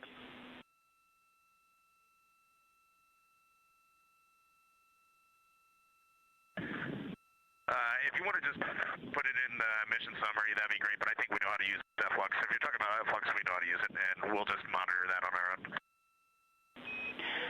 That's it, and all right, well, you got it. And there's some communications from NASA astronaut Reid Wiseman on board the Orion spacecraft. They were referring to the PCDs, which are their portable computing devices, basically the tablets that they reference procedures on. And again, the crew is in their pre-sleep period as they wind down their day. So Sarah, you were talking a little bit about what you'd like to share with the public about this mission and some of the excitement that you have to round out our discussion. Integrity, if able, we would take some crew observations of the vent in work.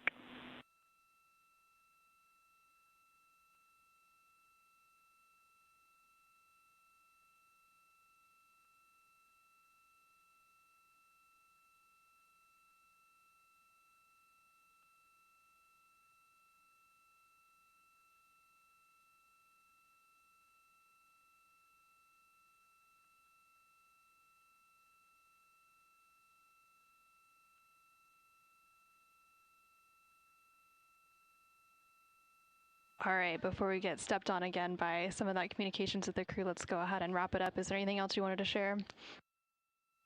just looking forward to future missions and the observations that we'll see in Flight Day 6.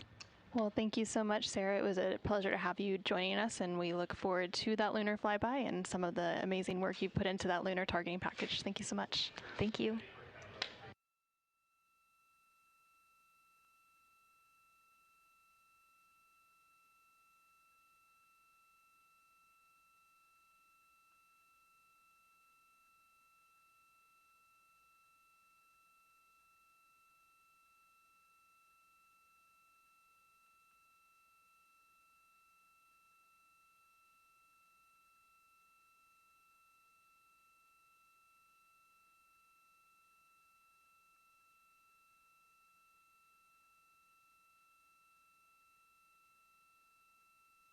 And we're starting to see just a little bit of venting, and it sounds like up here that OE2 is still privatized.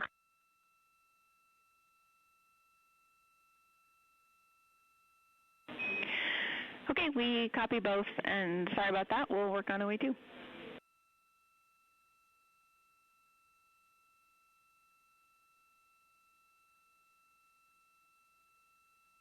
And now we have a pretty good vent. I would say we're 50% blizzard with a few chugs of full blizzard. There was a full blizzard right there, but it looks about like it has the last few days, maybe a little less right now.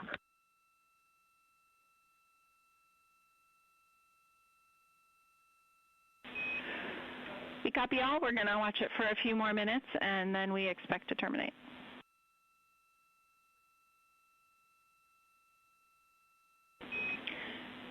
And OE2 is normalized.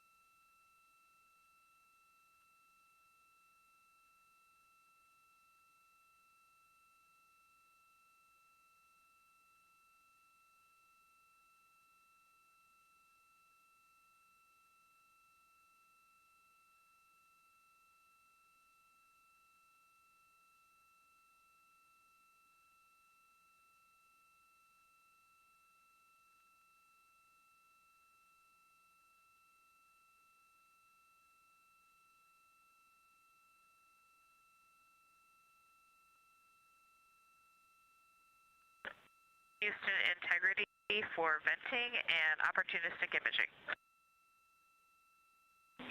Go ahead.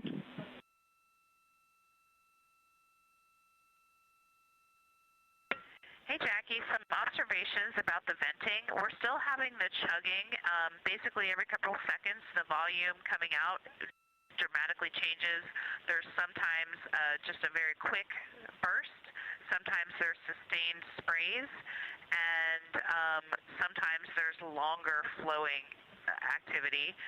One really big distinction between the primary and the secondary line venting is that the primary line venting that we're seeing now seems to have bigger particles and many more ice particles. We can actually see large chunks coming out, whereas when we do the secondary vent, it's like a spray, a very, very fine, almost a mist, and it's 100% continuous. Just wanted to offer those observations. Also, for the opportunistic imaging, there is a voice recording on PCD3.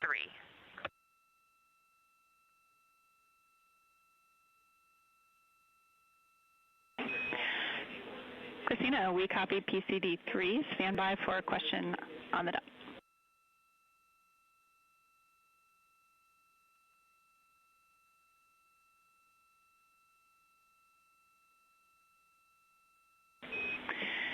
Christina, our question about your venting observations is, was there any point where the primary line venting looked different, i.e. closer to the secondary vent, perhaps on flight day 1?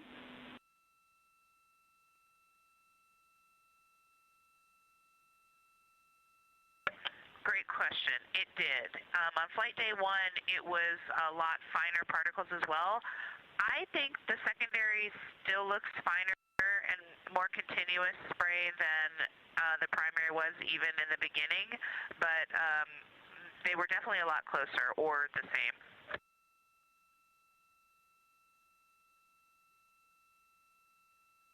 Very helpful. Thank you.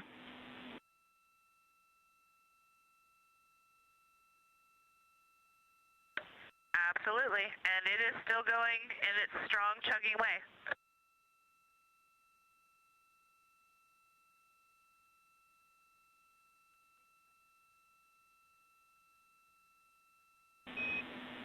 Christina, we copy. We will likely terminate it here shortly, but we did decide to keep it running just a few minutes longer than expected.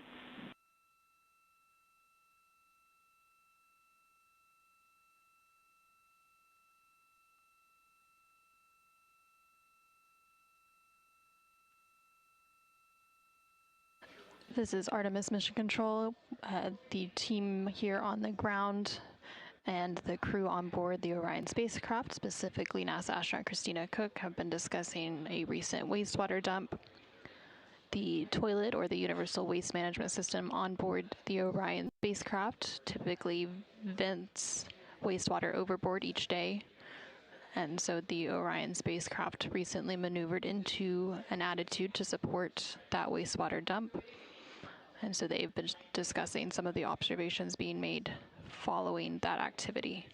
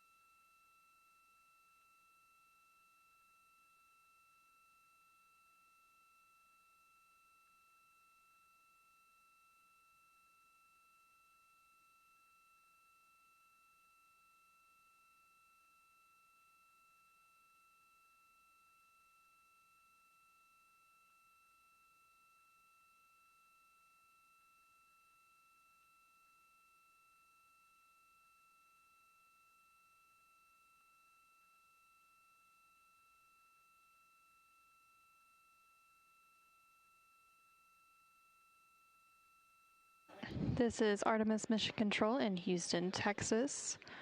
The view currently on your screen coming from one of the solar array wing cameras attached to the solar array wings of the Orion spacecraft. There are 4 solar array wings that provide power generation for the spacecraft, and in the distance there you can see the moon. Currently the Orion spacecraft is about 84,000 miles away from the moon and about 196,000 miles from the Earth. The crew is currently in their pre-sleep period, and during this pre-sleep period they will be eating their dinner for the day. Some of the items that the crew has planned for dinner includes some Caribbean chicken, barbecued beef brisket, and some mac and cheese, among some other items.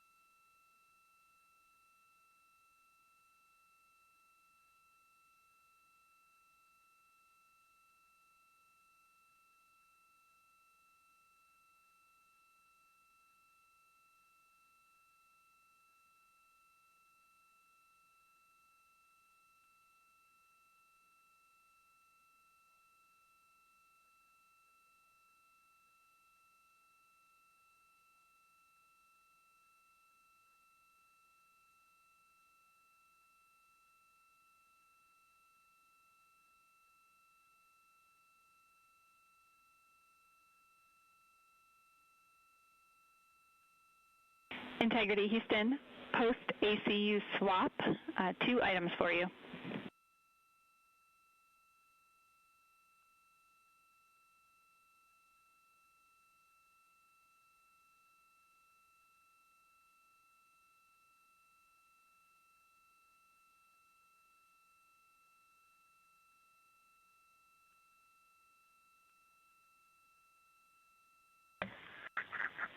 Go ahead, Jackie. First of all, the wastewater event is terminated. Unfortunately, it was still very slow. What we'd like to do is give you a go for toilet use per the plan that crew proposed during the flight director conference.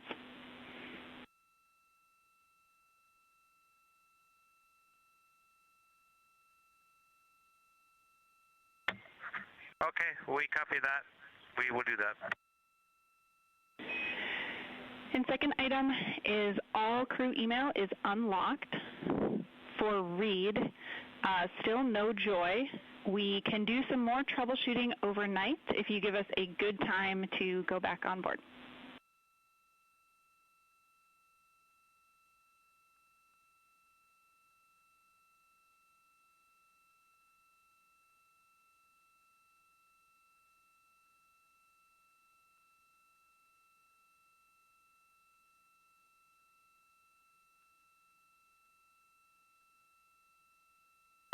Okay, how about from the start of crew sleep, Jackie? Is that good for you? That works for us. And that's everything we had for you. I think we are ready to say have a great evening.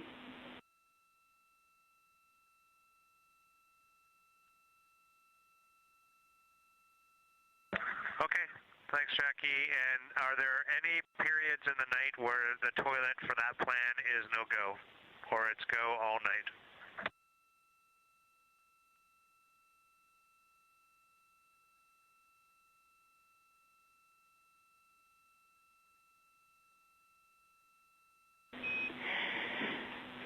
Yep, toilet is go all night per that plan.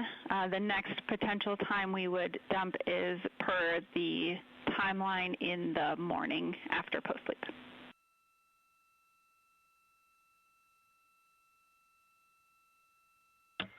Okay, that's perfect. And then can you make sure the secondary dump line heaters are on and that is go all night as well? Secondary continues to be go.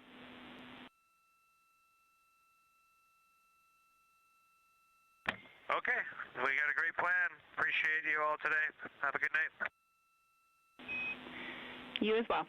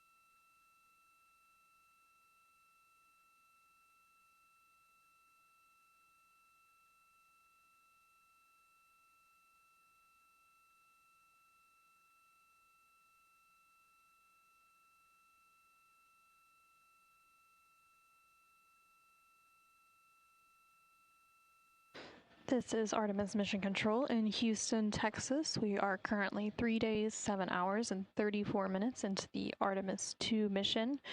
Currently, you are seeing a live view of the Orion spacecraft. These views coming to you from the solar array wing cameras. In this view, you can see the crew module up on the top, as well as the service module below it. The crew is currently in their pre-sleep period, and they are preparing to go to sleep here pretty soon to wrap up flight day 4.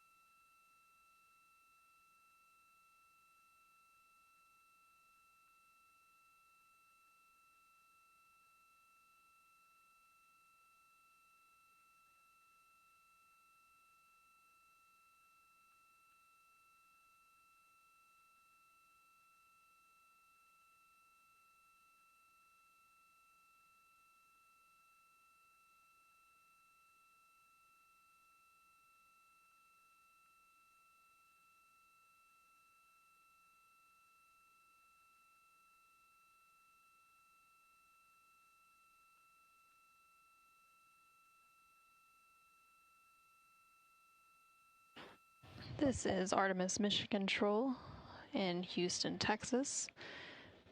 The crew on board the Orion spacecraft continues to be in their pre-sleep period. This is approximately 2.5-hour block of time each day where they can eat their dinner, wind down for the day, and complete any hygiene or other activities to prepare for their upcoming sleep period.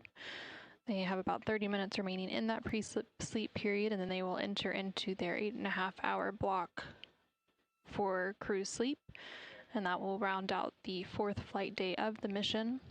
Currently on your screen, you're seeing a view of the Artemis Real-Time Orbit website. This website is available at nasa.gov/trackartemis, and it provides real-time updates on the data and telemetry of the Orion spacecraft, especially when we don't have live views coming from the spacecraft itself. Currently, the Orion spacecraft is about 198,000 miles away from the Earth and about 83,000 miles away from the Moon as it continues to close in on the Moon.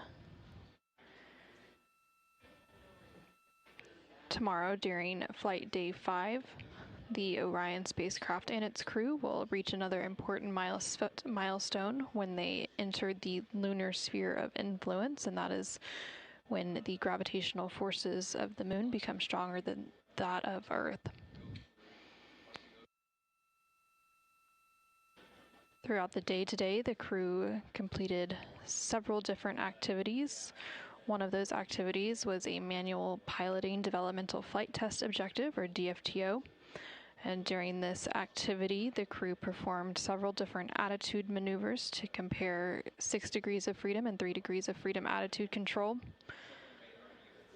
6 degrees of freedom refers to the 6 ways that a spacecraft moves, the 3 translational degrees of freedom of forward, backwards, up and down, and left and right, and the 3 rotational degrees of freedom of roll, pitch, and yaw. And through this test objectives, the crew was comparing the standard 6 degrees of freedom to the degraded qualities of 3 degrees of freedom. And it also differed from the piloting during the proximity operations demonstration that took place on the first flight day, in that the seats are now put away, so the hand controllers were on their orbital mount rather than on the seat mount, and this time CSA, or Canadian Space Agency astronaut Jeremy Hansen, and NASA astronaut Christina Koch got to spend time piloting. And throughout the demonstration, the crew stated they were impressed with the handling qualities, and they were able to maneuver and position integrity to also get some incredible views during that demonstration. Throughout the day, the crew also completed a lunar flyby plan review in preparation for the upcoming lunar flyby, which will take place on flight day 6. And during this plan review, each crew member had the opportunity to review their lunar targeting package, which is the primary tool that guides crew observations during the lunar flyby. It consists of 2 key components, the Lunar Geography Review and the Lunar Targeting Plan. The Lunar Geography Review helps the crew to study major lunar features in advance of the flyby and also learn how to orient themselves during the flyby itself. And then the Lunar Targeting Plan provides a detailed timeline of observation targets, background science context, and specific instructions for imaging and verbal descriptions. Currently on console here in Mission Control is the Orbit 2 team of flight controllers, who you can see there in the bottom right hand of your screen. The Orbit 2 team is currently being led by Flight Director Diane Daly, and the Capcom, or Capsule Communicator, currently on console is Jackie Mahaffey.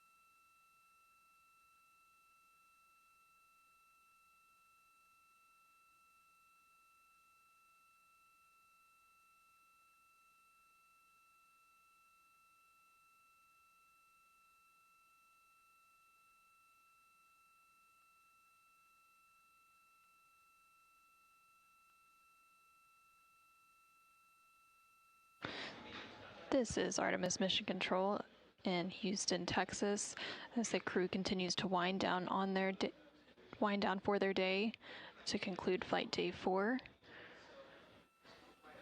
They will begin preparing tomorrow for Flight Day 5, during which they will spend the majority of the first half of their day working through a OX suit developmental flight test objective, OX standing for Orion Crew Survival System suit. During that test objective, they will be performing several different demonstrations as part of the DFTO. They will configure the Orion cabin, and they will also don or put on those suits and perform some suit leak checks. They'll also perform several different demonstrations while wearing the suits, including a suited nutrition and hydration contingency operations demonstration, and they'll also work to decrease the suit pressure and control the cabin pressure as part of the flight test objectives. All of these different tasks that they'll be working through are to test the capabilities of the suit. And the crew did wear that Orion Crew Survival System suit for launch. That is that bright orange suit. And it helps to protect the astronauts on launch day and also in emergency situations and throughout high-risk parts of the mission. PCD info.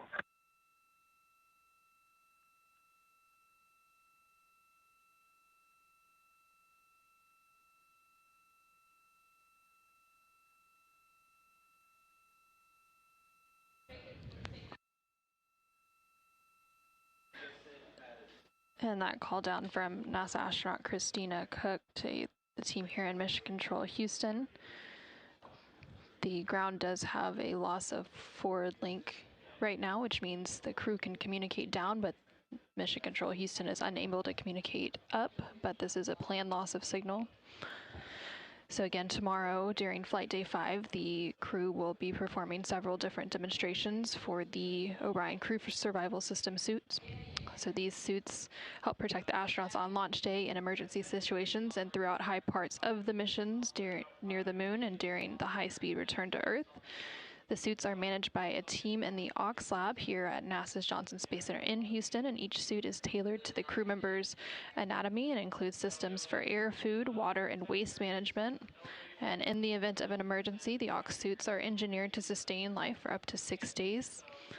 So again, during this demonstration tomorrow, the astronauts will practice donning and doffing the suits in weightlessness, experience its pressurized environment, and confirm its performance for long-duration survival. Ahead of that flight test objective tomorrow, let's go ahead and take a look at those suits and what they will be doing. The Artemis II mission will be a 10-day mission to the moon and back. The purpose of this mission is primarily to test out the Orion spacecraft for the future missions where we will go and land on the lunar surface. One of the fun things that we will actually be doing is donning the suits while we're in microgravity and actually experiencing them in the true pressurized weightless environment in the vehicle. I'm Dustin Gomert. I'm the Orion Crew Survival System Manager, NASA Johnson Space Center, and this is how you dress for space. The team here at Johnson Space Center in the Orion Crew Survival Systems Lab does pretty much everything involved with processing the suits, designing the suits, qualifying them for the Orion mission. The Orion Crew Survival System, OCSS, or OX, is the suit designed to keep the crew safe in an atmosphere, personal atmosphere around their body for launch, entry, landing, but also for long duration events in case there was an emergency on the way to the moon. There's several unique parameters that have to be designed in such a suit, such as how much pressure it can hold, the duration it can hold the pressure for, the amount of leakage that comes out of the suit, all the physiological functions.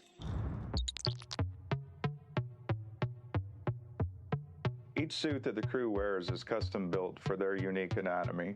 It's your personal environment, it's a personal pressure vessel. It's, in the simplest terms, a body-shaped balloon. Each fit check, the crew gets practice donning and doffing the suit to understand how to rapidly get the suit on in the event of an emergency. The suit is put on very much like any other garment. Instead of the zipper being in the front, it's in the back though. The pants are put on very much just like any pair of pants, and then you would climb into the suit and stand up. Your head will come through the neck ring, and the suit is effectively donned. Generally, you get a buddy to help you zip it up from behind, and then you can don your gloves, your helmet, and at that point, you're effectively sealed inside the suit. You may think you recognize the suit that we're designing from its heritage in the shuttle program. There is very much similarities between this suit and that flown in the shuttle, the Advanced Crew Escape suit. The OX suit, however, is very specifically designed for its unique mission. And this unique mission is long-duration survival in the space capsule environment. In this context, if you're circling the moon or in transit to the moon and have to do a spin around to come back, it could take up to 6 days to return home. In this case, the suit has to be designed perfect to the occupant wearing it. The person is provided with all the necessities to support life for that duration, including food, drink, air, and bodily waste management as well. The orange layer is actually Nomex, and the Nomex is designed to keep the crew safe in case of a contingency heat or flashover event. The orange, in particular, is chosen because the capsule lands at sea, so international orange is very, very visible for maritime recovery. The blue V that runs down the chest of the suit is part of the torso harness that's sewn underneath the cover layer. Each of those is designed for reflectivity. Should crew come in, shine a light on them, instantly they know where to grab and how to save the crew. Working here on these suits is an absolute privilege. The weight of it is also incredible in knowing the ultimate responsibility that you and the team share. That crew is the #1 priority. It's kind of overwhelming in a sense. It's exciting in a sense. It's awe-inspiring in every possible way. I have a feeling when the day comes, the crew is up there and everything's safe, there's going to be a massive sigh, a massive sense of just joy that we all feel. We're all looking forward to it. It's going to be amazing.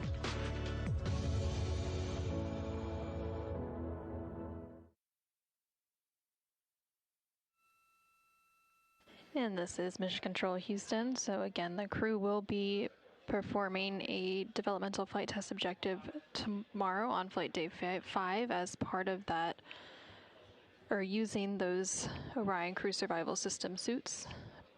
They will be putting them on, pressurizing them, and testing various capabilities of those suits. Following the completion of that developmental flight test objective, the crew will then stop for a little bit and have their midday meal. And then in the latter half of flight day 5, there is a planned outbound trajectory correction burn.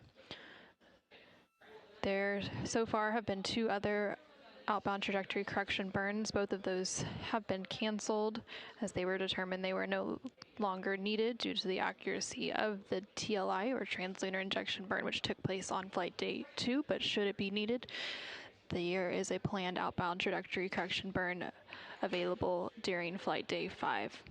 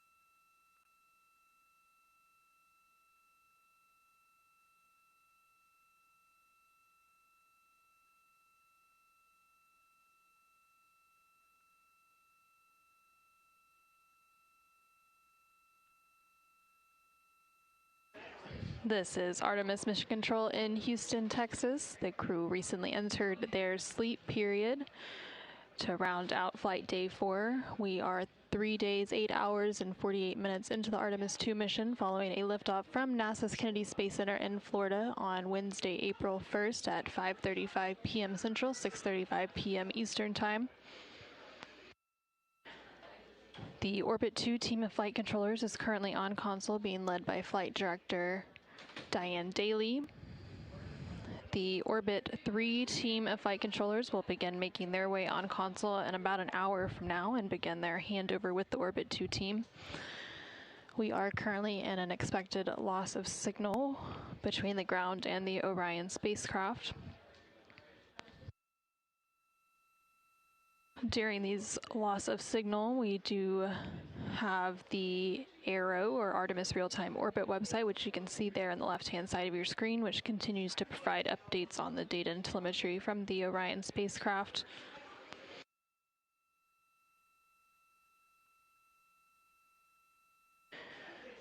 The Orion spacecraft is just over 199,000 miles away from the Earth. Soon it will surpass that 200,000 mile mark, and it is about 81,000 miles away from the moon as it continues to close in that distance. We are expecting that the Orion spacecraft and its crew will make the lunar close approach and lunar flyby on flight day 6, which will be on Monday, April 6th.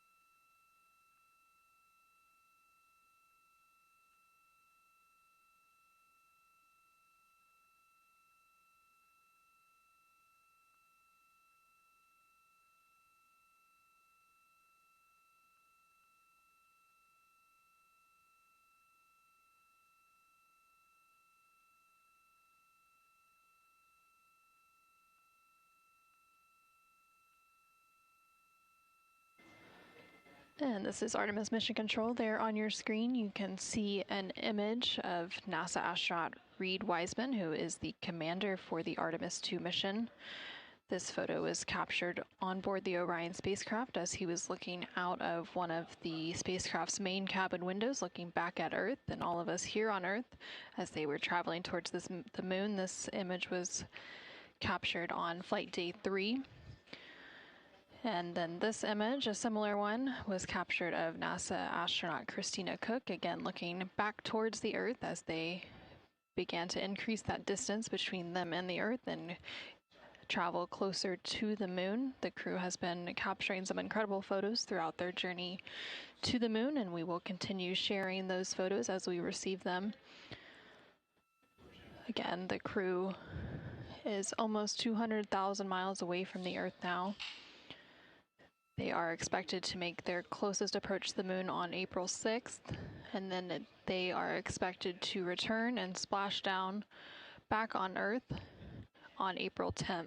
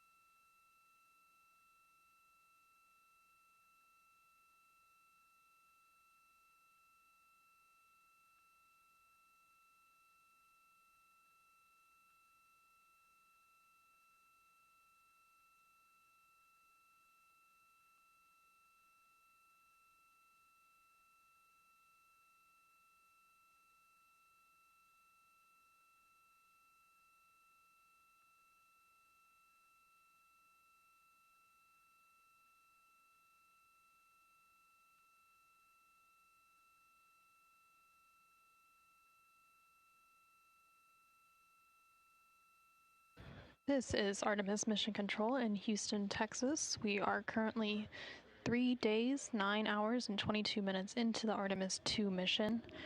The crew on board the Orion spacecraft recently entered their sleep period to wrap up flight day 4.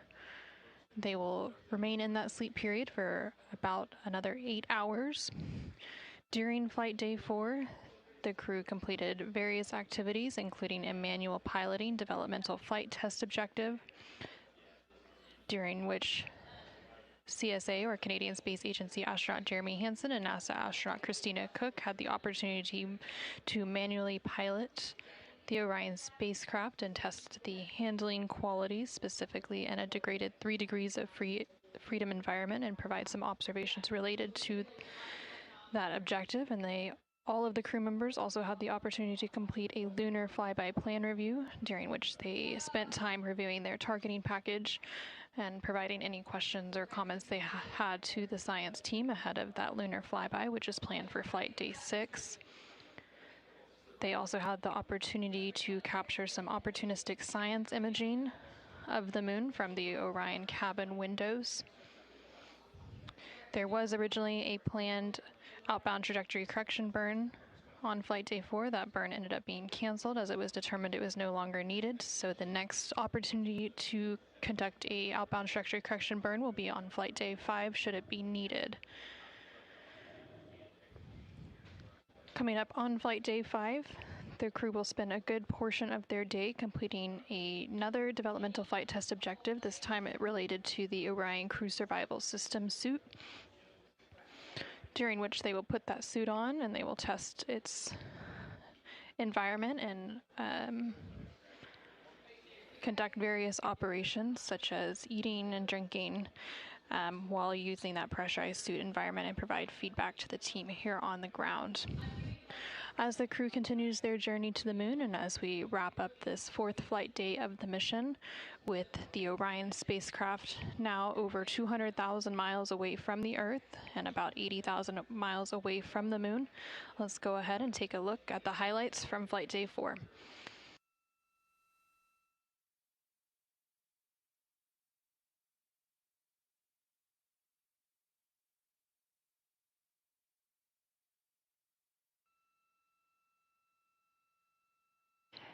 This is Mission Control Houston from inside the Artemis Flight Control Room here at the Johnson Space Center. We are at a mission elapsed time of 2 days, 17 hours, 58 minutes, and counting. The Orbit 3 team of flight controllers is currently on shift in mission control, and we are gearing up for crew wake at a mission elapsed time of 2 days, 18 hours, as well as a handover to our Orbit 1 team of flight controllers. The Orion spacecraft is currently 168,000 miles and counting away from Earth and 110,000 miles away from the moon. While the crew has been asleep, we have received some downlinked images from Integrity, so let's take a look at them. Here we can see Commander Reid Wiseman through Orion's window. We can see him looking out, watching the Earth grow smaller. And we're all reminded that every single giant leap begins with leaving something familiar behind. Let's go over to our next image. And there we have Mission Specialist Christina Koch looking at our blue marble that's giving us some perspective on humanity's innate need to explore. Very inspirational photos coming down from the crew while we wait for them to wake up in just under a minute from now. For now, this is Mission Control Houston. Good morning. There's a couple items I did want to talk with you before we got too much of the day going, so if you had a couple minutes, I had a few big picture words.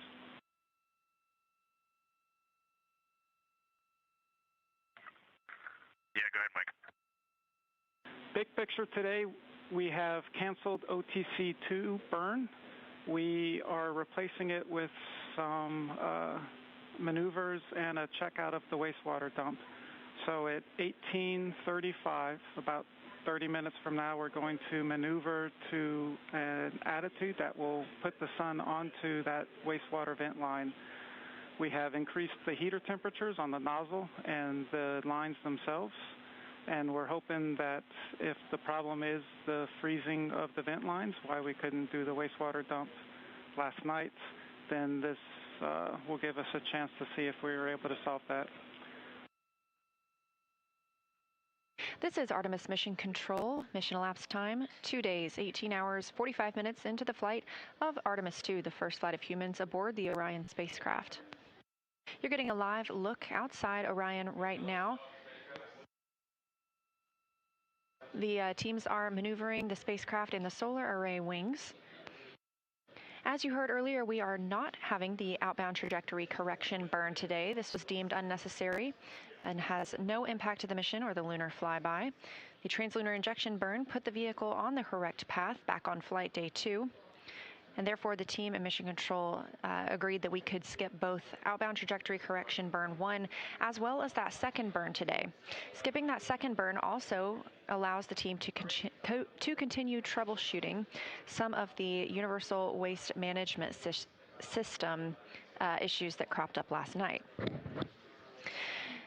There was a wastewater dump planned last night, a very routine and regularly scheduled action, and it terminated after only dumping 3%. So the wastewater tank is not currently full. It is at 64% with a limit of 80%, but the crew was instructed to use backup collection devices overnight if they needed. Part of the reason for reorienting the spacecraft today is to allow it to be in the sun, specifically where the primary vent nozzle is. They are hoping that spending some time in the sun will help thaw out potential ice that may be on that vent nozzle.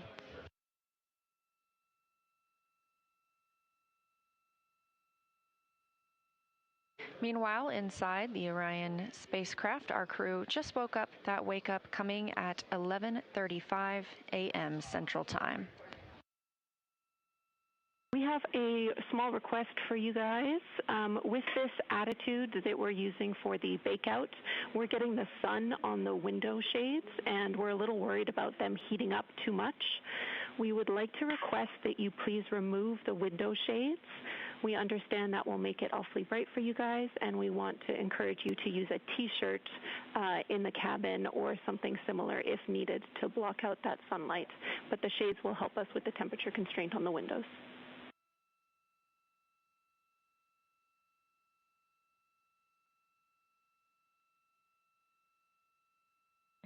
Okay, so we have our makeshift T-shirt on window 1. Is that one okay to stay up then based on what you said? And we'll take off the window 2 shade. The other ones are already off. Okay, yep. That sounds great. Thanks, Chair. Huntsville, integrity for Avatar.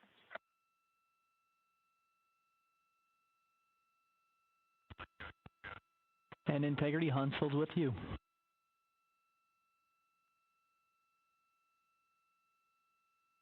Yes, good integrity morning. I think it's the afternoon for you. Avatar lights to report. All lights are on, ON, except for 15, 15. Okay, we copy. Same status as yesterday. All lights on, ON, except for 15. You recently heard a call from NASA astronaut Christina Koch, mission specialist on the Artemis II flight, down to the Mission Control Center at Marshall. This was to the Payload Operations Director, who leads science execution for the Avatar payload, which is specifically what she was referencing. Avatar stands for a Virtual Astronaut Tissue Analog Response. This is part of our strategy to get a holistic understanding of how the deep space environment affects humans. So this is organ-on-a-chip technology. It's about the size of a USB thumb drive, and it measures how individual astronauts respond to deep space stressors. These organ chips contain cells that were developed from pre-flight blood donations from the crew. For this research is to validate whether those organ chips can serve as accurate tools for measuring and predicting human response to stressors. So scientists will be comparing these Avatar findings with space station findings, as well as with those samples taken from the crew before and after the flight. Hello, Houston. We are ready for morning DPC. Just a few things. We heard a rumor up here that it is actually Saturday back on Earth. We have definitely lost track of the days. We are showing 151,476 nautical miles from Earth, and it's going up about 1 mile every second, which is still a pretty impressive rate of travel. And thanks to your ops down there, we have got the sun beaming in all the windows. Morale is high on board. And looking out window 3, you can see a beautiful crescent Earth with the sunlight glinting off of the ocean and the swirling clouds. It's just a truly remarkable sight. We are ready to talk. Gorgeous, Reid. We love that description. And first off, thanks to the Integrity crew for working on the weekend. So are we, but we are happy to do it. I want to start by asking if you would like to turn on the HHP camera for DPC, because if so, we'd love it.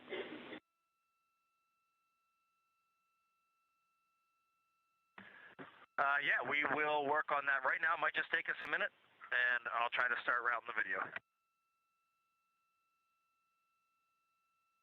This is Artemis Mission Control. You're getting a live look inside the Orion spacecraft, named Integrity by the Artemis II crew. They are setting up for a public affairs event. Today they'll be speaking with NBC and CBS.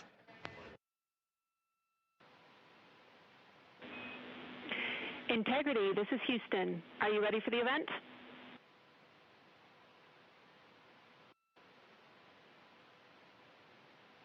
Houston, from inside Integrity, we are ready for the event. NBC News, this is Mission Control Houston. Please call Integrity for a voice check. Integrity, this is Tom Costello with NBC News. Are you hearing us okay?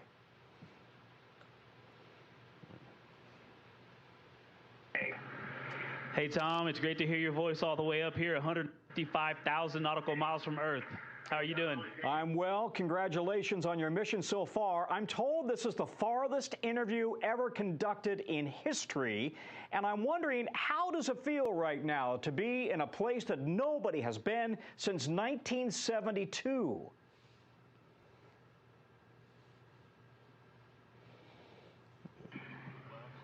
Honestly, it is unbelievable that we in 1972, just being up here and seeing how difficult this is and how hard the team is working. We do have a little bit of echo on your call. We'll try to turn it down when we're answering, but this is a magnificent accomplishment to be up here, to see the moon, to see the Earth, and to know that we are between those two celestial bodies, and you can see it when you look out the window. The Earth is almost in full eclipse, the moon is almost in full daylight, and the only way you could get that view is to be halfway between the two entities. It is truly awe-inspiring up here. I think as we go into Easter Sunday, thinking about, all the cultures all around the world, whether you celebrate it or not, whether you believe in God or not, this is an opportunity for us to remember where we are, who we are, and that we are the same thing, and that we got to get through this together.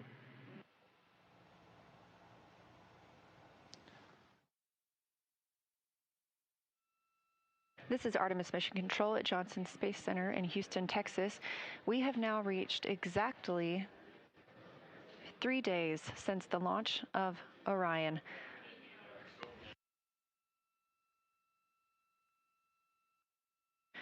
You just heard the call to the crew that the solar arrays are in motion. Ahead of taking a photo, we're looking to get a picture of the crew in the windows of Orion.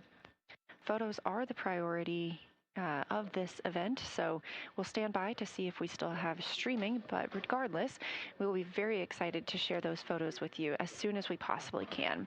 Make sure you follow NASA and NASA Artemis on all social media. That would be at NASA and at NASA Artemis.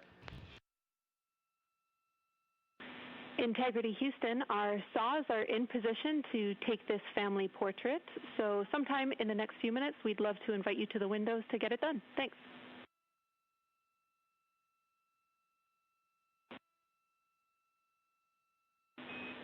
All right, everybody, we're taking the picture, so say cheese and stay still for about 30 seconds while we perform this photography bracket from the saws.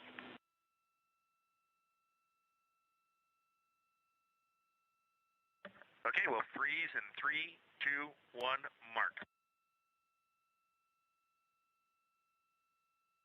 The Integrated Communications Officer, or INCO, is helping take this picture of the crew aboard the Orion spacecraft, now all smiling in the windows of the place they've called home. We've had some great views both inside the spacecraft as well as outside, but this is the first time that we're getting to see the crew and the spacecraft in the same photo. As mentioned previously, we are taking pictures right now, so the streaming quality isn't as great. We look forward to sharing these pictures as soon as we possibly can, and make sure you follow NASA and NASA Artemis on social media. It's taken a little longer than we thought. Thanks for holding. All right, everybody can relax. That was great. Thank you so much. We all look forward to getting your Christmas card come December. Thanks. On your screen, a live view of the Orion spacecraft looking at the moon, our destination, now 96,575 miles away.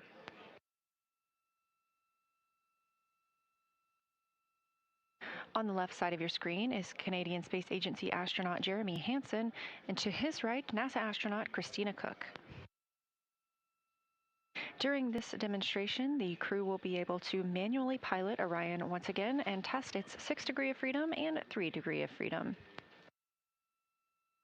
If you look closely in the background, you can see NASA astronaut and pilot Victor Glover filming part of this demonstration. All right, and just giving you some handling qualities here for the yaw. Everything was nominal. I noted that with this orb mount, it does have some play in it as we knew, and so just applying some downward force to try and make sure you don't get coupling is required, but that's fine, that's workable. And then we had a little bit of coupling and roll, in both in the same direction on that one. So we had about 4 degrees of roll through the 20 degrees of yaw. Copy all.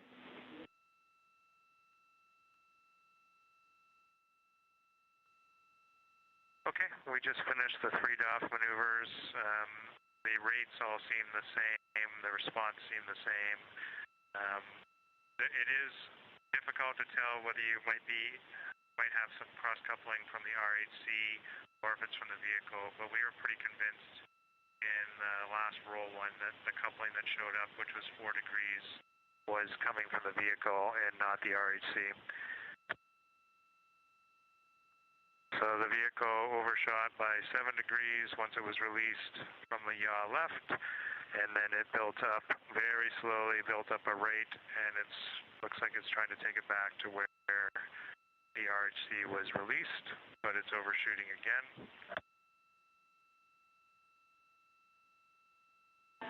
Copy all.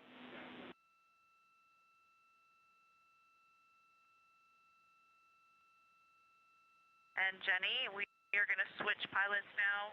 This will be myself in the seat and making comments. Copy. We're following the swap. Thank you.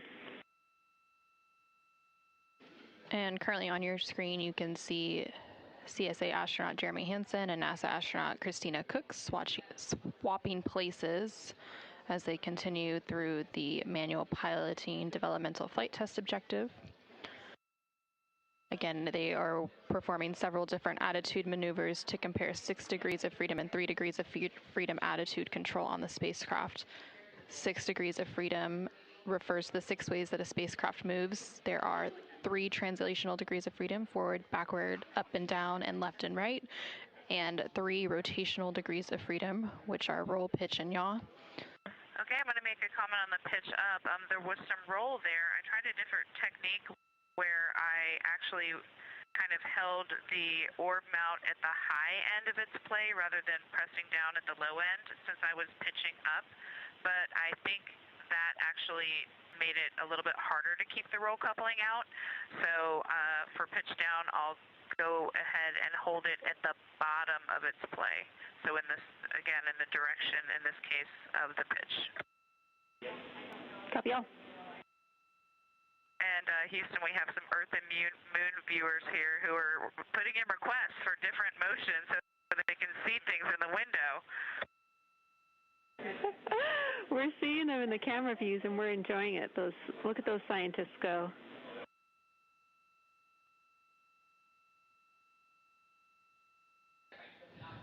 Not too long ago, they did surpass the 2/3 mark as they continue to close in on the moon, and they are expected to make that closest approach and their lunar flyby on flight day 6 coming up on April 6th.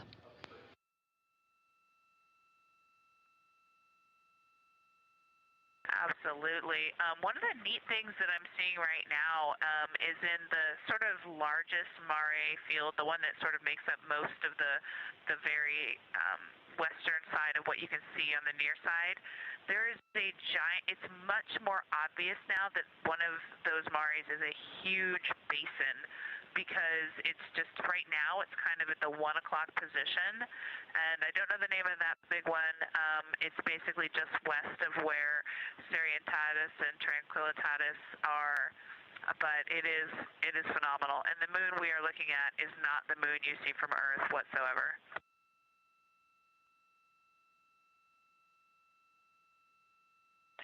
And Victor is absolutely mesmerized by Oriental through the 400 lens. He says that not only in Oriental, but all around the basin, you can actually see the terrain. It's not an albedo change. It's not shadows. You can actually just tell that they are terrain features of the multi-ringed crater there. Christina, we copied all of Victor's Oriental observations. That sounds amazing. And we think, based on your description of the basin that you saw, that is Imbrium.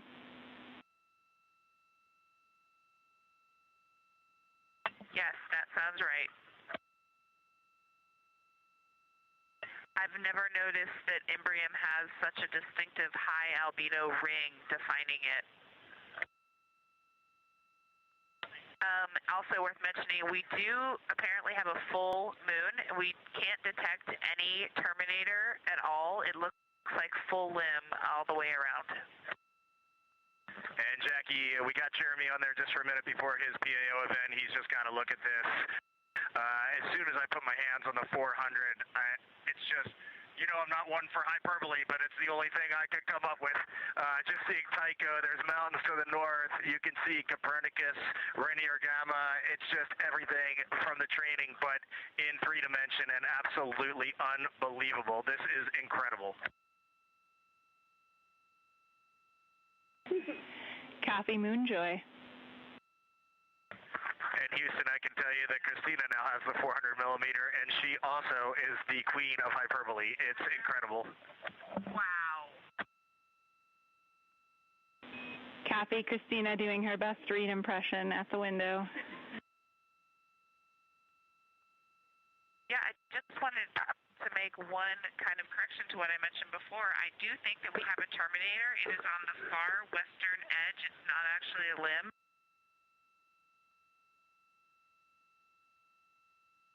On the terminator all along what it's basically almost in the same places where you would imagine the limb to be, but it's very high albedo as you would expect from the far side, and you can see the topography all along the terminator. It's awesome.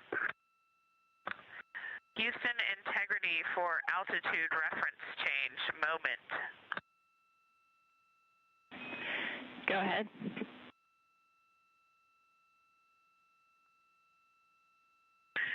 Jackie, with that incredible viewing behind us of our destination in the near term, we hereby change our DU PFD altitude reference from Earth to Moon. We are currently 76,362 nautical miles from the Moon. And from Earth, we had been 168,000 nautical miles. Houston, copies.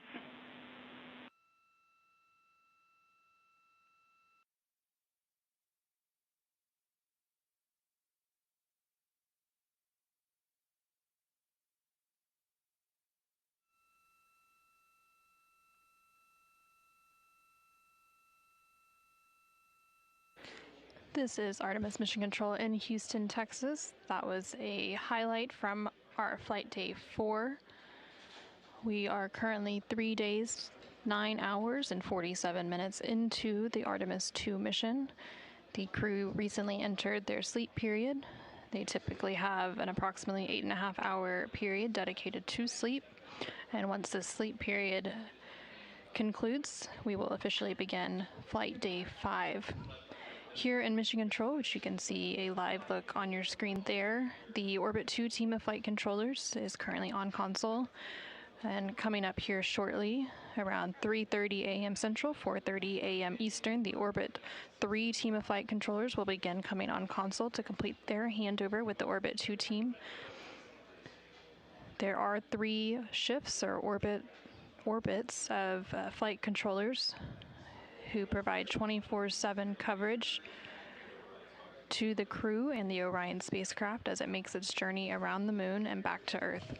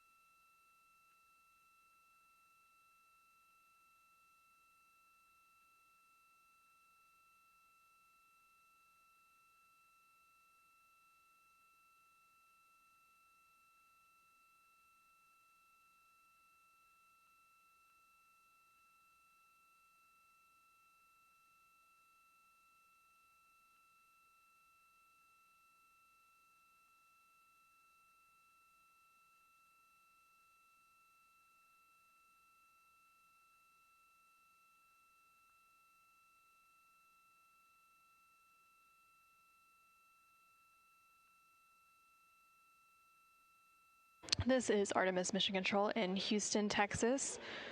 The Orbit 3 team of flight controllers is currently making their way on console and completing their handover with their Orbit 2 counterparts. The Orbit 3 team of flight controllers this evening will be led by Flight Director Brandon Lloyd. The Flight Day 4 for the Artemis mission is coming to a close as the crew is in their sleep period currently. They're scheduled to wake up in about 7 hours from now. We are about 3 days, 10 hours, and 24 minutes into the Artemis II mission following a launch on April 1st at 5:35 p.m. Central, 6:35 p.m. Eastern Time.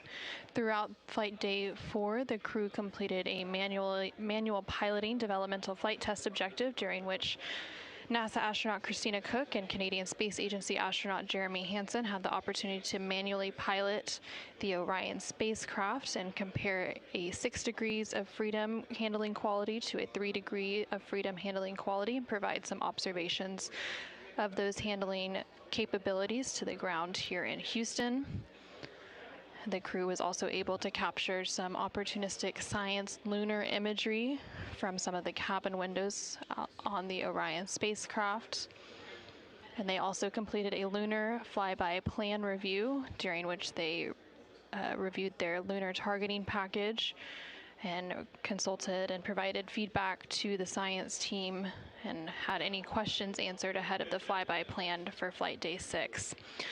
Now, as the Orbit 3 team of flight controllers is coming on console, I will also be handing over our live continuous coverage of the Artemis II mission to my colleague Nilofer Ramji, who will continue providing updates of Orion and its crew over the next several hours.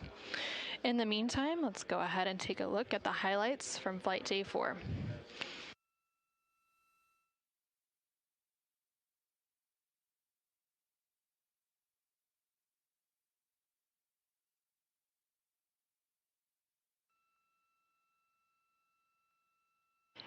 This is Mission Control Houston from inside the Artemis Flight Control Room here at the Johnson Space Center. We are at a mission elapsed time of 2 days, 17 hours, 58 minutes, and counting. The Orbit 3 team of flight controllers is currently on shift in mission control, and we are gearing up for crew wake at a mission elapsed time of 2 days, 18 hours, as well as a handover to our Orbit 1 team of flight controllers. The Orion spacecraft is currently 168,000 miles and counting away from Earth and 110,000 miles away from the Moon. While the crew has been asleep, we have received some downlinked images from Integrity, so let's take a look at them. Here we can see Commander Reid Wiseman through Orion's window. We can see him looking out, watching the Earth grow smaller. And we're all reminded that every single giant leap begins with leaving something familiar behind. Let's go over to our next image. And there we have Mission Specialist Christina Koch looking at our blue marble that's giving us some perspective on humanity's innate need to explore. Very inspirational photos coming down from the crew while we wait for them to wake up in just under a minute from now. For now, this is Mission Control Houston. Good morning. There's a couple items I did want to talk with you before we got too much of the day going, so if you had a couple minutes, I had a few big picture words.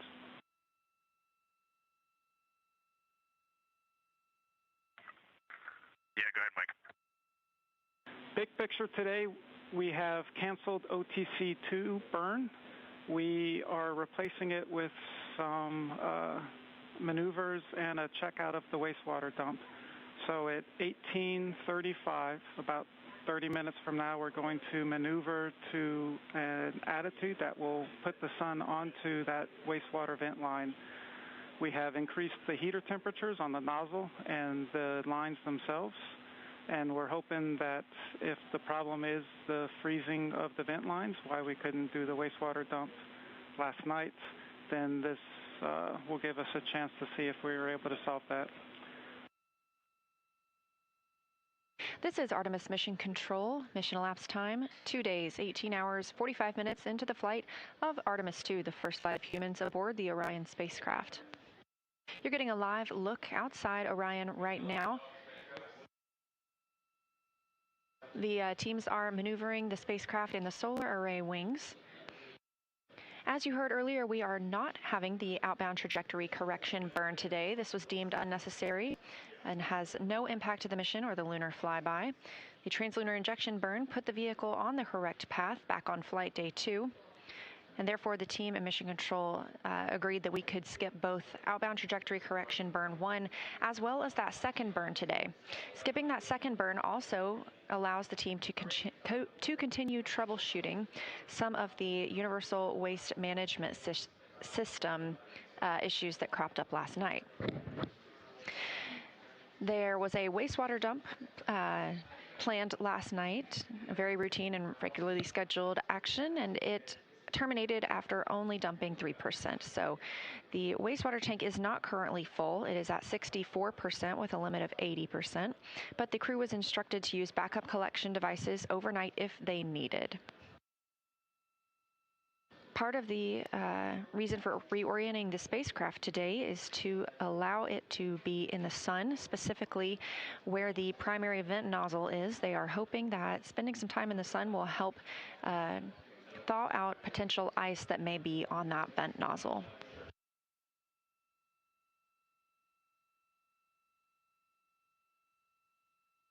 Meanwhile, inside the Orion spacecraft, our crew just woke up. That wake up coming at 11:35 a.m. Central Time.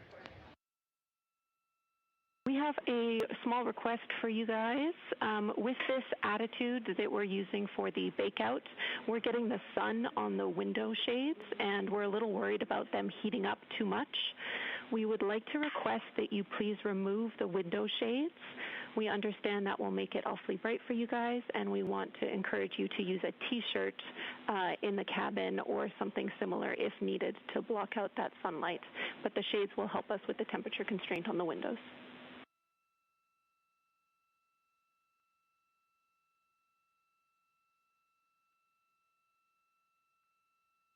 Okay, so we have our makeshift t-shirt on window 1. Is that one okay to stay up then based on what you said? And we'll take off the window 2 shade. The other ones are already off. Okay, yep. That sounds great. Thanks, Jeff. Huntsville, integrity for Avatar.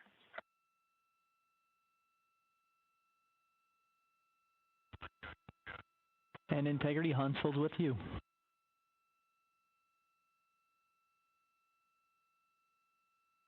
Yes, good integrity morning. I think it's an afternoon for you. Avatar lights to report. All lights are on, ON, except for 1515. Okay, we copy. Same status as yesterday. All lights on, ON, except for 15. You recently heard a call from NASA astronaut Christina Koch, mission specialist on the Artemis II flight, down to the Mission Control Center at Marshall. This was to the Payload Operations Director, who leads science execution for the Avatar payload, which is specifically what she was referencing. Avatar stands for a Virtual Astronaut Tissue Analog Response. This is part of our strategy to get a holistic understanding of how the deep space environment affects humans. So this is organ-on-a-chip technology.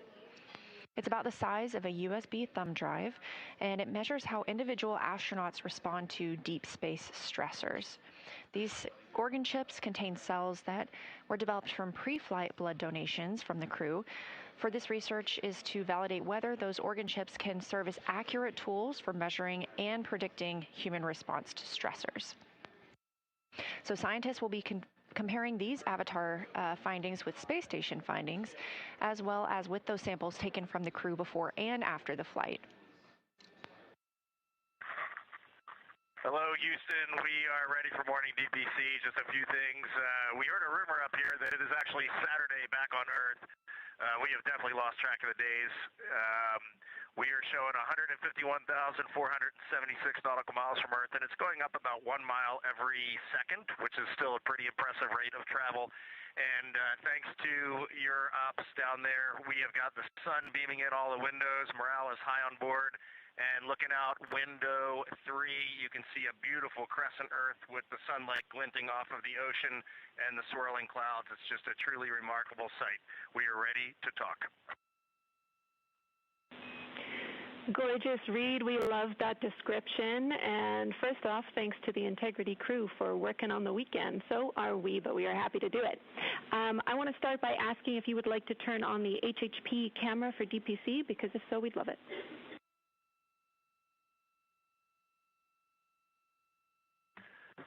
Yeah, we will work on that right now. It might just take us a minute, and I'll try to start routing the video. This is Artemis Mission Control. You're getting a live look inside the Orion spacecraft, named Integrity by the Artemis II crew. They are setting up for a public affairs event. Today they'll be speaking with NBC and CBS.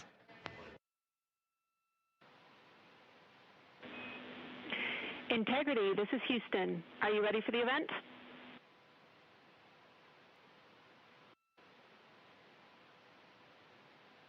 Houston, from inside Integrity, we are ready for the event.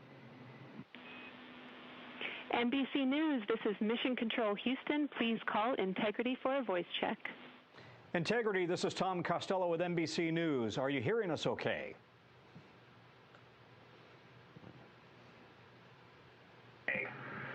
Hey, Tom, it's great to hear your voice all the way up here, 155,000 nautical miles from Earth. How are you doing? I'm well. Congratulations on your mission so far. I'm told this is the farthest interview ever conducted in history, and I'm wondering, how does it feel right now to be in a place that nobody has been since 1972?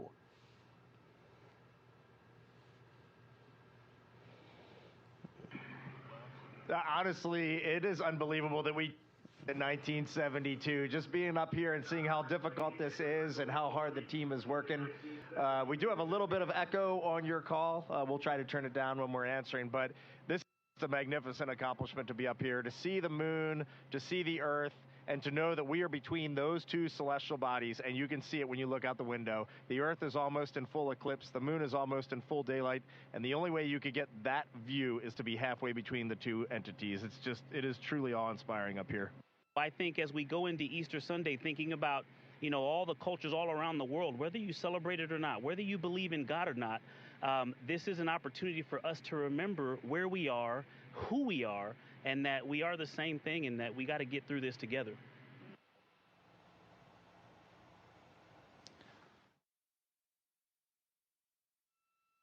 This is Artemis Mission Control at Johnson Space Center in Houston, Texas. We have now reached exactly 3 days since the launch of Orion.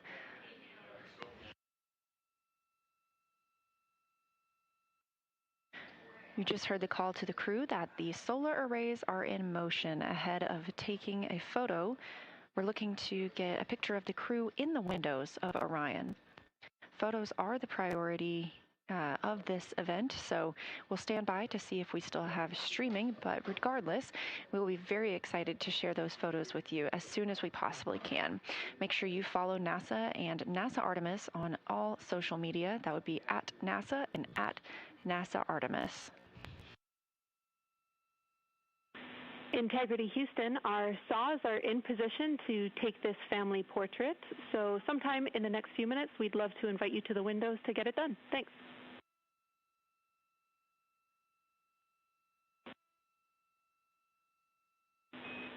All right, everybody, we're taking the picture, so say cheese and stay still for about 30 seconds while we perform this photography bracket from the saws.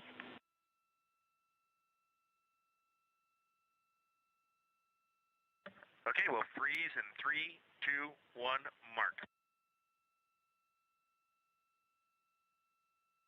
The Integrated Communications Officer, or INCO, is helping take this picture of the crew aboard the Orion spacecraft, now all smiling in the windows of the place they've called home.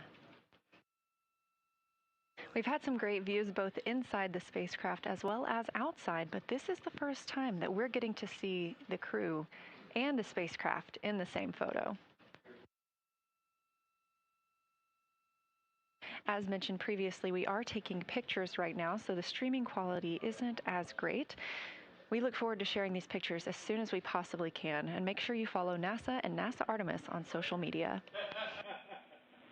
It's taken a little longer than we thought. Thanks for holding. All right, everybody can relax. That was great. Thank you so much. We all look forward to getting your Christmas card come December. Thanks. On your screen, a live view of the Orion spacecraft looking at the moon, our destination, now 96,575 miles away.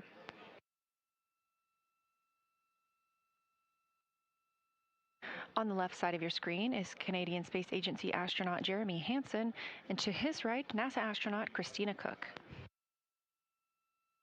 During this demonstration, the crew will be able to manually pilot Orion once again and test its 6 degree of freedom and 3 degree of freedom. If you look closely in the background, you can see NASA astronaut and pilot Victor Glover filming part of this demonstration. All right, and just giving you some handling qualities here for the yaw. Everything was nominal. I noted that with this orb mount, it does have some play in it as we knew, and so just applying some downward force to try and make sure you don't get coupling is required, but that's fine, that's workable. And then we had a little bit of coupling and roll, both in the same direction on that one. So we had about 4 degrees of roll through the 20 degrees of yaw. Copy all.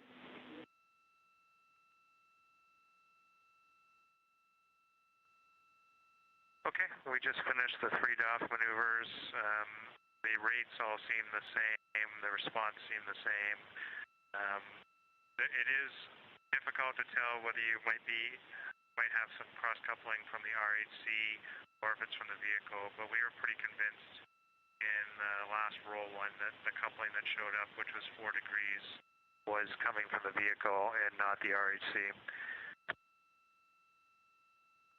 So the vehicle overshot by 7 degrees once it was released from the yaw left, and then it built up very slowly, built up a rate, and it looks like it's trying to take it back to where the RHC was released, but it's overshooting again.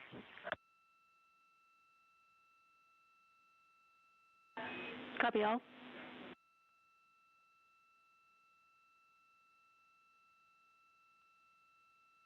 And Jenny, we are going to switch pilots now. This will be myself in the seat and making comments. Copy. We're following the swap. Thank you. And currently on your screen, you can see CSA astronaut Jeremy Hansen and NASA astronaut Christina Koch swapping places as they continue through the manual piloting developmental flight test objective. Again, they are performing several different attitude maneuvers to compare 6 degrees of freedom and 3 degrees of freedom attitude control on the spacecraft. 6 degrees of freedom refers to the 6 ways that a spacecraft moves. There are 3 translational degrees of freedom, forward, backward, up and down, and left and right, and 3 rotational degrees of freedom, which are roll, pitch, and yaw. Okay, I'm going to make a comment on the pitch up. There was some roll there. I tried a different technique where I actually kind of held the orb mount at the high end of its play rather than pressing down at the low end since I was pitching up. But I think that actually made it a little bit harder to keep the roll coupling out. So for pitch down, I'll go ahead and hold it at the bottom of its play.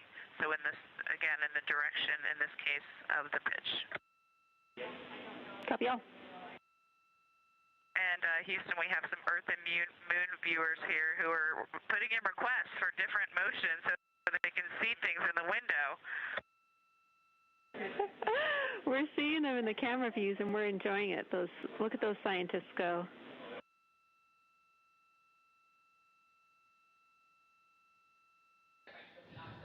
Not too long ago, they did surpass the 2/3 mark as they continue to close in on the moon, and they are expected to make that closest approach and their lunar flyby on flight day 6 coming up on April 6th.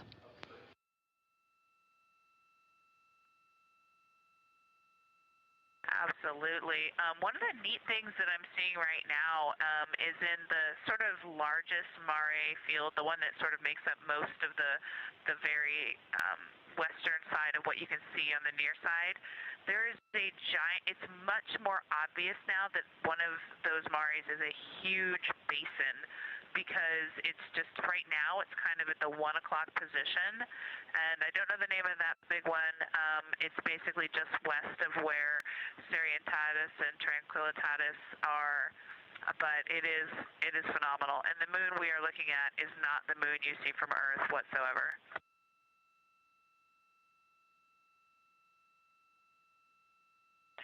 And Victor is absolutely mesmerized by Oriental through the 400 lens. He says that not only in Oriental, but all around the basin, you can actually see the terrain. It's not an albedo change. It's not shadows. You can actually just tell that they are terrain features of the multi-ringed crater there. Christina, we copied all of Victor's Oriental observations. That sounds amazing. And we think, based on your description of the basin that you saw, that is Imbrium.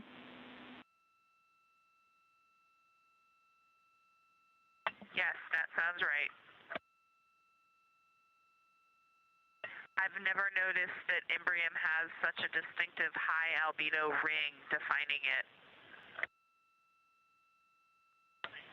Also worth mentioning, we do apparently have a full moon. We can't detect any terminator at all. It looks like full limb all the way around. And Jackie, we got Jeremy on there just for a minute before his PAO event. He's just got to look at this.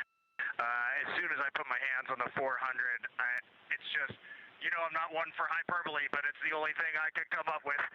Just seeing Tycho, there's mountains to the north. You can see Copernicus, Rainier Gamma. It's just everything from the training, but in 3 dimension, and absolutely unbelievable. This is incredible. Kathy Moonjoy.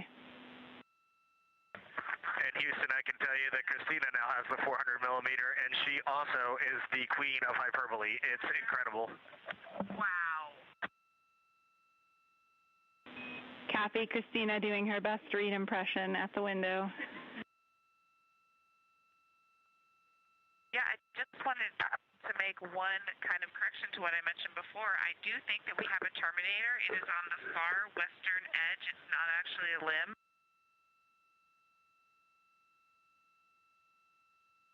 On the terminator all along what it's basically almost in the same places where you would imagine the limb to be, but it's very high albedo as you would expect from the far side, and you can see the topography all along the terminator. It's awesome. Houston, integrity for altitude reference change moment. Go ahead.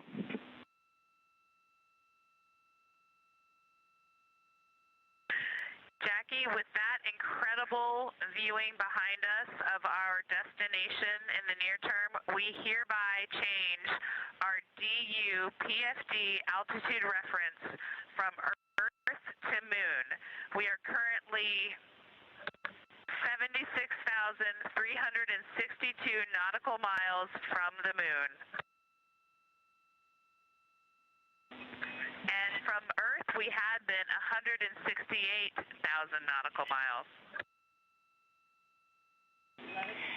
Houston, copies.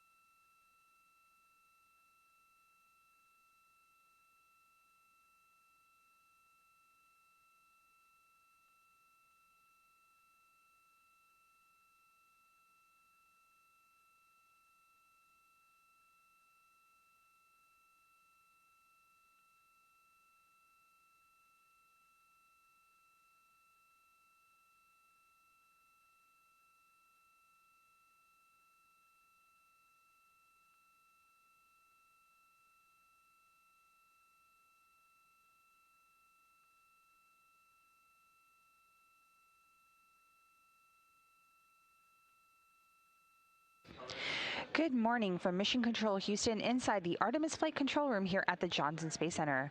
We are at a mission elapsed time of 3 days, 10 hours, 55 minutes, 27 seconds, and counting of the Artemis II mission. I'm Nilofer Ramji with NASA Communications. The Orbit 3 team of flight controllers recently came on console and have completed their handover with the Orbit 2 team who just completed their shift. The Orion spacecraft is currently 203,000 miles and counting away from Earth and just 77,000 miles and counting away from the Moon. The Artemis II astronauts are currently asleep aboard the Orion spacecraft named Integrity. They began their sleep shift at around a mission elapsed time of 3 days, 8 hours, and 45 minutes, and it will last until a mission elapsed time of 3 days, 17 hours, and 15 minutes. The Artemis II crew had another busy day as they make their way closer to the Moon. The team here on the ground worked to support the crew and continue to learn about how future crews will live and work in Orion on future Artemis missions. As the crew went to sleep tonight, they were about 173,000 miles away from Earth and 71,000 miles away from the Moon. For now, this is Mission Control Houston.